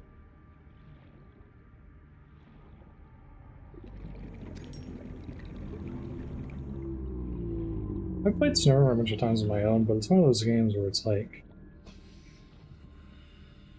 it is fun to play on your own, but you definitely want other people to play it with you because it really limits your ability to play it if you're doing it by yourself. Like you get hit with limitations pretty hard, unfortunately. It really hurts. You need other people.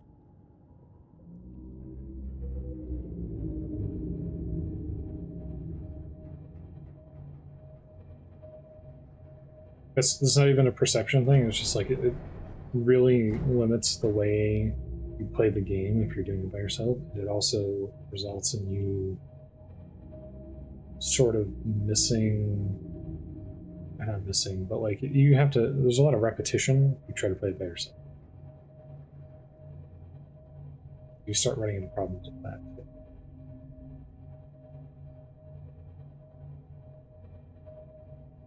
Is there any reason for me to be over here?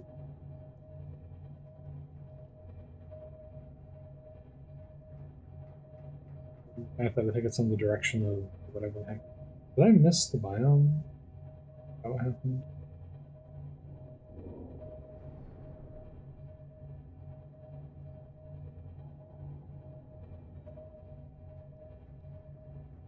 Static view. Sure. I feel like I know that that biome exists, and I feel like I remember it being close to the surface.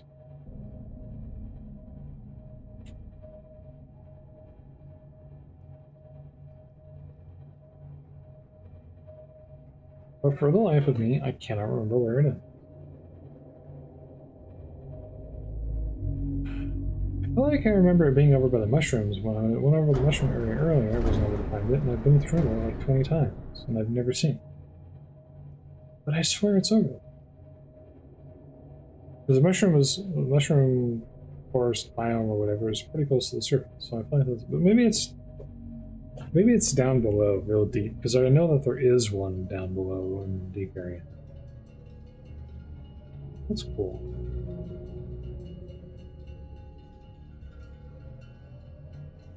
I think if I don't find it by the end of this, I might cheat and look up the location of it. We'll see. But we're kind of starting to get to the point where it's like I might have to make one exception where I do have to look it up and find it, because I'm just not seeing it anywhere.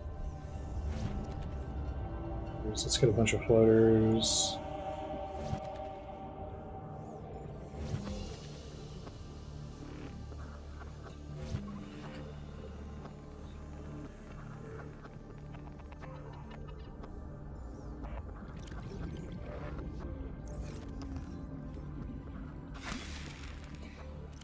I don't have enough inventory space for that. Right.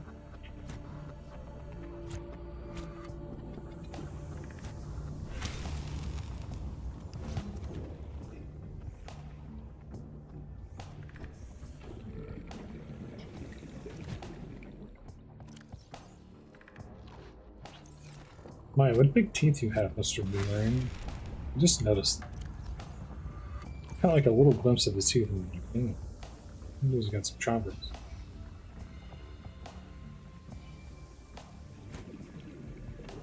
I would not want to get bit by this guy. Oh, good.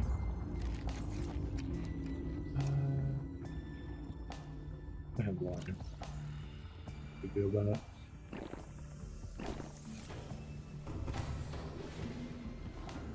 Okay.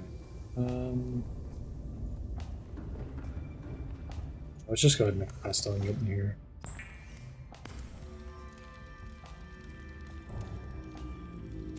So it's just like one craft. It's not a problem. You don't want to use Fabricator on the Cyclops unless you really have to. To keep it to a minimum. Otherwise it'll be a pretty huge problem. It'll drain through your power fast, and I don't have a way to recharge them at this exact moment.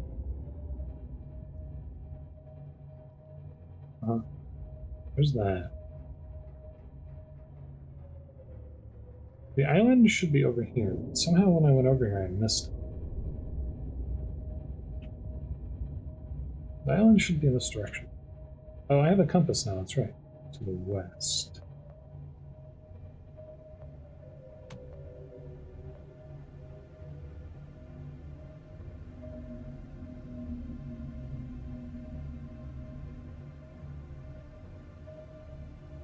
I'm aboard. Okay. Should be over here. I think it's actually more over here.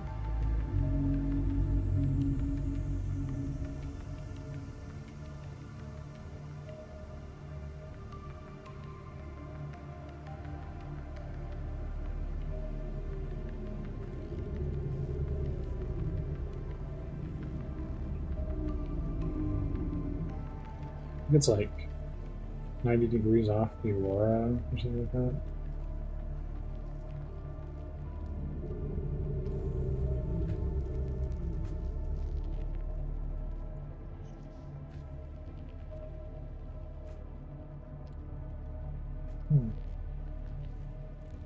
Is biome always this big?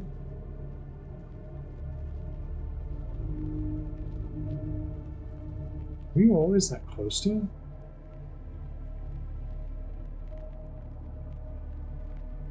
I can't go inside of any of those without having that stupid thing that I need. Thanks, game. I don't know where pygmies are, and I've been looking for pygmy fans the whole game, and I've not been able to get a laser cutter because I need like 3 pygmy fans or to make it. So I don't know where they're found, I don't know what they are, I don't know anything. Maybe it is a distraction.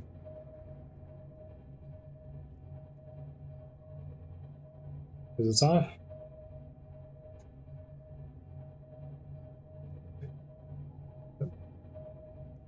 It's that, isn't it?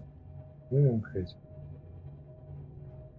It's supposed to be like the weird garage, but maybe I'm gaslighting myself and thinking it's somewhere it's not. I think it actually is supposed to be that. And then I was just here, wasn't I?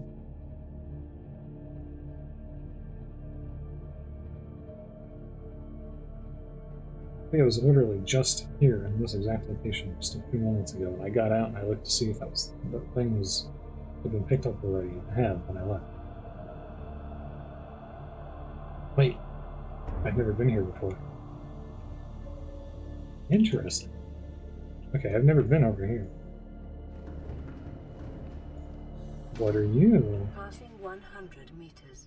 Oxygen efficiency decreased. Passing 200 meters. Cyclops fire suppression system. Green blueprint acquired.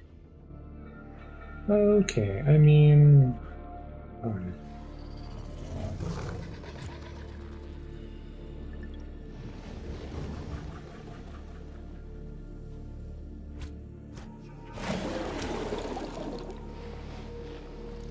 What did we learn? What lessons did we gather today from this incident? Leave me alone. That's right. Never attack a man who is a flaming knight.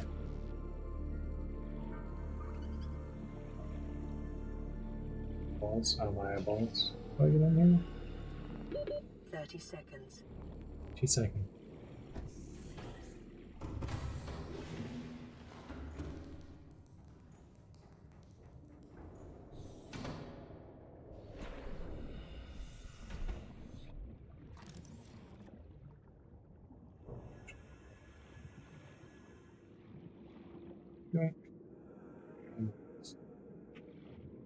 Struggling because I can't see.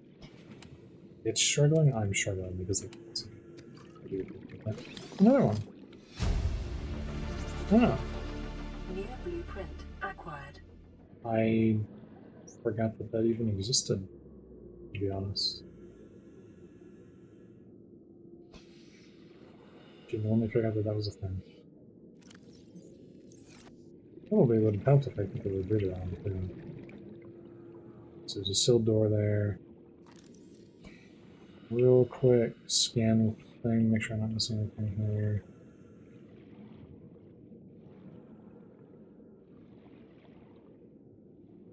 Oh, there it is. It's like, can't find it. Where did it die? Alright, Cyclops. Oh, okay. 30 seconds. Welcome aboard, Captain. All What do you need to systems make? online. Let me guess, more of the, that stupid thing? The growth hormone? Okay. 2 acid mushrooms, hydrochloric acid, and ion, 2 acid. Oh wait, that's the fire suppression system. 4 hoverfish. Oh, blue tablet. I don't have a blue tablet. Blue tablet, 4 hoverfish, and brain coral sample. That requires hatching enzymes, oculus.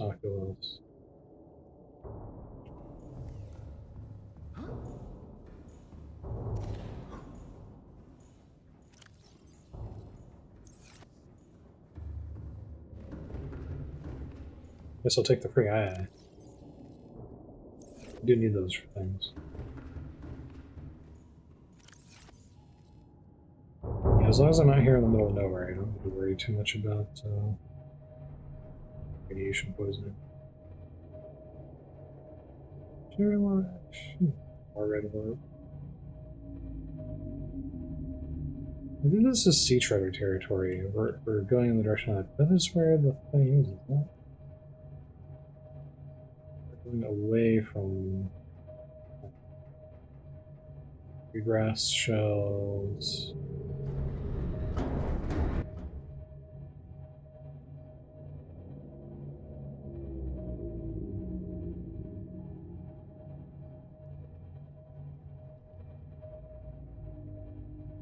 Okay, so this isn't this biome area. It's not really where I want to be, per se.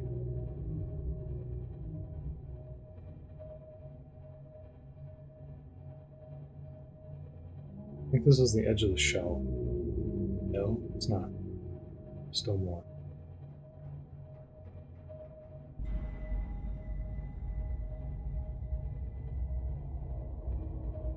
Number 1, why is there a horror sting here? Number 2, this is the Sea Treader area. Oh, there's a whole bunch of this stuff here too. I didn't realize there's sea shrooms here.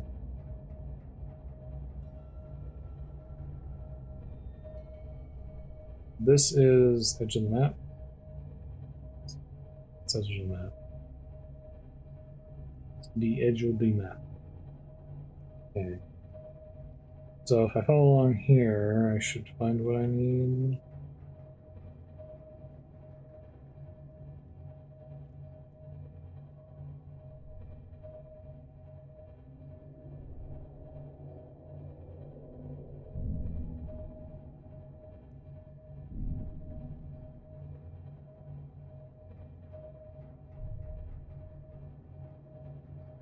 Hmm.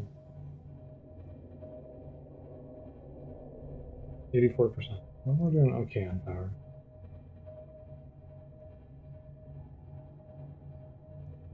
Oh, hi. Warning, creature attack.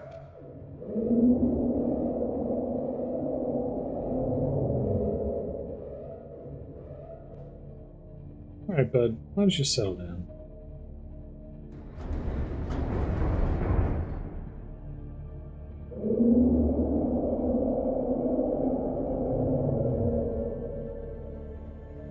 Playing these games again, huh? Is this the island?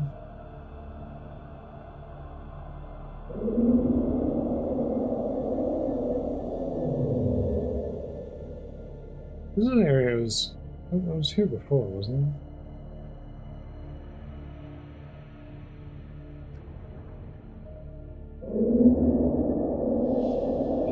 External hull damage detected. I kind of need to get the heck out of here, to be honest. Yeah, this is the island. I've got 2 of them stalking me now.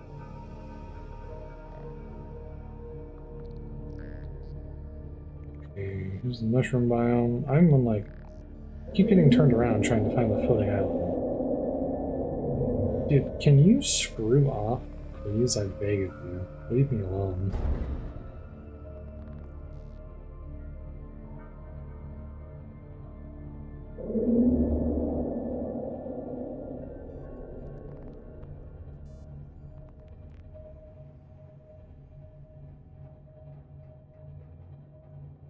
Yeah, go away.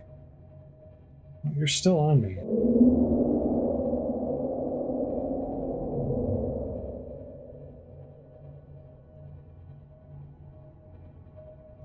Dude, seriously, leave me alone. Fire detected.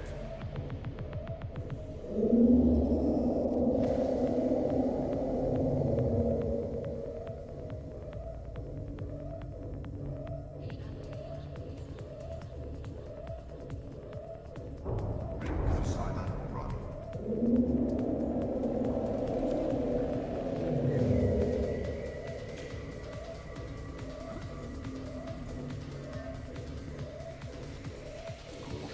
Hull integrity low. I'm gonna lose it immediately. Fire detected. Oops. Bad. Alright, cool. 3, 4.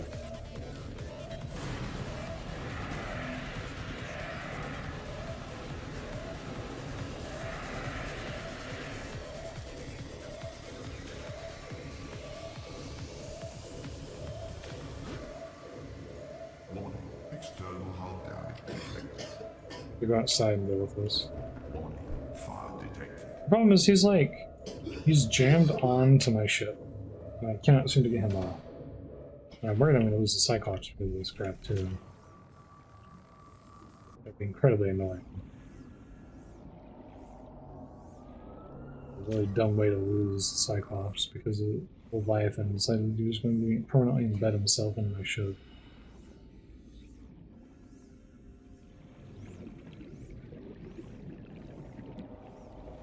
What was the last one? Apparently there's a fire in it.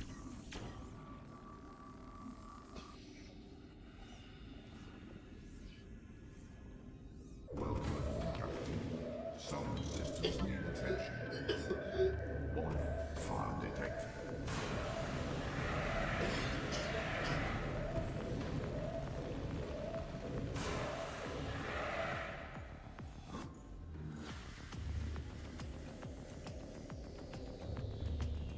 Good? Getting the impression we're not. Okay, there we go. Air scrubbers initiated.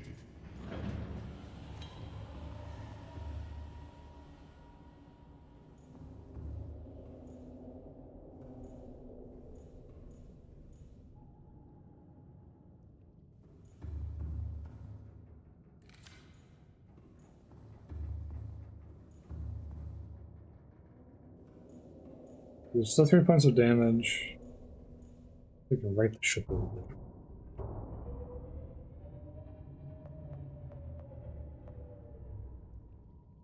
Also, apparently lost a bunch of battery power as a result. That's cool.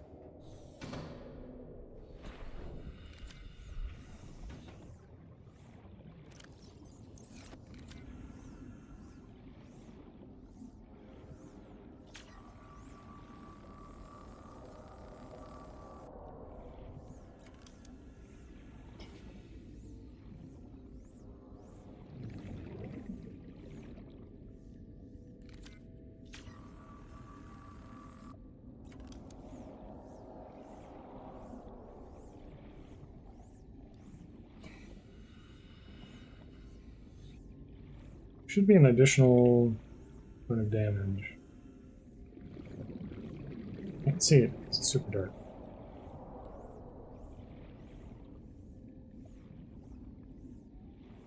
There it is. Should be good.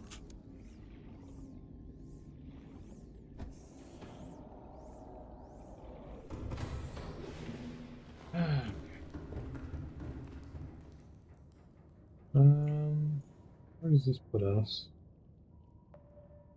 Well,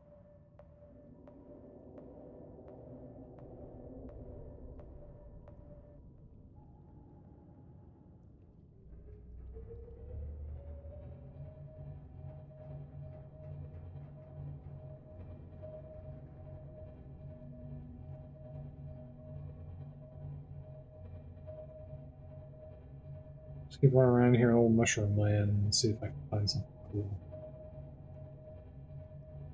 Not looking like it. Sooner we're gonna hit shelf soon if we go in this direction. Maybe I'll get lucky and I'll find that thing we're looking for.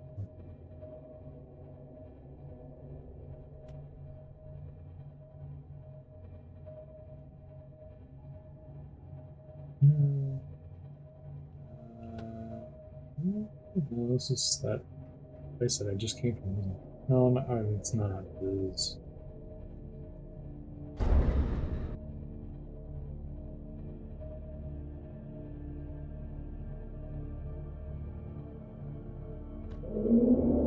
Oh, fuck off. Leave me alone. Leave me alone. Just trying to live my life. I'm just trying to live my life.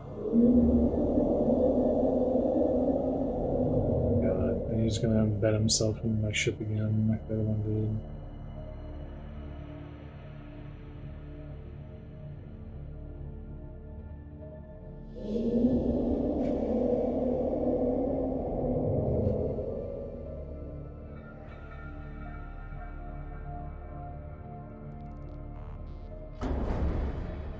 Who's that over there?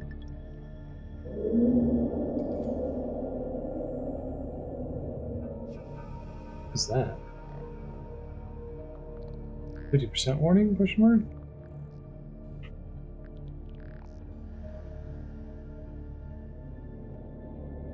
Oh yeah!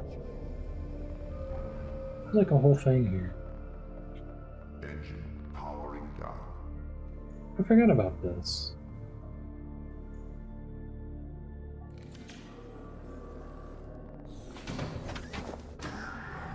Being Welcome aboard, Captain. welcome aboard, Captain. Not where I wanted to go, but I guess we're going to be going here since I'm here.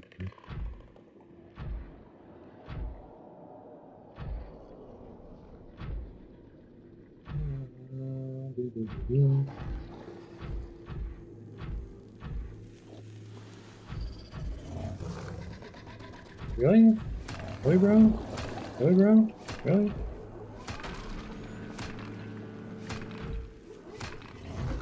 Oh, you jerk, aren't you? Put the tablet in, and I do another one.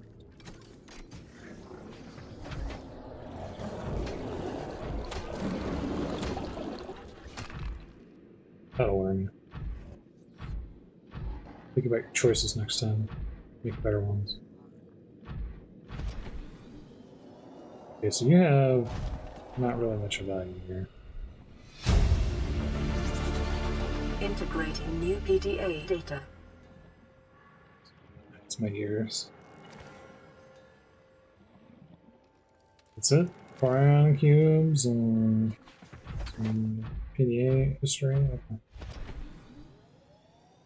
And you stole my pink. I think my purple tablet too.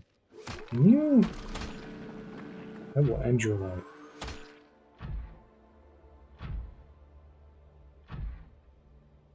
Seek fluid intake. Oh, don't tell me I was able to walk through one time, but not all the way back through. Oh, you've got to be kidding me.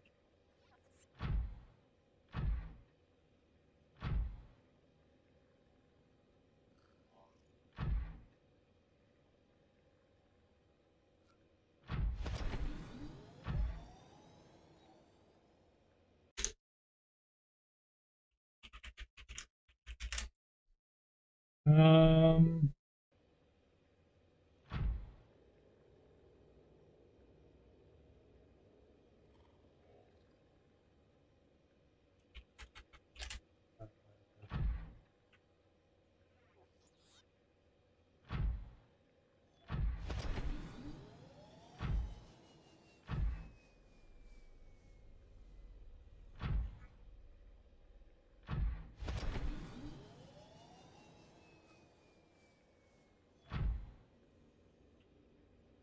And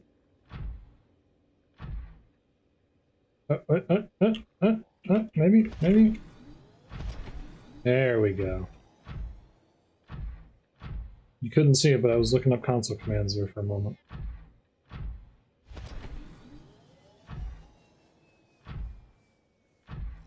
Saying, I was like, I got through the one way, I should be able to get back.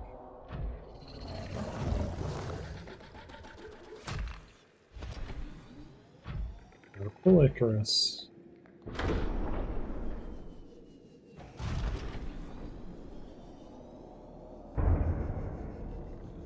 That's so weird. So there's a specific point towards the front of it that I have to come in from. It didn't used to be like that. It used to work perfectly. I must have broken that somehow. Stabilizing. Engine powering up. That definitely wasn't always... Maybe it was always like that. Maybe it was always like that. I don't know. But, okay, so we accidentally found this. There's a big old like volcanic rock thing. I don't think there's anything of value here other than that.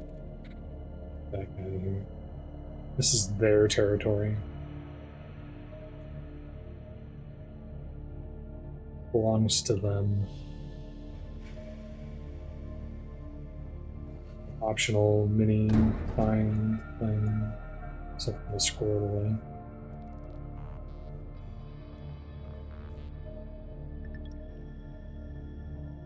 Let's go. It's 24%. How am I down that low already? Genuine question. How did I go from... I went from 80 to like 50, it's just like immediately nothing in such a short span of time. I don't know how. I'm actually confused.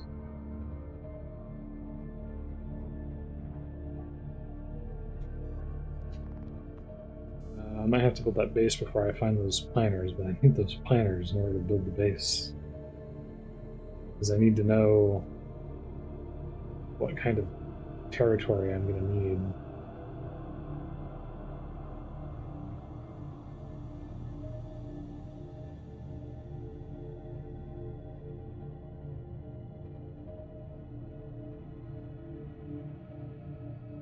Oh, don't you do it.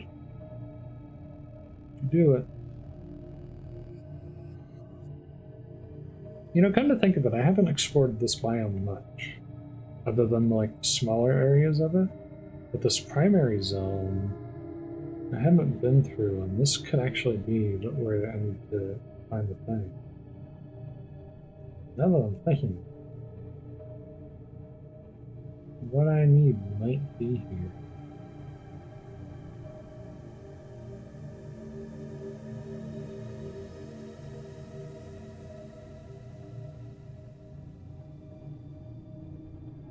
Not. Continuing to go east, so we're going in a different direction from where we were before.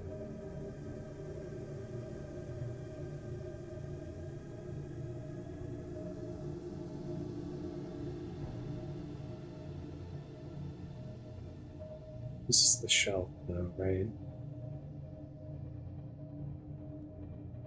Find what I want over here. That's just the shelf. Because I saw that little cradle down there. I don't think that was a roost cradle. I think that was the... Maybe it was just a standard roost cradle. It must be Gaslight. It must be from the other game. I must be crazy. That must not have been something that was in this game. It must have been something that was in Below Zero. I must just be confusing me. Okay, this is the island, right? the true island. Yeah. These are the floating islands, so we finally found the correct location at least.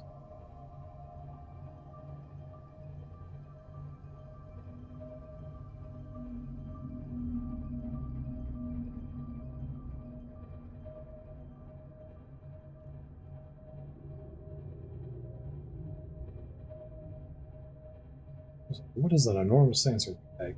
It's a reef egg. Nothing scary, just a reef egg. The old reef egg.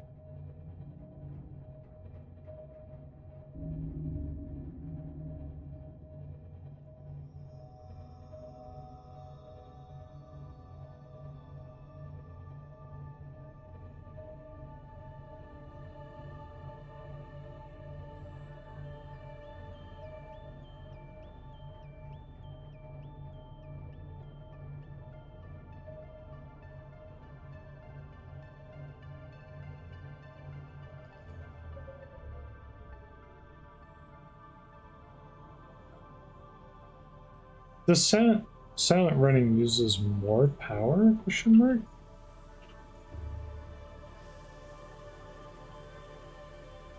I smell that expansion powering down. What was it that I was doing that was sucking up so much energy? That I've gone through all of it in like 5 seconds.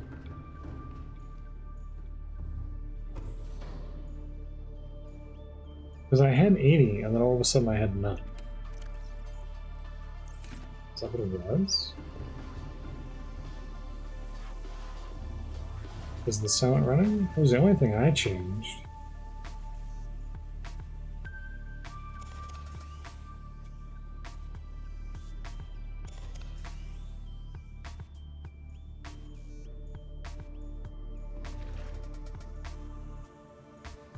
Otherwise, I'm unclear.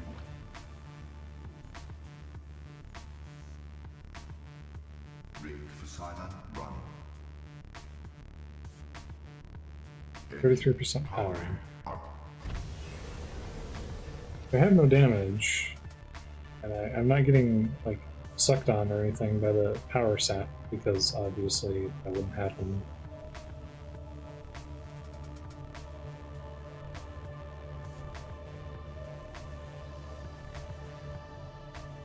But okay,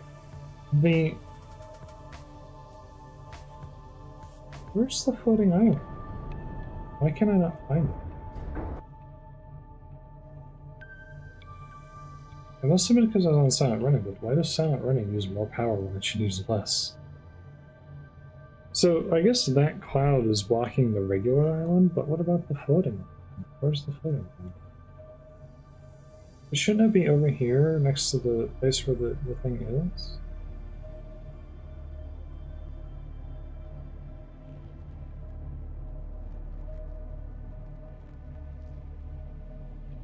Do I have...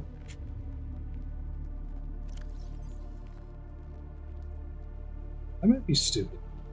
No. These are all of the icons that I have. Every single one of them.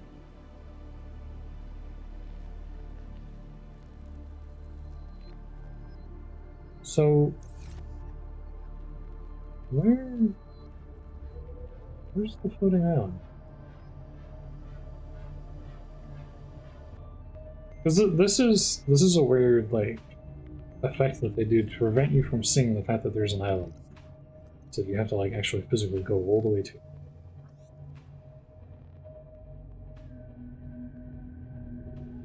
It's over there. It's gotta be. It's gotta be over there, because that's the real island. It has to be that. It has to be that. Yeah, now I'm using a normal amount of power now. It's gotta be this thing.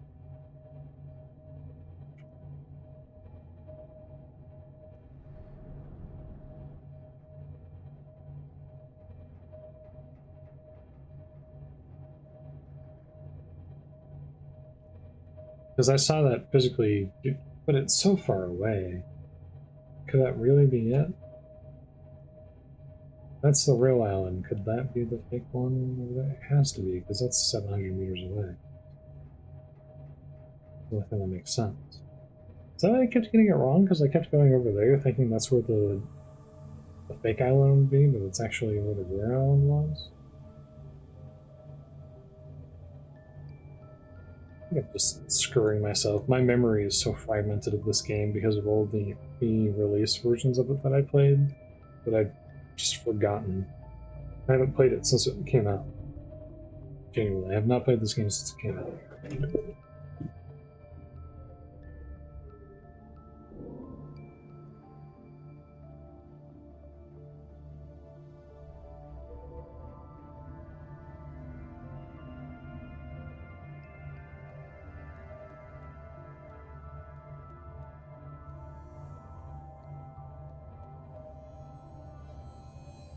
So having said that, I'm a little rusty on my memory of how this works.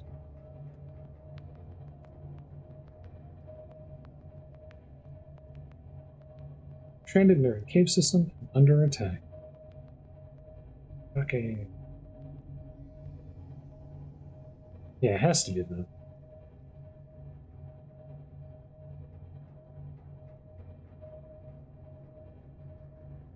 I do like that it preserves where you were looking when you do that, at least.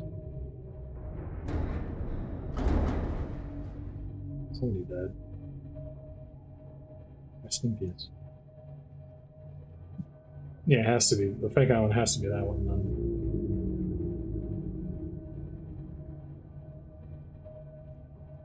Yeah, I guess this is the part of the map that I didn't really explore as much as the other ones, isn't it? I thought I did, but I guess I underestimated how far away from this you can actually go before you hit the shelf. You can actually go quite a far distance before the game tells you no here, can't you? Yeah, okay. Yeah, I underestimated the distance I could cover here. It's a big rift. A big rift.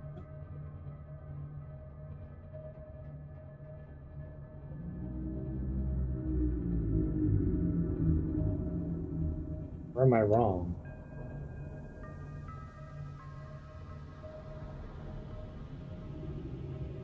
No, this is a physical object. Yep, there it is. There's the island.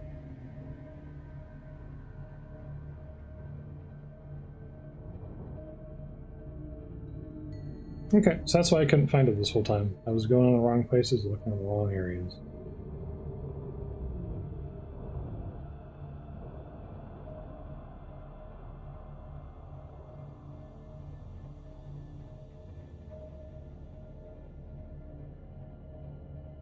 Yeah, I had like no hope of finding this by prawn suit, did I? It was never gonna happen. Ouch.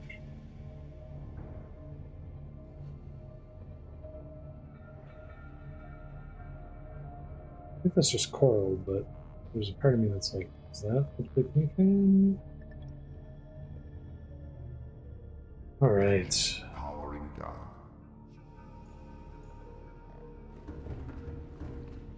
It only took a few years, but we finally found the thing we were looking for.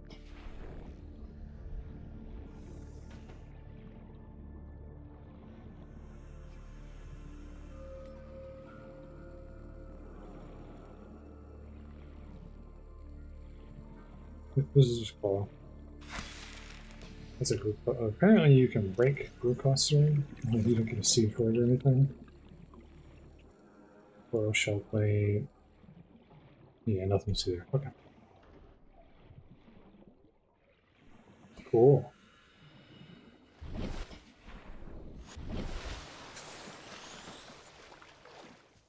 Maybe.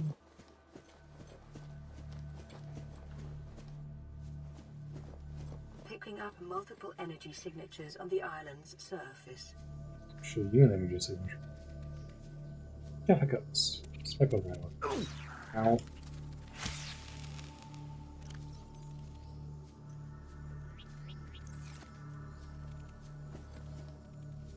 And of course, it would turn night. The one moment I would prefer that it not do that, it would become nighttime. So I can't see anything now.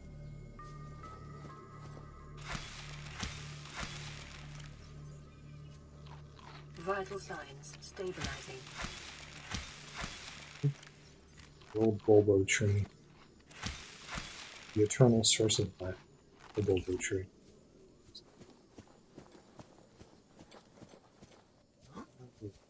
Bread baskets. Bean plants. None of these seeds have come up in any of the things, weirdly enough. I'm actually a little bit surprised that that's been the case. Plants, bulbo trees, bulbo trees, bilbo trees, bilbo trees, bilbo baggins. What's the baggins? Alright, what's the damage?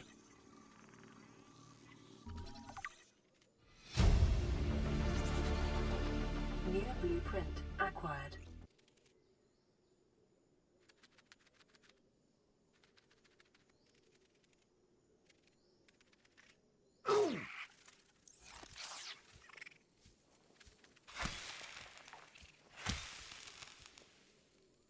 Anybody else? Okay. This sucks, but it's not. It's doable, but I hate it. It kind of sucks. All my ears. Integrating new PDA data.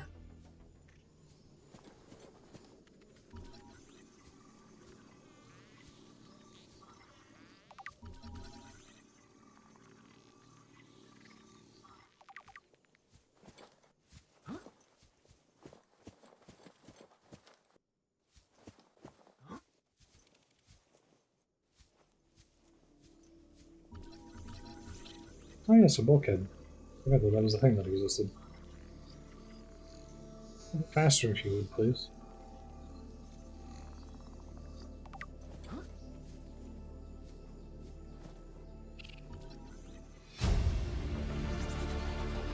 New blueprint acquired. Acquired. Integrating new PDA data.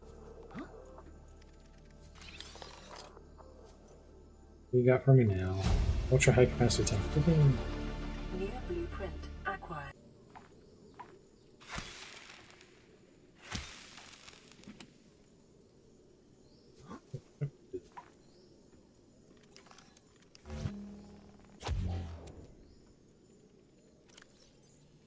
Use that. Integrating new PDA data. Integrating new PDA data. Devs, why are you like this? Seriously. Seriously.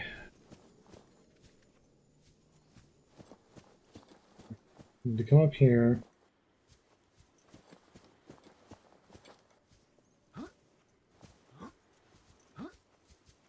Probably shouldn't go off path. But this one, see what was over there.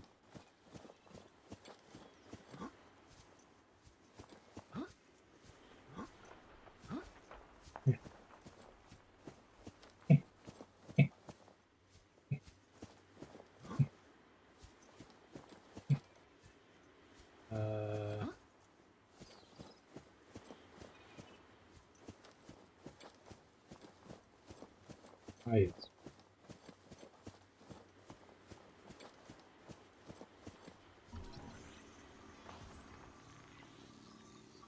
Do it. Please don't blow my ears out.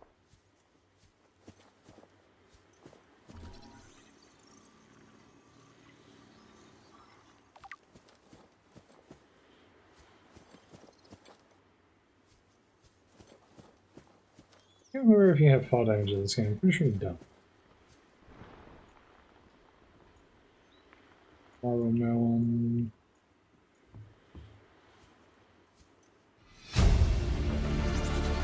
Integrating new. This island is a godsend. Look out of the window. No predators, fresh food. No building materials, nothing left of the ship, and your kid says we're gonna starve without more grow beds. Speak up, kid. It's true, Father. The natural growth rates are too slow to keep supporting us. All I'm saying is ocean's got us surrounded. No use hiding. Sooner or later, we'll get our feet wet. The rest of your life may have been a fight, Maida, but I've made my decision. You want to forfeit your emergency pay to take a swim? Go ahead. Believe me, I'm thinking on it. They're all gonna die of disease.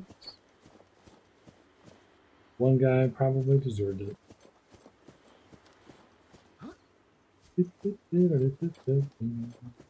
Spotlight.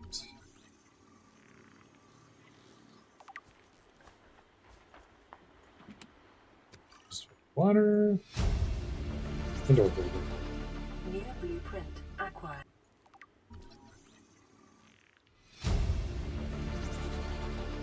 New blueprint acquired. The indoor grow bed, bleached, tiger plants, and livestock. That's actually pretty cheap, so that's good.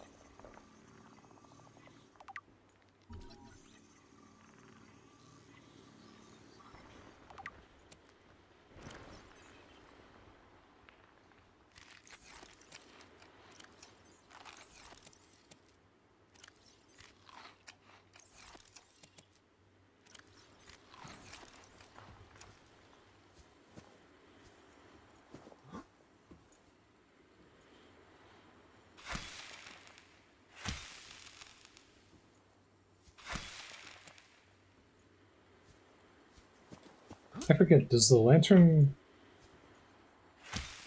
act as... Lantern fruit act as a seed, or...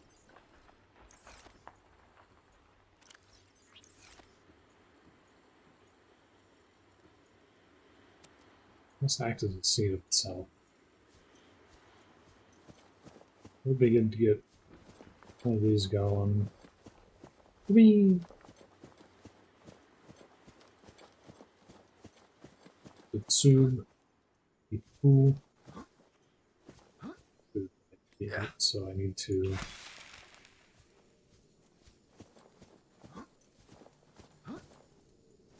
It's to a close very soon. It's cold. Bilbo tree.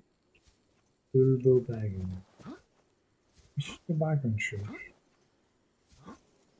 The bagging tree. I hope Dune 3 comes up next year. I want to see his adaptation of Dune Messiah.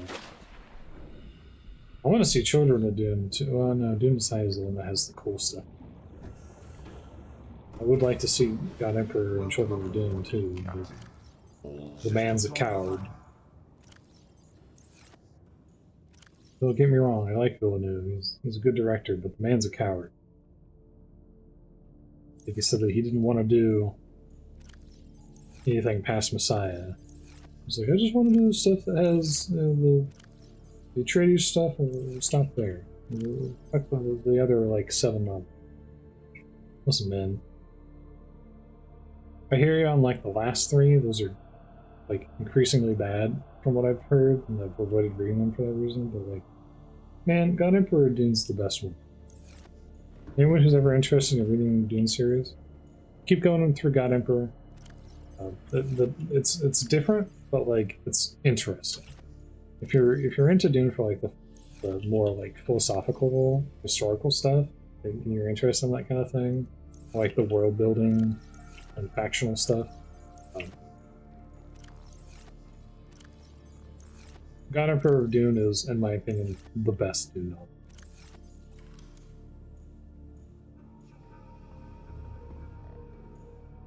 I don't really build these because I don't really need them, generally speaking, but I'm going to do it in this case.